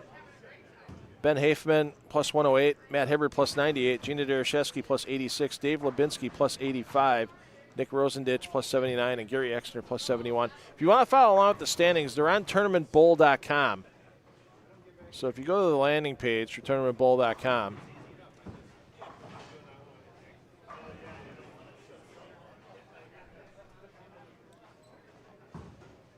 and you can click on the tournament results when you land, since they don't have a search.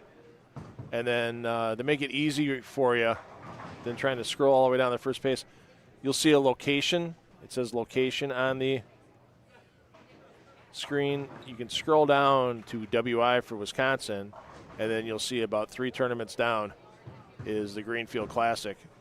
And then you can see all the results on there.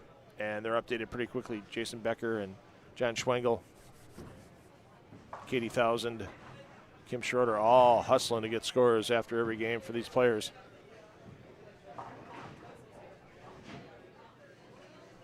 So the run ends for Malicki. Still fighting to get back up into the cut number. Get one here, move on, punch a big finish, and he'll be sniffing around that cut line. We're going to take a little earlier audio intermission than anticipated, since no one's jumping for perfection anymore. And honestly, I want to try out the new lunch menu. I got to grab a little something here. And this will give me the time to do it. Appreciate everybody jumping on board for our live streaming today.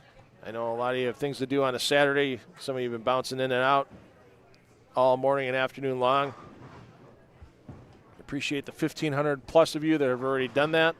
And I'm sure there'll be more of you throughout the day. Appreciate you letting everybody know on social media, too, if they're looking to watch some of your favorite players, some of your local heroes. Let them know they can do it here on the 10 on Deck Productions YouTube channel for the 2026 Greenfield Classic.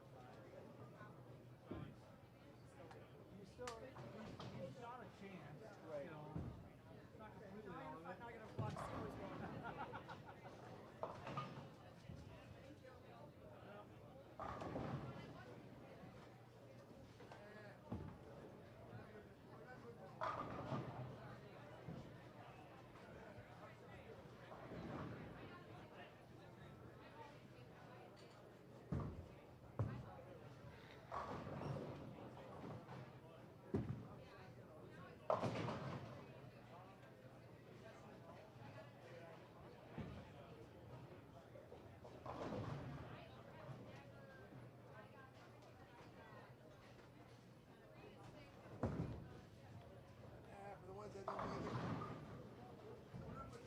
Bunch of house shot heroes.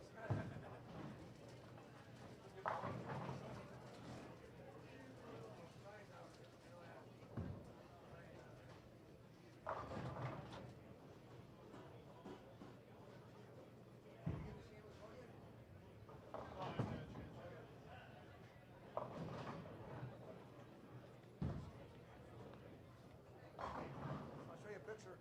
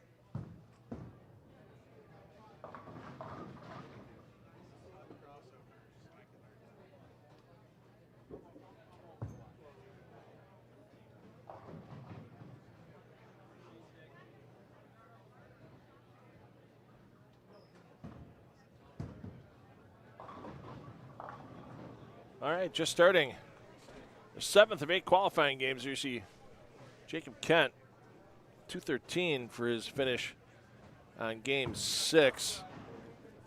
Easily keep him in the top 5. As I'll have him at a 1383 total unofficially. We'll get you the official standings momentarily. And we'll give you the update on the Tipsy Turtle.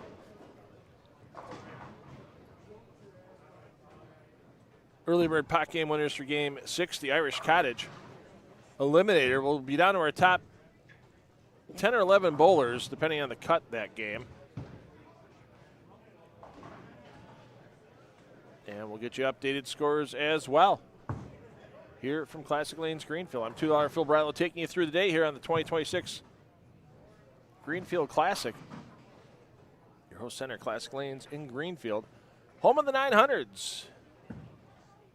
Tony Rubintini, Mark Wickerman, the 2 bowlers that have shot 900 in the center. The only center in the world to have 2 certified 900s bowled in it.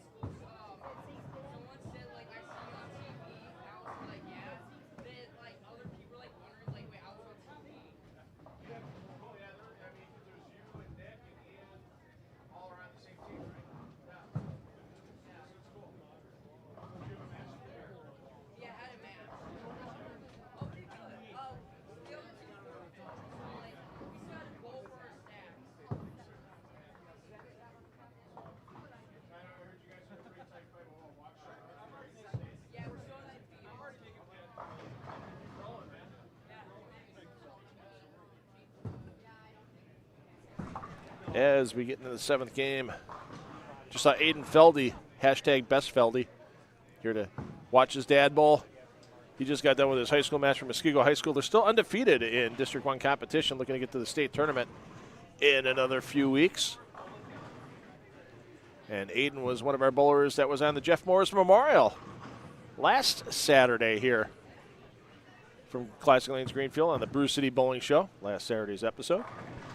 It's good to have some young players on television last week and then this week with the High School Invitational first round and our last 2 rounds of the High School Invitational, our next 2 Saturdays.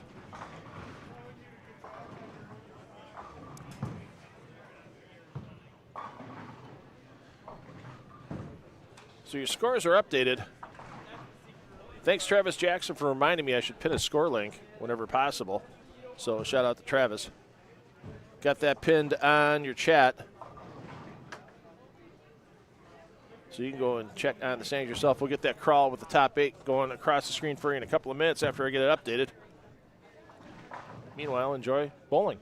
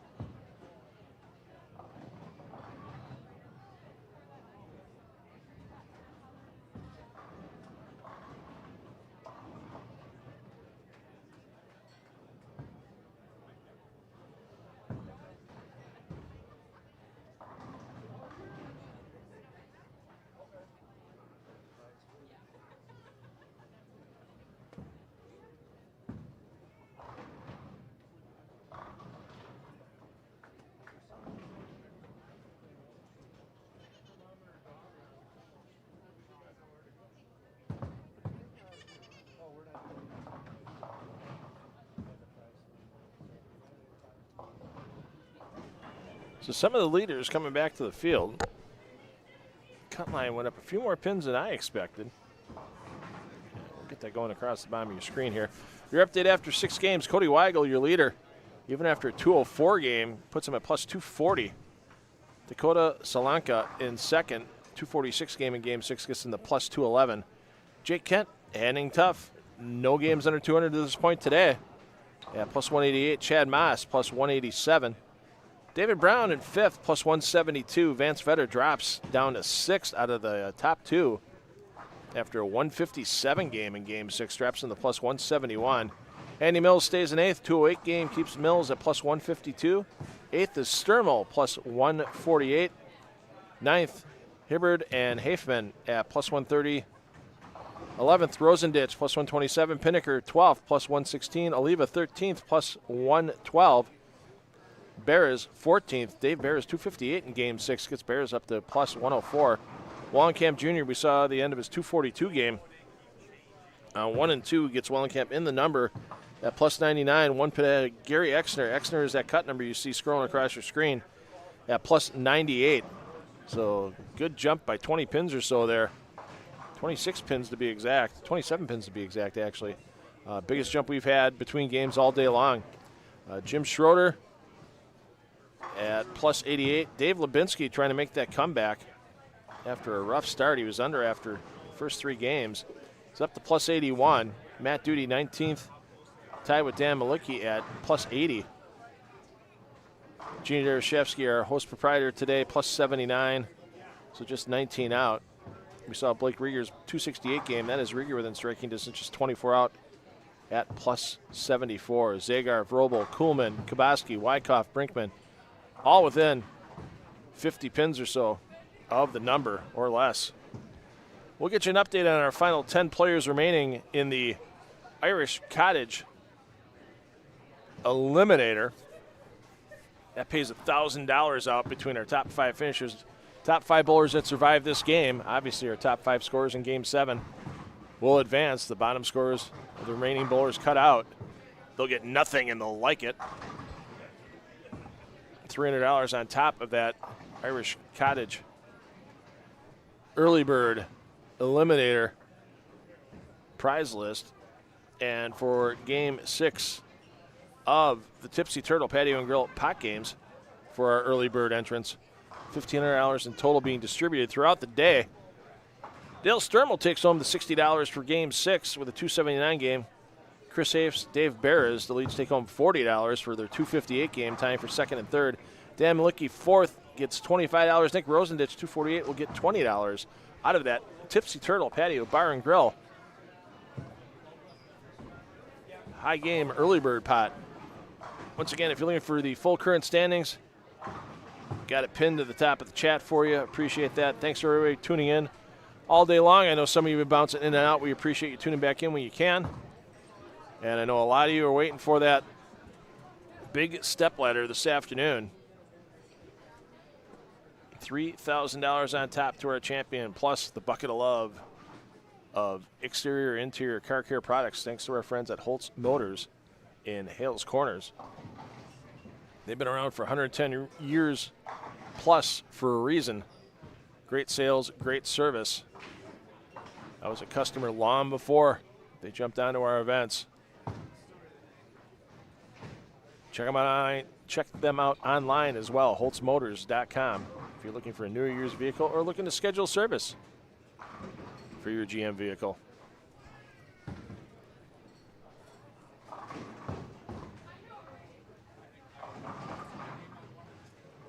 So Weigel, your leader, even after a 204 game, low game of the day in Game 6, looking to start out with a front 3 here. And you can see how deep these players are starting to get with this 40-foot pattern, even with almost 32 milliliters of oil in the pattern.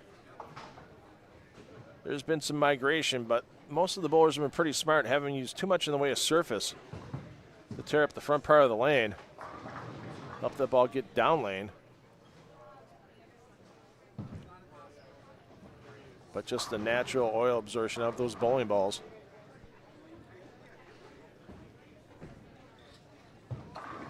And honestly, you haven't seen a lot of urethane in play either. A few bowlers tried early, but I think it went away just with too early of a roll, not enough oomph on the back end.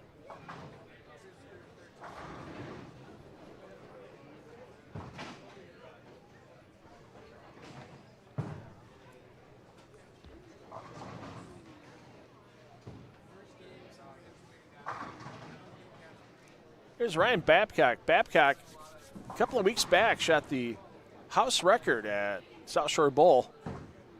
I mean, that center's been open for almost 100 years between the original Cut-A Bowling Center, then Motion Plus Lanes, now South Shore Bowl. 866 for his set, including a perfect game. Unfortunately for Babcock, it is not a good day as he finds himself under in the negative. All right, who just carried that 1-3? What lefty just carried that down on? Missed the pocket entirely and backdoors the 1-3. All right, I'm not sure who that was, but we'll find out. Moss currently in fourth. That's the number that'll advance to the step ladder, 4 players. Chad Kloss work to do the last 2 games, 200 in game 6, leaves him at plus 21, so 70 out, 2 games to go. No more screwing around, Chad. Let's start carrying. Of course, Chad helped put this together with Jason Becker and Classic Lanes, Gina here at Classic Lanes. So glad to see a full house here for this inaugural Greenfield Classic.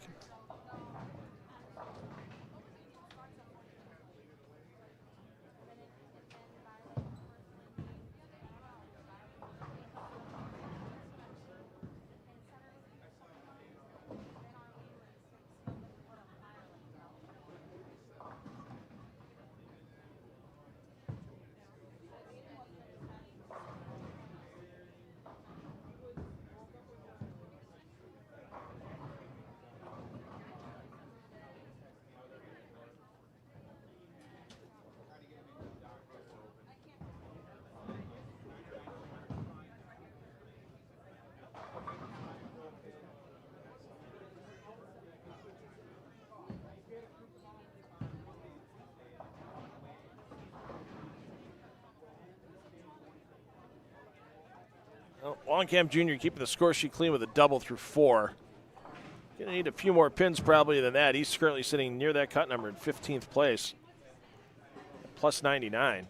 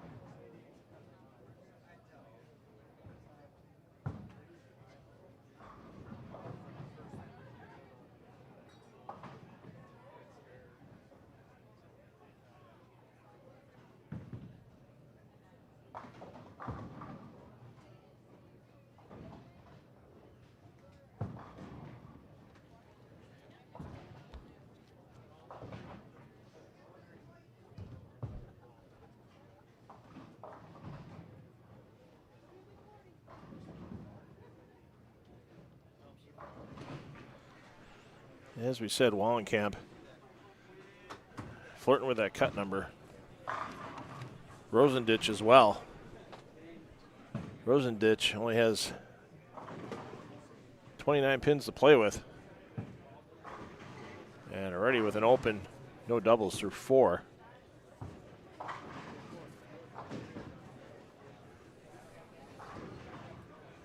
We'll stay here for a little bit because Bear is just inside the number, just ahead of Wallenkamp Jr. at plus 104. Also on this pair, we haven't seen too much of today, but he's steadily crawled into second place. Dakota Solanka. Solanka, your bowler A on 3 and 4.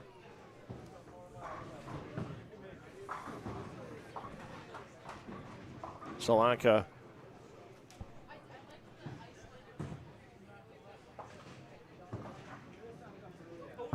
no doubles and an open through 4 frames, and as we said before, 3 and 4. Ooh, it can be a pair of lanes that'll mess with you, mess with your mind. I mean, I said earlier, it's not a pair I'd want to hit late in the block. Honestly, it's not a pair I'd want to be anywhere on but the first game. Then you go off of this pair on the first game, you think, okay, this is normal, and then go to another pair and, like, it doesn't react exactly the same way, especially the difference between lanes. And then you wonder what the hell's going on.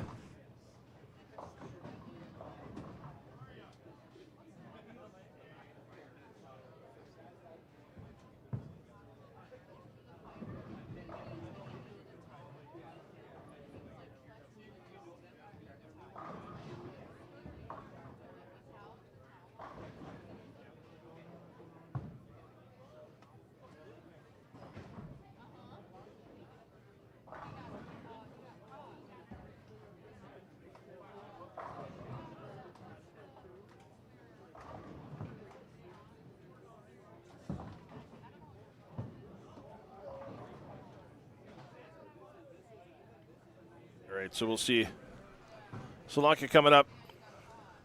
Lane 3. Pardon me, lane 4. He's your bowler A. You got the strike here. 8 the first time on this lane, 9 the second time. One would think if adjustments are made correctly and the quality physical shot is made, we should see 10 on this shot. Keyword there is should.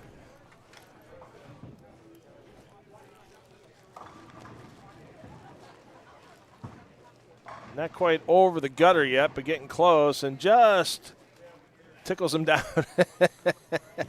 And a bit of a celebration on the way back after that toss for Dakota.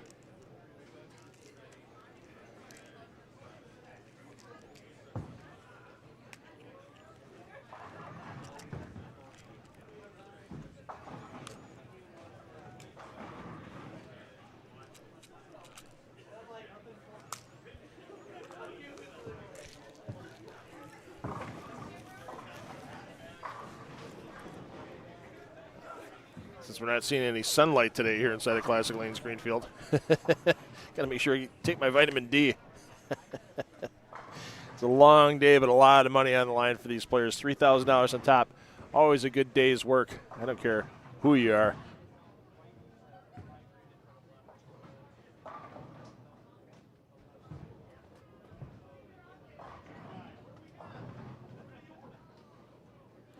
And once again, it's a lot of bowlers around that cut number. I mean, within 50 pins, there's 12 additional players outside the number. I mean, 50 pins turns around real quick. You shoot 175. Bowler that was behind you shoots 229. That was 50 behind you. Now they're 4 ahead of you. Rosenditch getting some loft on it, trying to get the heads cleared. As you mentioned earlier, he's only got about 29 pins to play with.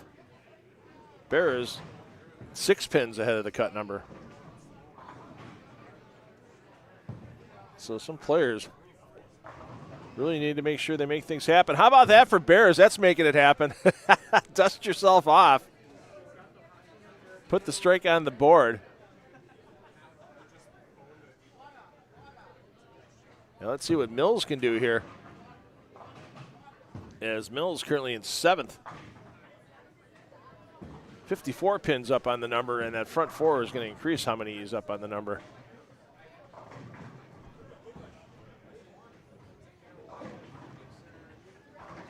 One of the coolest things I ever got to do in extra frame. I was talking to somebody about it between games before, but they were asking me about back in the day, extra frame, that type of thing. The 2018 USBC Masters in Syracuse, New York. It was Andrew Anderson's first win on the PBA Tour. Vaulted him the Player of the Year that year. In the first round of match play, Andy Mills had to bowl Jason Belmonte, and Andy came out of the gates phenomenal. Didn't get rattled, didn't get nervous, it seemed like. First game of that 3-game total match, Andy was up by almost 50 pins. Time was done, Andy lost by 60. I think it was. You know, you're trying to be a homer rooting for the guy bowling against the best, one of the best in the world at that point, one of the 3 best in the world at that point in 2018. And, yeah. And somebody had Belmo make a cameo about it like a year or 2 later. Oh, my God, it was one of the funniest things ever about bowling. Like I said, it's another one of those things where don't look at what Belmo does on the lanes. I joke around that he's my 4th or 5th favorite Australian bowler of all time. You know, hey, Kara Honeychurch, who's going in the PWBA Hall of Fame this year. Glad to see that finally. The Doomsday Striking Machine. Lefty out of Australia. She was a great PWBA player, late 90s, early 2000s, before the PWBA stopped functioning as an entity. Always loved watching Kara Honeychurch bowl. Carol Giannotti, of course, a teammate of Gina Dereshevsky on those high roller teams back in the late 90s, early 2000s. Andrew Frawley, who I was lucky enough to work with, calling the IBF World Championships back in 2024 from Kuwait. Always enjoyed watching Andrew bowl before that, and then getting to be on the call as he was my color commentator. That was a great week of shows. Had a lot of fun with that. And then Sam Cooley. Sam Cooley, Jason Belmonte, can be my 4 or 5. Sam's very quiet, but he's very intelligent. He's very smart human being. Never really got a chance to sit down and yap with him and rap with him. Of course, I've never done that with Belmo. I haven't done that with a lot of PBA players. I'm there to report. I don't get buddy or anything like that. I'm there to do my job when I'm there, when I was there. Hopefully, I know an event or 2 I should be there this year. And, I joke around about Belmo, being my 5th favorite and some of the stuff he's done on the lanes, the water bottle incidents and the chamois with Pete Weber and all the other stuff. But don't confuse Belmo's on-lane personality. I saw him lose a match at the Tournament of Champions in 2019 and sign autographs for an hour while the TV show was still going. People just wanted his autograph. The first year the TOC was back at the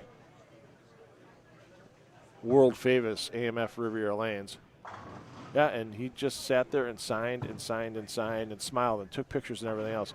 Does so much for the fans, so much for the sport. And tell you what, watching what he's been doing with his practice routine, he's been putting on social media and everything, it wouldn't surprise me one bit if he came out of the gate in the Players' Championship in Texas. And he's won in that center before. He actually won the Players' Championship back in 2021 when they had the pandemic pods. They had the 5 regionals, and then everybody advanced the step ladders at AMF Euless Lanes, and then Belmo took down his step ladder, his step ladder for his region, and then took down the Sean Rash in the championship match back in 2021. So it wouldn't surprise me if Belmo won there again. If I was a betting man, And even though they only bowled on one pair, you watch the ball reaction some players have when you see it often enough. You know they have good reaction anywhere, in the center. Ooh. Yeah, I would. If I could bet, I would throw money on Belmo that first tournament, without a doubt.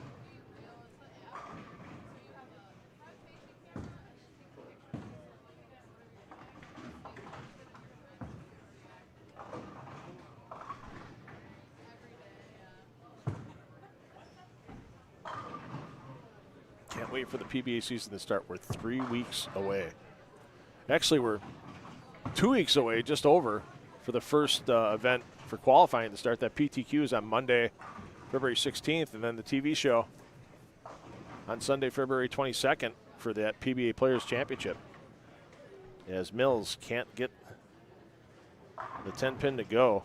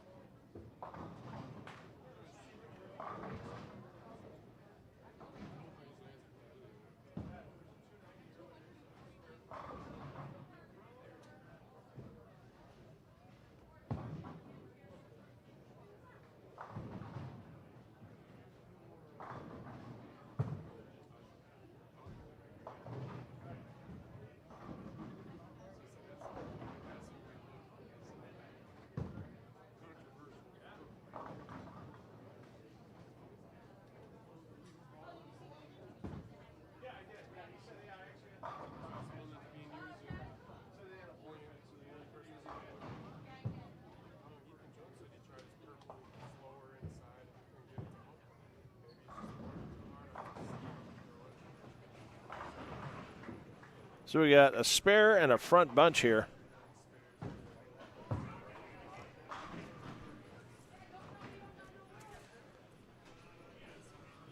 One and two.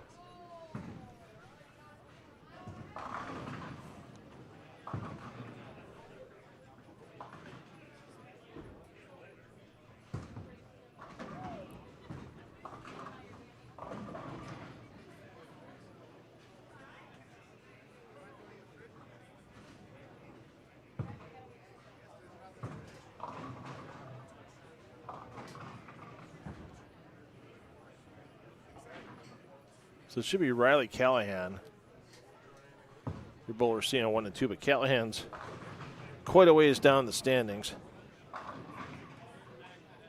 Yeah, he's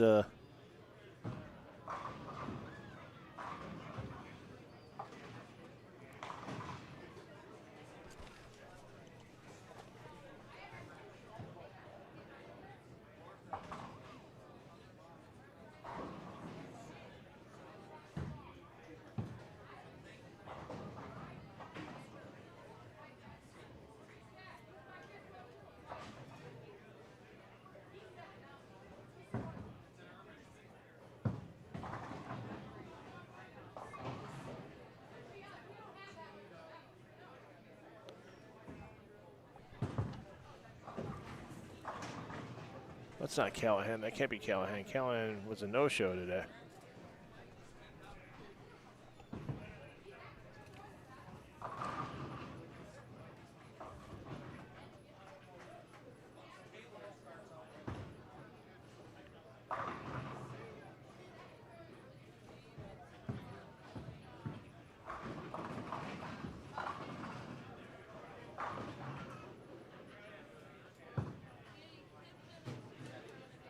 It's Chris Hafes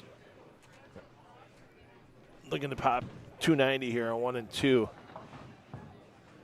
Hafes only at plus 17, but once again, it's one of those games where if you can finish strong, make it happen, you might have a chance to throw another big game in Game 8 and get yourself a visit to the pay window and 4 more games in the cashier's round.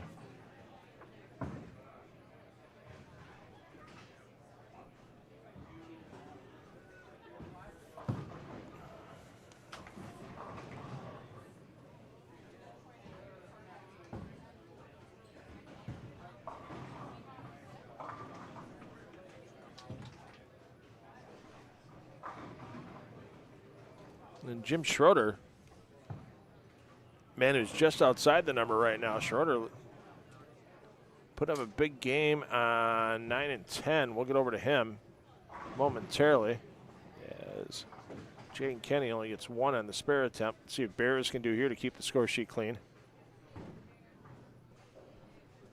Bears says, not me, not ready yet.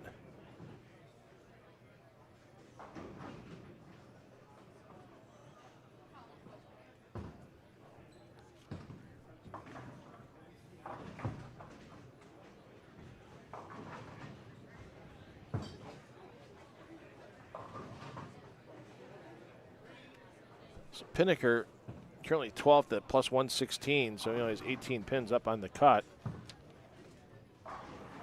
As Pinnaker walks off there, and he can get to 210, so keep himself most likely inside the number, but he's going to need a solid Game 8 to get the more competition, especially because the guy in the number 4 spot on his same scoreboard already passed him.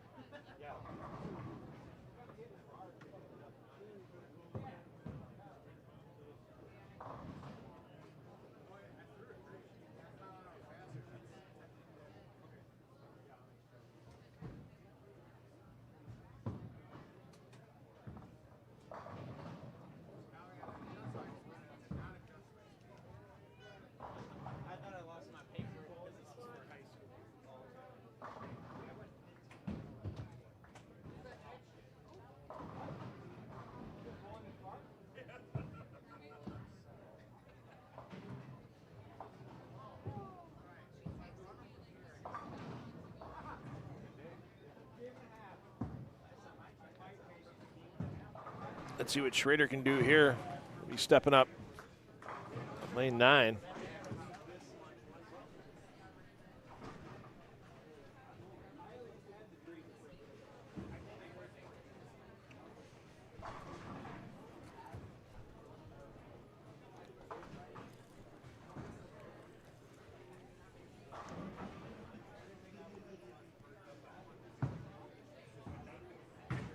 Staring it down. And just comes up a little light. Still a solid game for Schroeder as he tries to get into our top 16. Once again, thanks to our live stream sponsors today. Bowlers Headquarters. Don't forget about that matchmaker they're running here on Saturday, February 21st. You want to reserve your spot in advance, give them a call at the number on your screen. Also, check out all the new balls from all the companies coming into their shop, and they can help you with all your accessories as well. And one of the best things you can do for your equipment, make sure you're keeping that surface in play. Plenty of ball cleaners available for you to use before and after your league sessions, and never a bad thing to get a resurface and rejuvenation of that bowling ball. Get all that oil that's soaked into the cover stock of your bowling ball removed safely with their detox system, along with getting that nice brand new surface on the ball. Give them a call at Bowlers headquarters, and they open up on Monday. Open Monday through Friday, 11 to 6, Saturdays from 10 to 2. And we want to thank Gina Darashevsky and Classic Lanes Greenfield. The staff here have been great all day long. Mark and Fred behind the bar, making things happen. And the food, the food coming out of the kitchen. I've seen a lot of clean plate clubs here today. No doubt about it, as Bowlers grab a little bit here and there. And I'll be grabbing them one of those great pizzas to take home as well. They have a Euro pizza now. I'm going to try that, take that home after my day's done.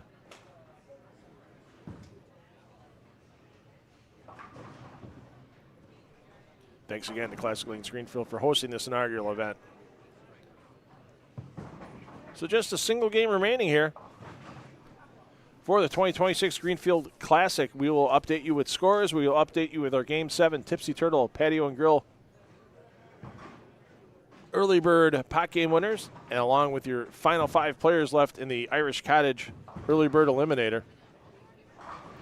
Thanks, everybody, for joining us today. Once again, don't forget, after Game 8, there will be a short break, as they will be reeling all 16 lanes. We'll come back 2 players on a pair for 4 more games for our top 16, piling on to their already existing 8-game totals.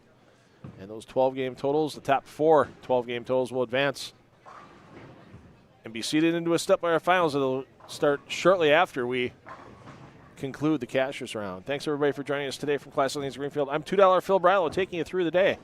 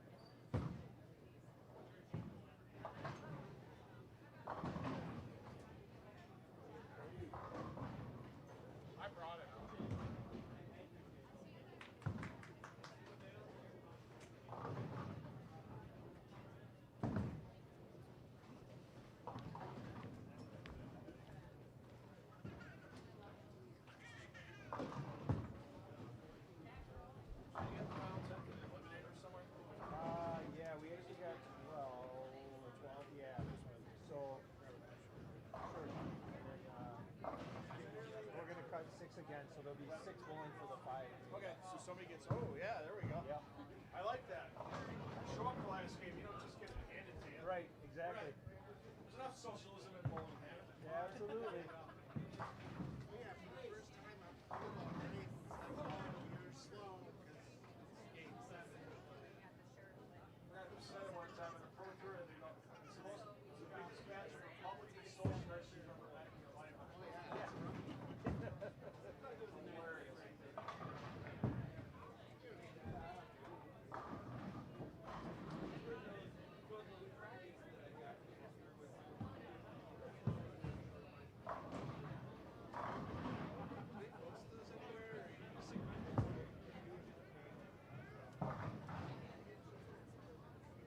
All right, so we got an update for our top 12 in the eliminator. So they've roughly been slicing out 5 or 6 a game to this point. So the bowlers that were alive coming into this, Dave Barris, Ron Wallenkamp Jr., Jim Schroeder. So we saw Schroeder put up a big game, so Schroeder should be in the finals. Matt Hibbard, Gary Exner, Ben Hafman, Jake Kent, Andy Mills, Jason Wyckoff, Cody Weigel, Brett Pinnaker, and Joe Vrobel. So we'll be down to our final 6 after this. So there's 12 left. They're going to cut the 6, which means the bowler in the number 6 position is going to go home with 0 out of the Irish Cottage early bird eliminator. 300 for first, 250 for second, 200 for third, 150 for fourth, and 100 for fifth is the revised payout. 0 for sixth. So I like that. You can't just show up and expect to get money. It's 8th and final game. Start striking. You shoot $150 the last game, that's on you. Game 8 coming up next.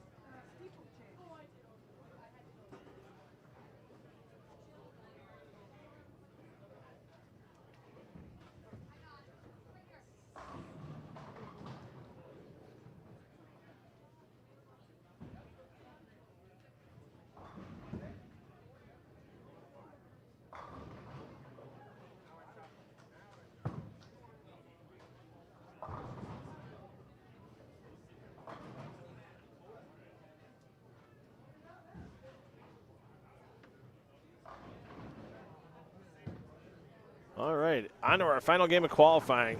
Here's your leader. After 6 games for Emery, Cody Weigel. We'll see if he holds on to be the leader in the 7th game. And not the way you want to start your 8th game. Good news is he's a ton up on the cut. And pinfall will carry over to our 4 games for all of our 16 players advancing to the cashers round. And that'll be about 45 minutes after the last ball is thrown here in qualifying. So we will get you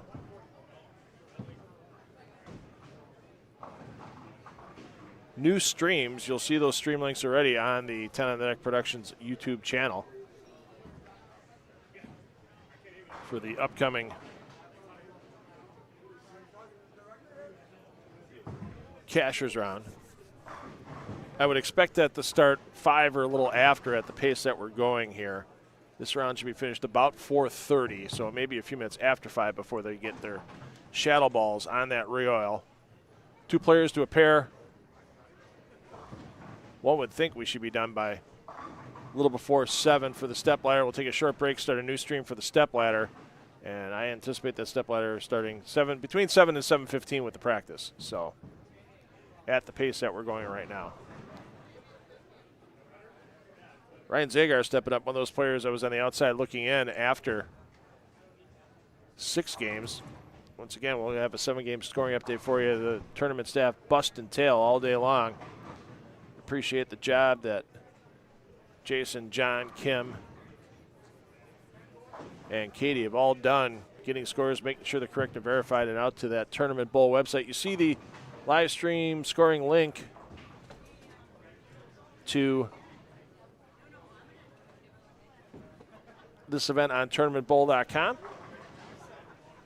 Check out where your favorite player is at in the standings. And we'll get you that full scoring update momentarily.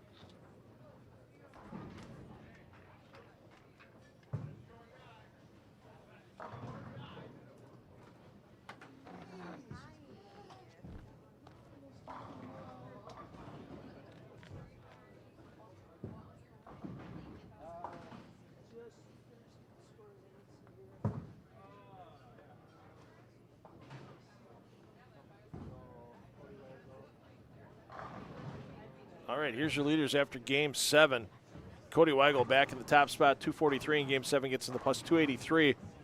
Vance Vetter, 277, gets in the plus 248. Andy Mills, 254, parlayed that crossover in the 10th frame to get to plus 206. Chad Moss in 4th at plus 202.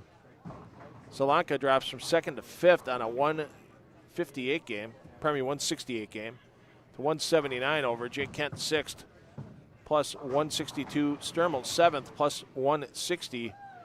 Brown 8th, plus 152. Wallenkamp Jr. 9th, plus 144. Hafman 10th, plus 142. Beres, plus 141 in 11th. Schroeder, 245 game, gets him in the number at plus 133. Pinnaker stays in the number, plus 124. Oliva stays in the number, plus 122. Exner with a 217 game stays in the number, plus 115. And your number dropping down after a 184 in game number 7. Nick Rosendich, 1511, or a plus 111 is your cut number. And there are a lot of people close. There are 9 players within 40 pins of Rosendich. And in 12th place, Schroeder, there's 14 people within 50 pins of him. So, yeah, there is a lot of bouncing around possible in the standings, especially with Rosendich at plus 111. He's only 4 up on Hafs at plus 107, 11 up on Hibbard, plus 100. Rieger hangs close. 222 game in Game 7 gets Rieger to plus 96. Duty, steady climb after Game 3, and he's got himself within striking distance, plus 95, pardon me, in 20th. So just 16 pins out of the number for Duty. Kaboski, one for the old guys, just 18 pins out at plus 93. Gina Dereshevsky, Ryan Zager at plus 89, so they're both 22 out. Dan Malicki, as we mentioned, he's 28 out, so Joe Vrobel, 40 out at plus 71. So, and there's still outside chances. A Dave Lubinsky huge game, a Wyckoff huge game, a Kloss huge game. Kloss 239 in Game 7 to get the plus 60. Jenna Dereshevsky at that same number. So right now for the seniors and women's high cash out of the money, or high score out of the money that gets their entry fee back. Right now that's a tie between, or not a tie. Kaboski's got a 4-pin advantage in that over Gina Dereshevsky, but don't count Jenna Dereshevsky out yet either. She can throw a big game. She can get into that bonus cash spot for the seniors and the women.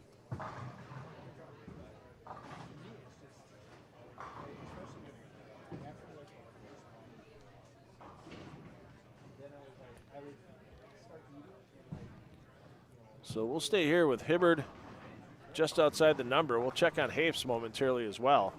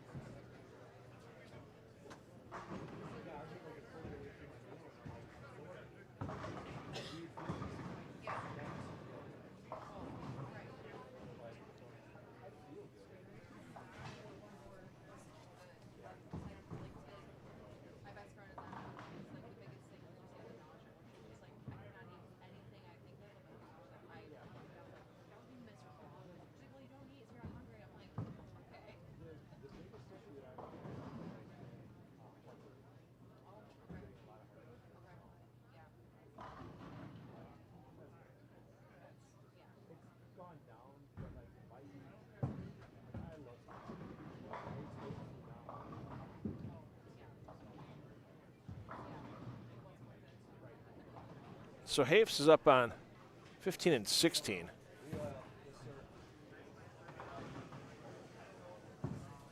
Hafs has started with 3 consecutive spares.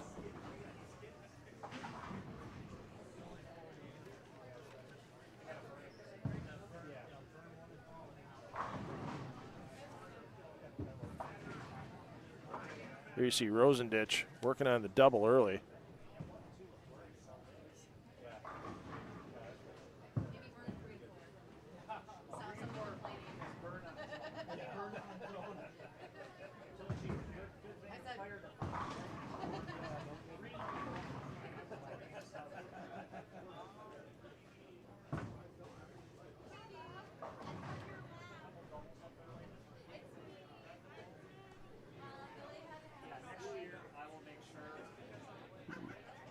A little bump of our camera there. Apologies for that.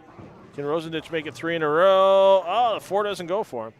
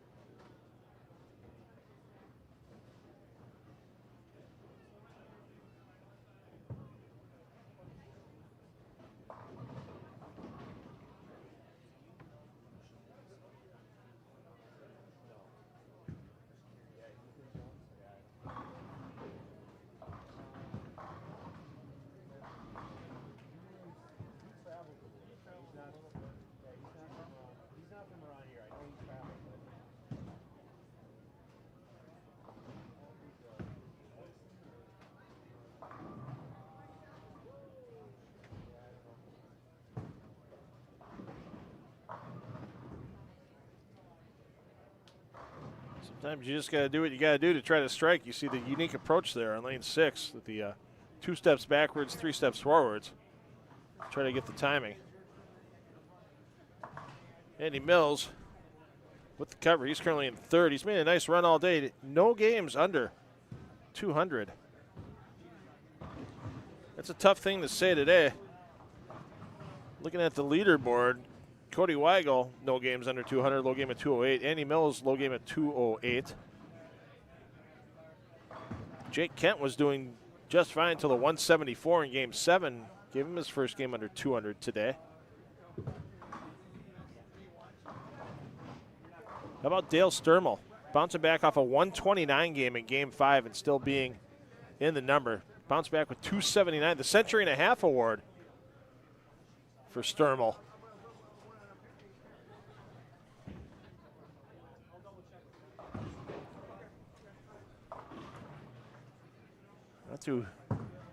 Not too often you can double your score in a competitive tournament like this and still make a cut.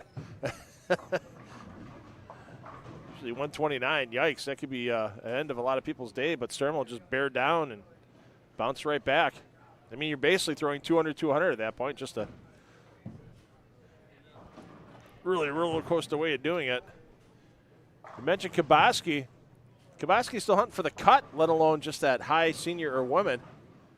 He's only 18 out, and he starts this game with a front 5.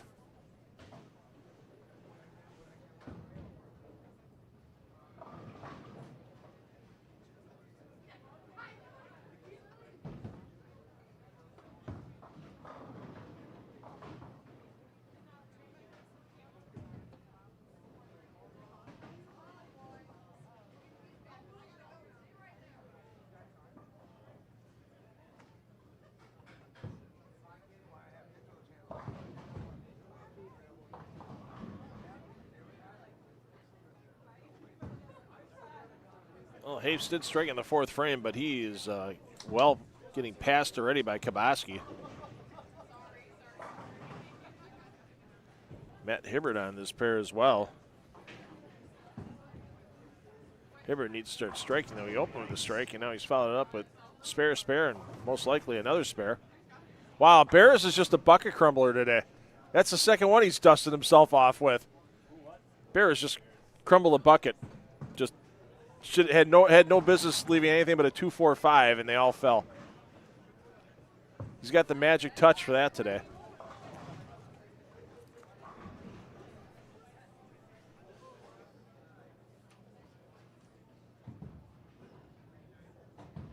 Bear is one of the final 6 for the 5 spots in that Irish Cottage early bird eliminator for those bowlers that paid their entry before December 31st. 6 bowlers enter that final game. Only 1 bowler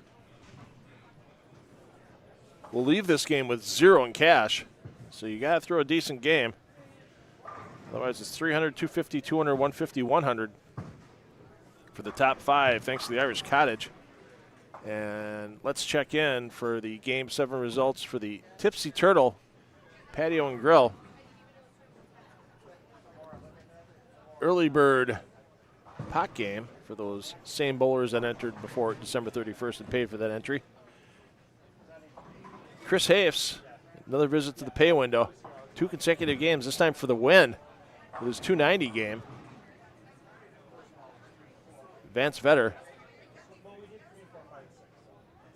3rd visit to the Tipsy Turtle Patio and Grill pay window today with 2nd place in Game 7, 277. Andy Mills, 254. Will Welch, 248. Ron Wallenkamp Jr., 245. Jim Schroeder, also with 245. So they'll get $10 apiece. Once again, thanks to the Tipsy Turtle, $1,500 put up at no charge to the early bird entrance for those pot games. So thanks again to the Tipsy Turtle and the Irish Cottage for putting in $2,500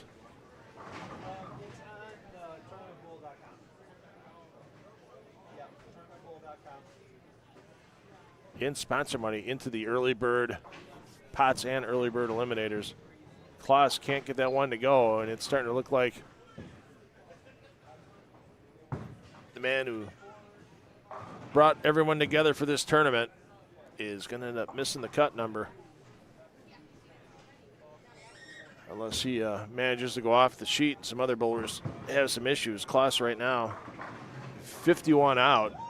And sometimes it's not just about the number of pins you're back. It's the number of bodies between you and the cut number that don't have to bowl the great game you do right now. For Klaus, I mean, there's 12 other bodies in front of him. One of those being Chad Moss. Well, Chad Moss is way in front of him, though. Not near the cut number, but Rosenditch, you can watch right next door. And not only that, Paul Kabaski and his pair following him next to bowl. Kabaski with the front 5, looking for the front 6.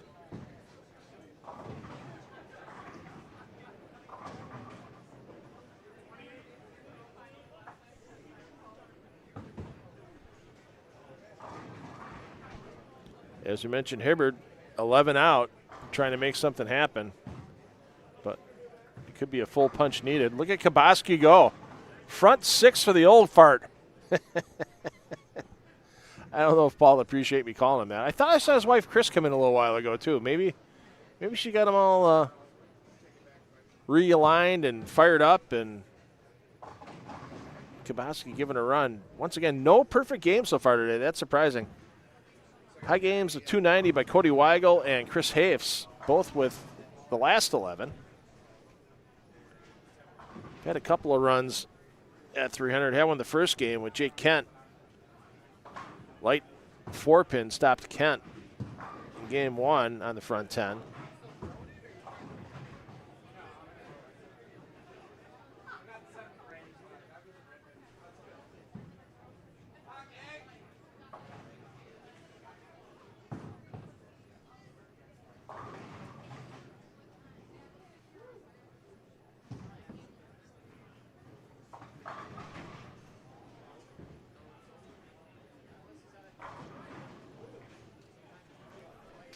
And we got a front 5 up on 15 and 16.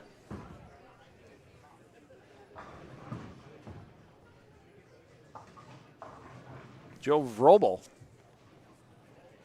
Vrobel, one of those players that's 40 out at the moment. Vrobel stepping up here. We'll get over to him momentarily. As Vrobel will be looking for the front 6 and another player trying to make a charge. Problem is, for Vrobel, Kabaski's ahead of him. He's going to need help from some other players as well. You'll see Vrobel coming into your screen. Lane 16 momentarily.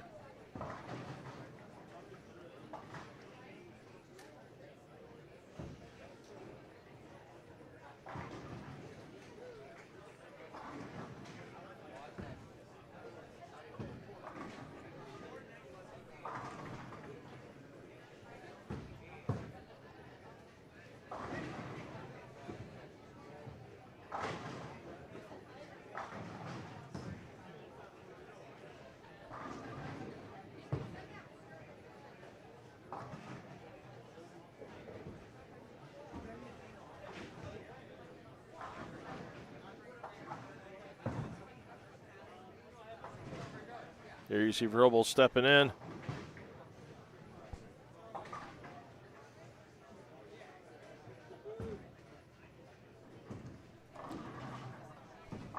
Looking for a solid 6 in a row here. Keep the momentum rolling. Oh, and the 6 falls. Doesn't get near the 10. We'll keep an eye on Vrobel because he still has a chance. Make that spare move on.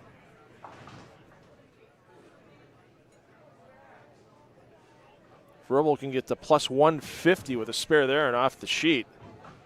That would, one would think, would easily get him inside the cut number, but once again, so many bowlers near that number, so much jostling going on. You see Beres currently in 11th, and Beres needs to make sure he's making spares and throws a double or two in there because he's only 30 up on the number.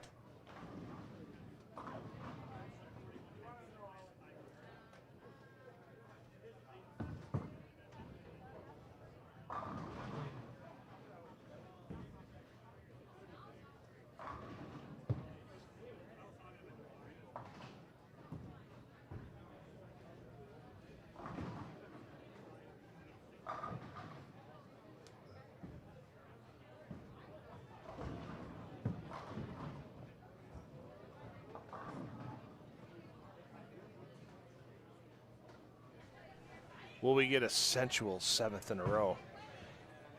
From Kabaski, yes, we will. One of the best league matches of my life. Right after I started bowling league at Riviera Lanes in West Dallas, and Kabaski and I were anchors for our respective teams, maybe second weekend of the season. Kabaski starts spare, I start strike, we take it all the way into the 10th frame. Kabaski gets up first, he strikes. I strike, he strikes, I strike, so I'm keeping it on the lane, I'm ahead of him. He leaves a 10-pin on the last shot for 289, and I got a little quick with it out of my hand, left a 3-9, left-handed. 298, but it was so much fun bowling against Paul in that match. I'll never forget, and I'm sure that's one he forgot as soon as we were done because he was on the losing end of it. Bowlers have a tendency. They only remember the bad breaks. They only remember the matches they win.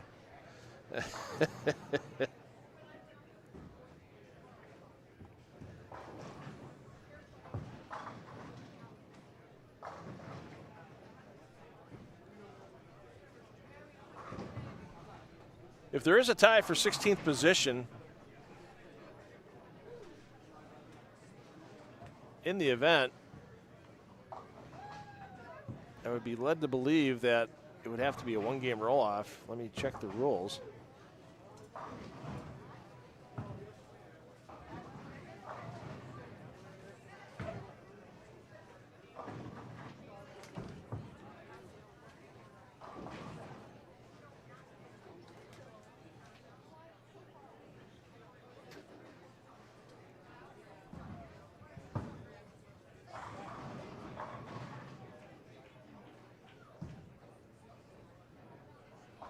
Doesn't state in the rules, so USBC rule would be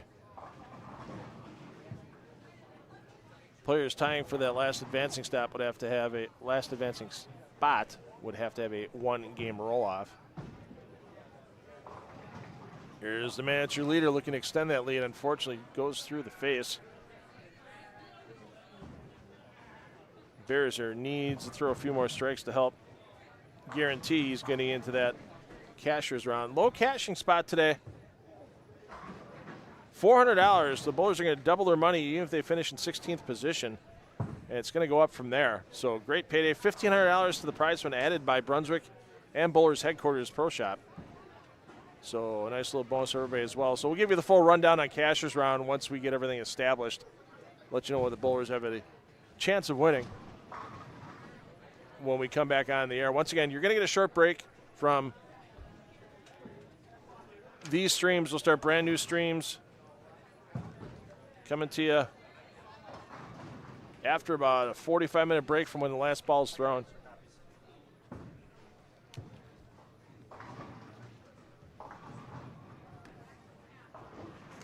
And no match play in that round, in cash round, just simply 4 additional games. Pile on the pins to the 8 games already established here in the qualifying round.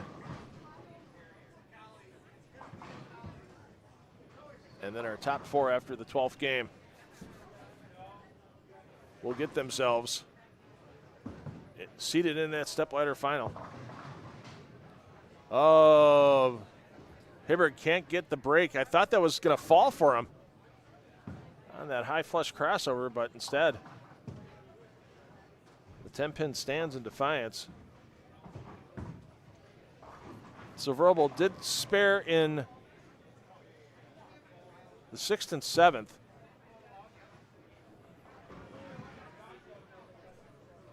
After the front 5, so Vrobel trying to make that late charge to get in as well. We'll try to catch up with Vrobel when he's stepping up again in his 8th frame. We're going to stay here with Kaboski getting ready to step up.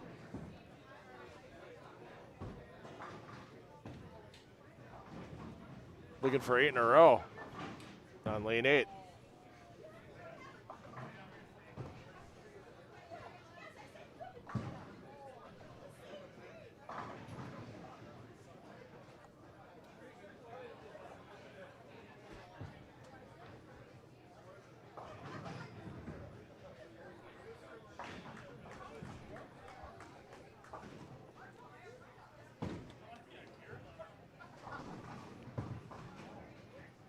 How about Rosenditch? There you go, Nick. Keeping it clean. The man who's the number, plus 111. Yeah, that's the thing right now. He's pacing 220. Oh, and a vicious wrap 10 for Kaboski, but he's in good shape to advance. Once again, if a senior woman advances into the top 16, they'll get paid what they would get paid, but someone else out of those bowlers in the women and seniors will receive a complimentary entry for next year's Greenfield Classic. Great cover there by Exner. Exner, the man just ahead of Rosenditch in the standings. Problem is for Exner, he's looking at a max score now of 2-0.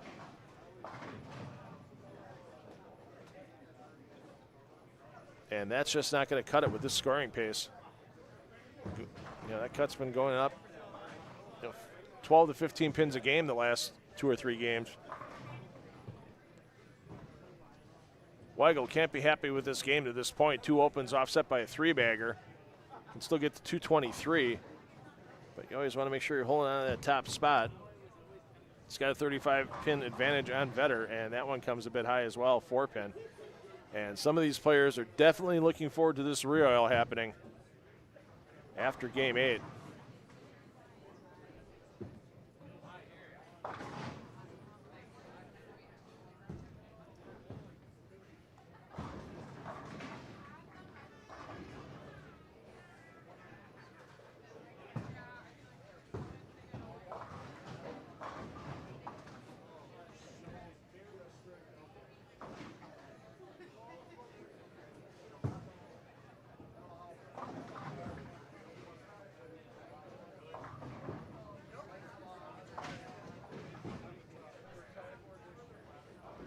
see what Hibbert can do. Needs to start striking, no doubt about it.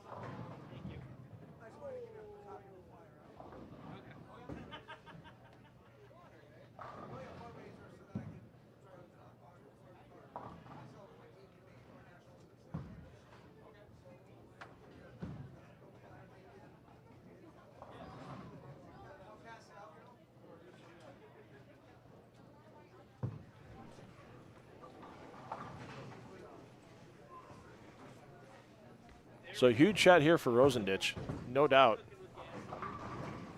with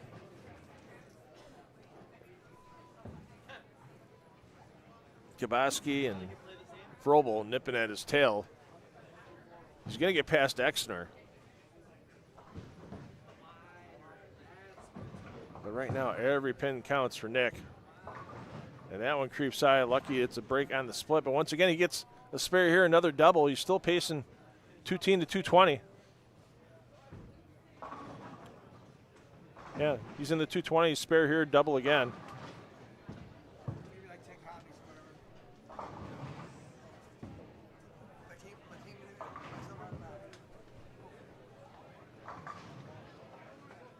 Let's check in on Vrobel. As we said, working on a couple of spares after that opening 5-bagger. One would think if he strikes in the 9th, 8th, and 9th, and then marks in the 10th, it should be enough.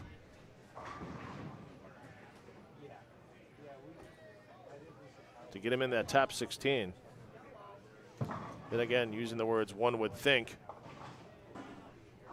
Hasn't got me into trouble too often in life.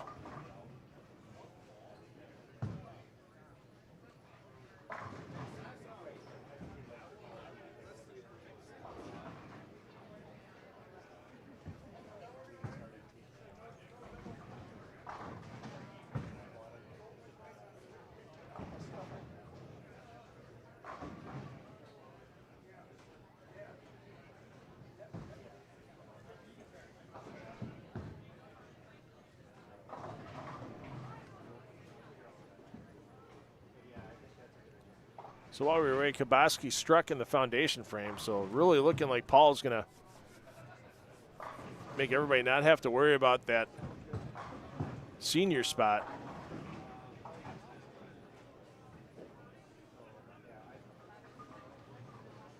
And after that open frame from Vrobel, yeah, he might need some help. Let's get back over to Weigel. Looking to keep every game above 200. He's going to need a double in here to do that. And good count on that double. There you go. You can't get a double without the first one.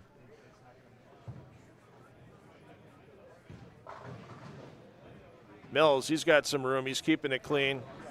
Get off that pair with 2-10. And Mills will keep himself easily in the top 5.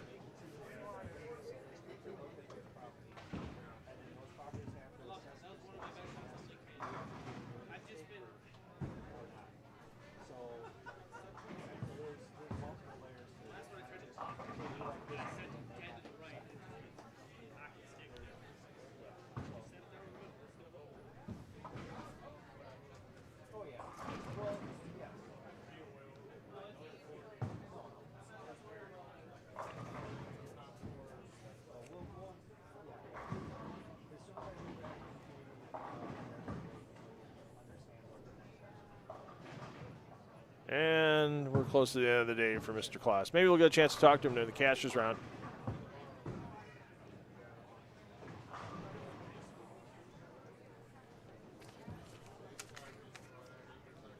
Let everybody know the goings on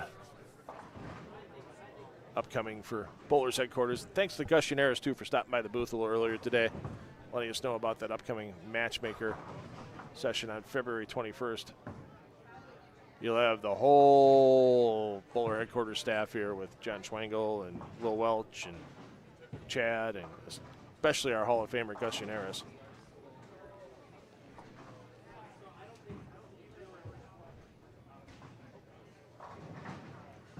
You'll be able to contact them to get signed up before the event. All right, let's see if Kaboski can pop a big finish here. If Paul can get 279 on the board, that'll give him the plus 172 and well in. And he'll have 4 more games of bowling. If he opens, heaven forbid, be in the 240s, he'd be around that 1530 range, so that would make it close. Oh, well done. That should lock him. Well done, Paul Kaboski. Way to represent us old guys. 243 in Game 7. Now in the 250s, if not 260s, pardon me. Good count, obviously. You go 5-3, you're still in the 250s.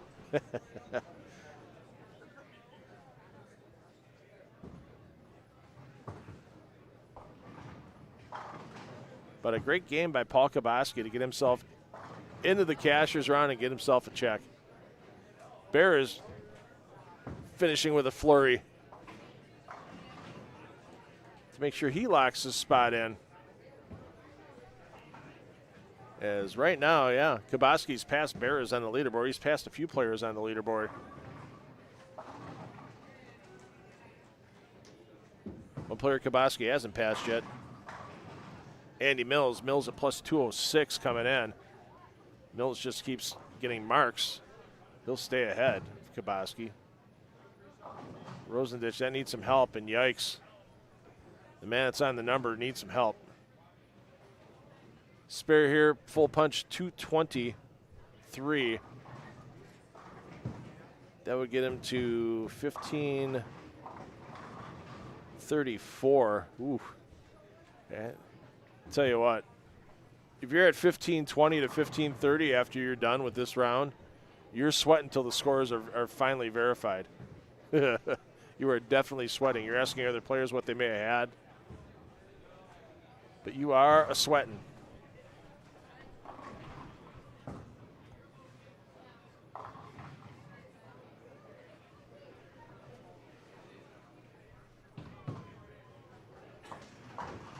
We'll see Chad Moss next round. Moss was in 4th coming into this game.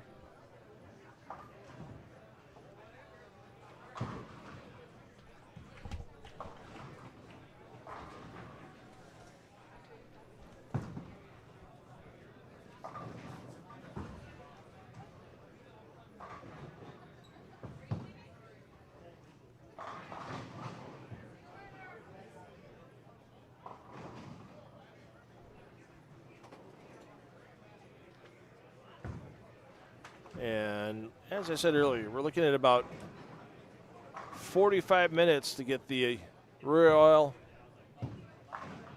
and practice done.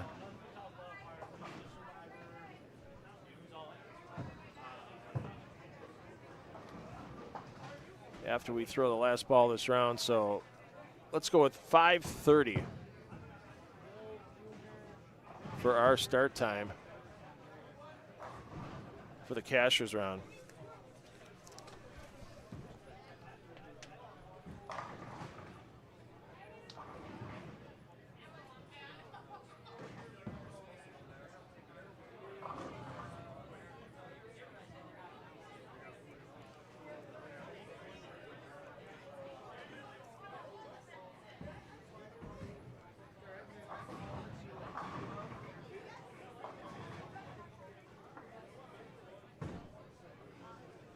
Unfortunately for Exner, not the way he wanted to end his Greenfield Classic, going from just inside the number to going home. Well, he doesn't have to go home.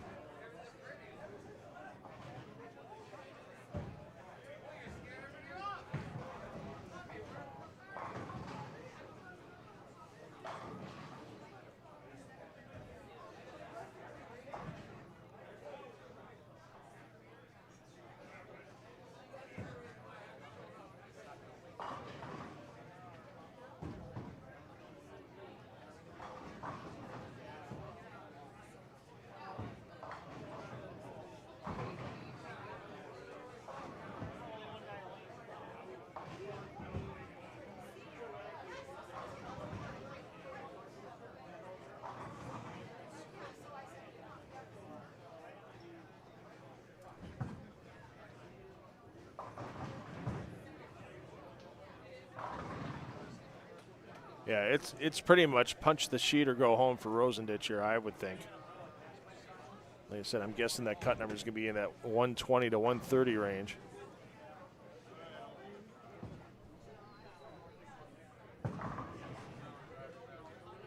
Looks good, 10 back.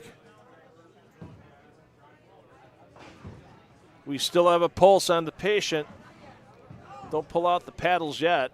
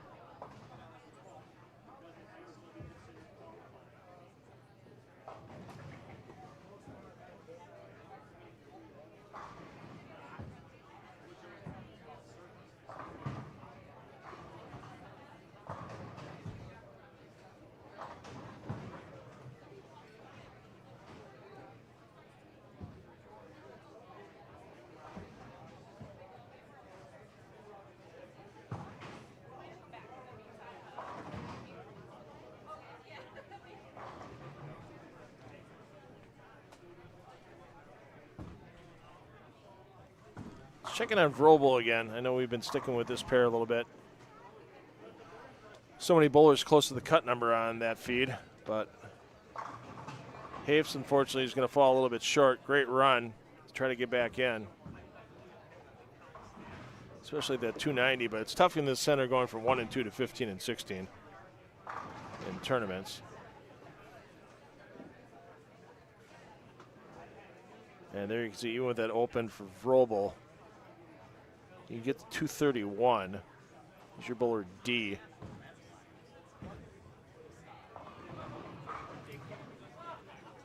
We'll get back to Rosenditch when he steps up for his 10th frame.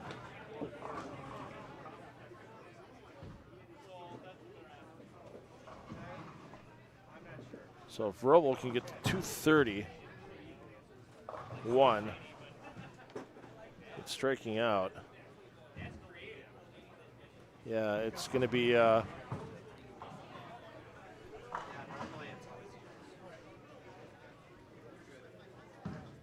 going to be plus 102. Yeah, that's just not going to be enough, unfortunately, for Vrobel.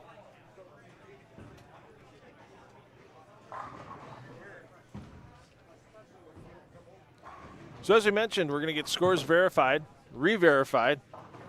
Make sure our top 12 are our top 12. We're planning on coming back at 5:30. We're going to end the pair feeds momentarily. We're going to keep the Strike Central feed running for a few minutes just to assure that there are no ties that need to be broken by a roll-off.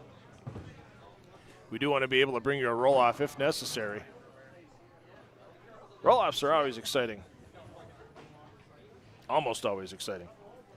Yeah, they're always exciting, except when somebody starts with the front 8, somebody starts with 3 opens, and then, yeah, then it's not exciting.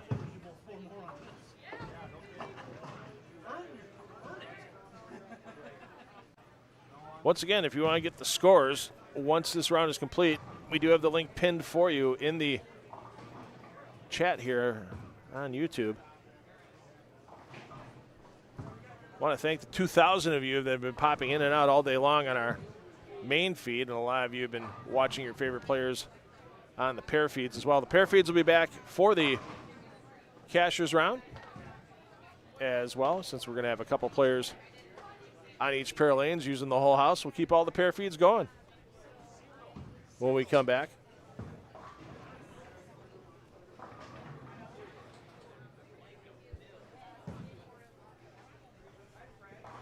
Yeah, once again, with a few lanes finishing up, we're estimating 5:30 p.m. for your start time of cashers round here at the 20 2026 Greenfield Classic. Once again, I want to thank all of our sponsors that made this tremendous payout and the live stream possible. Of course, the Tipsy Turtle Patio and Grill Early Bird Pot Games. $1,500 awarded to bowlers who entered by December 31st through those pot games. The Irish Cottage Early Bird Eliminator. We're down to our final 6. The top 5 will get paid. One bowler will leave after their 8th game with the same amount of money they came in with. Thanks again to the Tipsy Turtle and Irish College for providing those funds for the bowlers. And your live stream sponsors today, Classic Lanes Greenfield and Bowlers Headquarters. Check out all the new equipment coming in. And, hey, take care of that equipment. Get your bowling ball resurfaced, rejuvenated, and get your cleaning products that you need to keep that bowling ball in tip-top shape.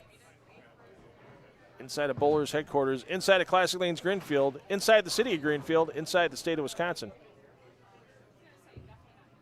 On the planet Earth. So here it is. The bowler that is on the cut number really needs to punch out to be in that plus 130 range. I think it's going to be a little lower than that plus 130, but Rosenditch coming in at plus 111. He'll be stepping up on lane 5 momentarily.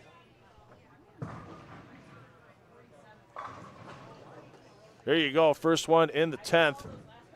Definitely needs a second one.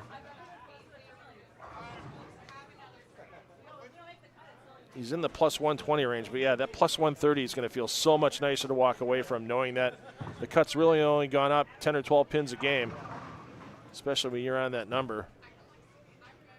Bears is going to lock himself in, that great 4-bagger coming into the 10th frame. He'll be in the 218 with a spare and a strike. Yeah, they'll leave him in the plus 159 number. It's up to Rosenditch. Is he clutch? A little quick. So the 8 count's huge there because that gets him to 211. That'll be plus 122. Oof. That's going to be a close one. Don't give any pins away on this one, Nick. Everyone counts. So that cash round coming up 5:30 p.m. is approximately our start time. If we're running a little behind, we'll start the feeds on YouTube, and you can watch bowlers standing around before they practice. And once again, that score link, open it right now so you can see when the scores are verified and finalized who your top 16 are going to be returning at 5:30 p.m. Eastern. Hey, I'm $2 Phil Brylow. Parents, take the kids bowling so they get stone 8s like Dave Bear is right now, but actually they'll have fun for life. We'll see you back here at 5:30.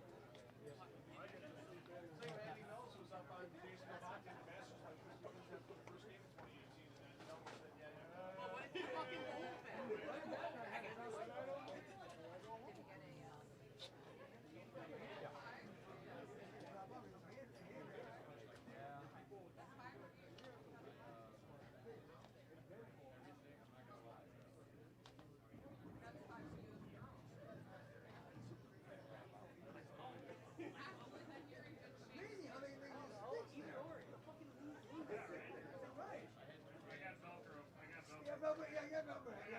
Lucky you.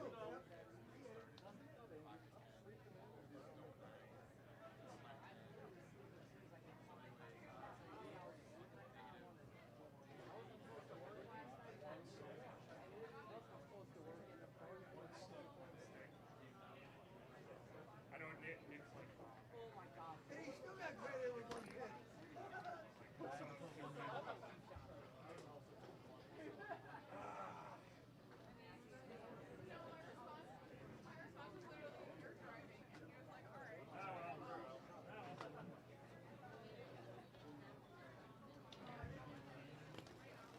All right, unofficially, your cut number, Matt Hibbard at plus 123. We said Rosendich needed that second one in the 10th.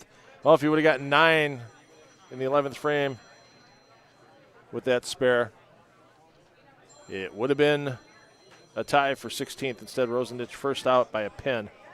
Jenna Darashevsky, great day. She's at plus 107 in 18th. Ron Wallkamp Jr., 151 the last game, bumped him out. Chris Hafes didn't get there. After your 8 games of qualifying, your top 16. We'll let Jason take it over from here. Plus 123, Matt Hibbard. The other qualifiers, first, Vance Better. Second, Cody Weigel. Third, Andy Mills. Fourth, Chad Moss. Fifth, David Brown. Sixth, Tony Oliva. Seventh, Brett Pinnaker. Eighth, Dakota Solanka. Ninth, Paul Kaboski. 10th, Dale Strummel. 11th, Dave Barris. 12th, Ben Hafman. 13th, Jacob Kent. 14th, Jim Schrader. 15th, Blake Reiger is 16th, Matt Hibbard.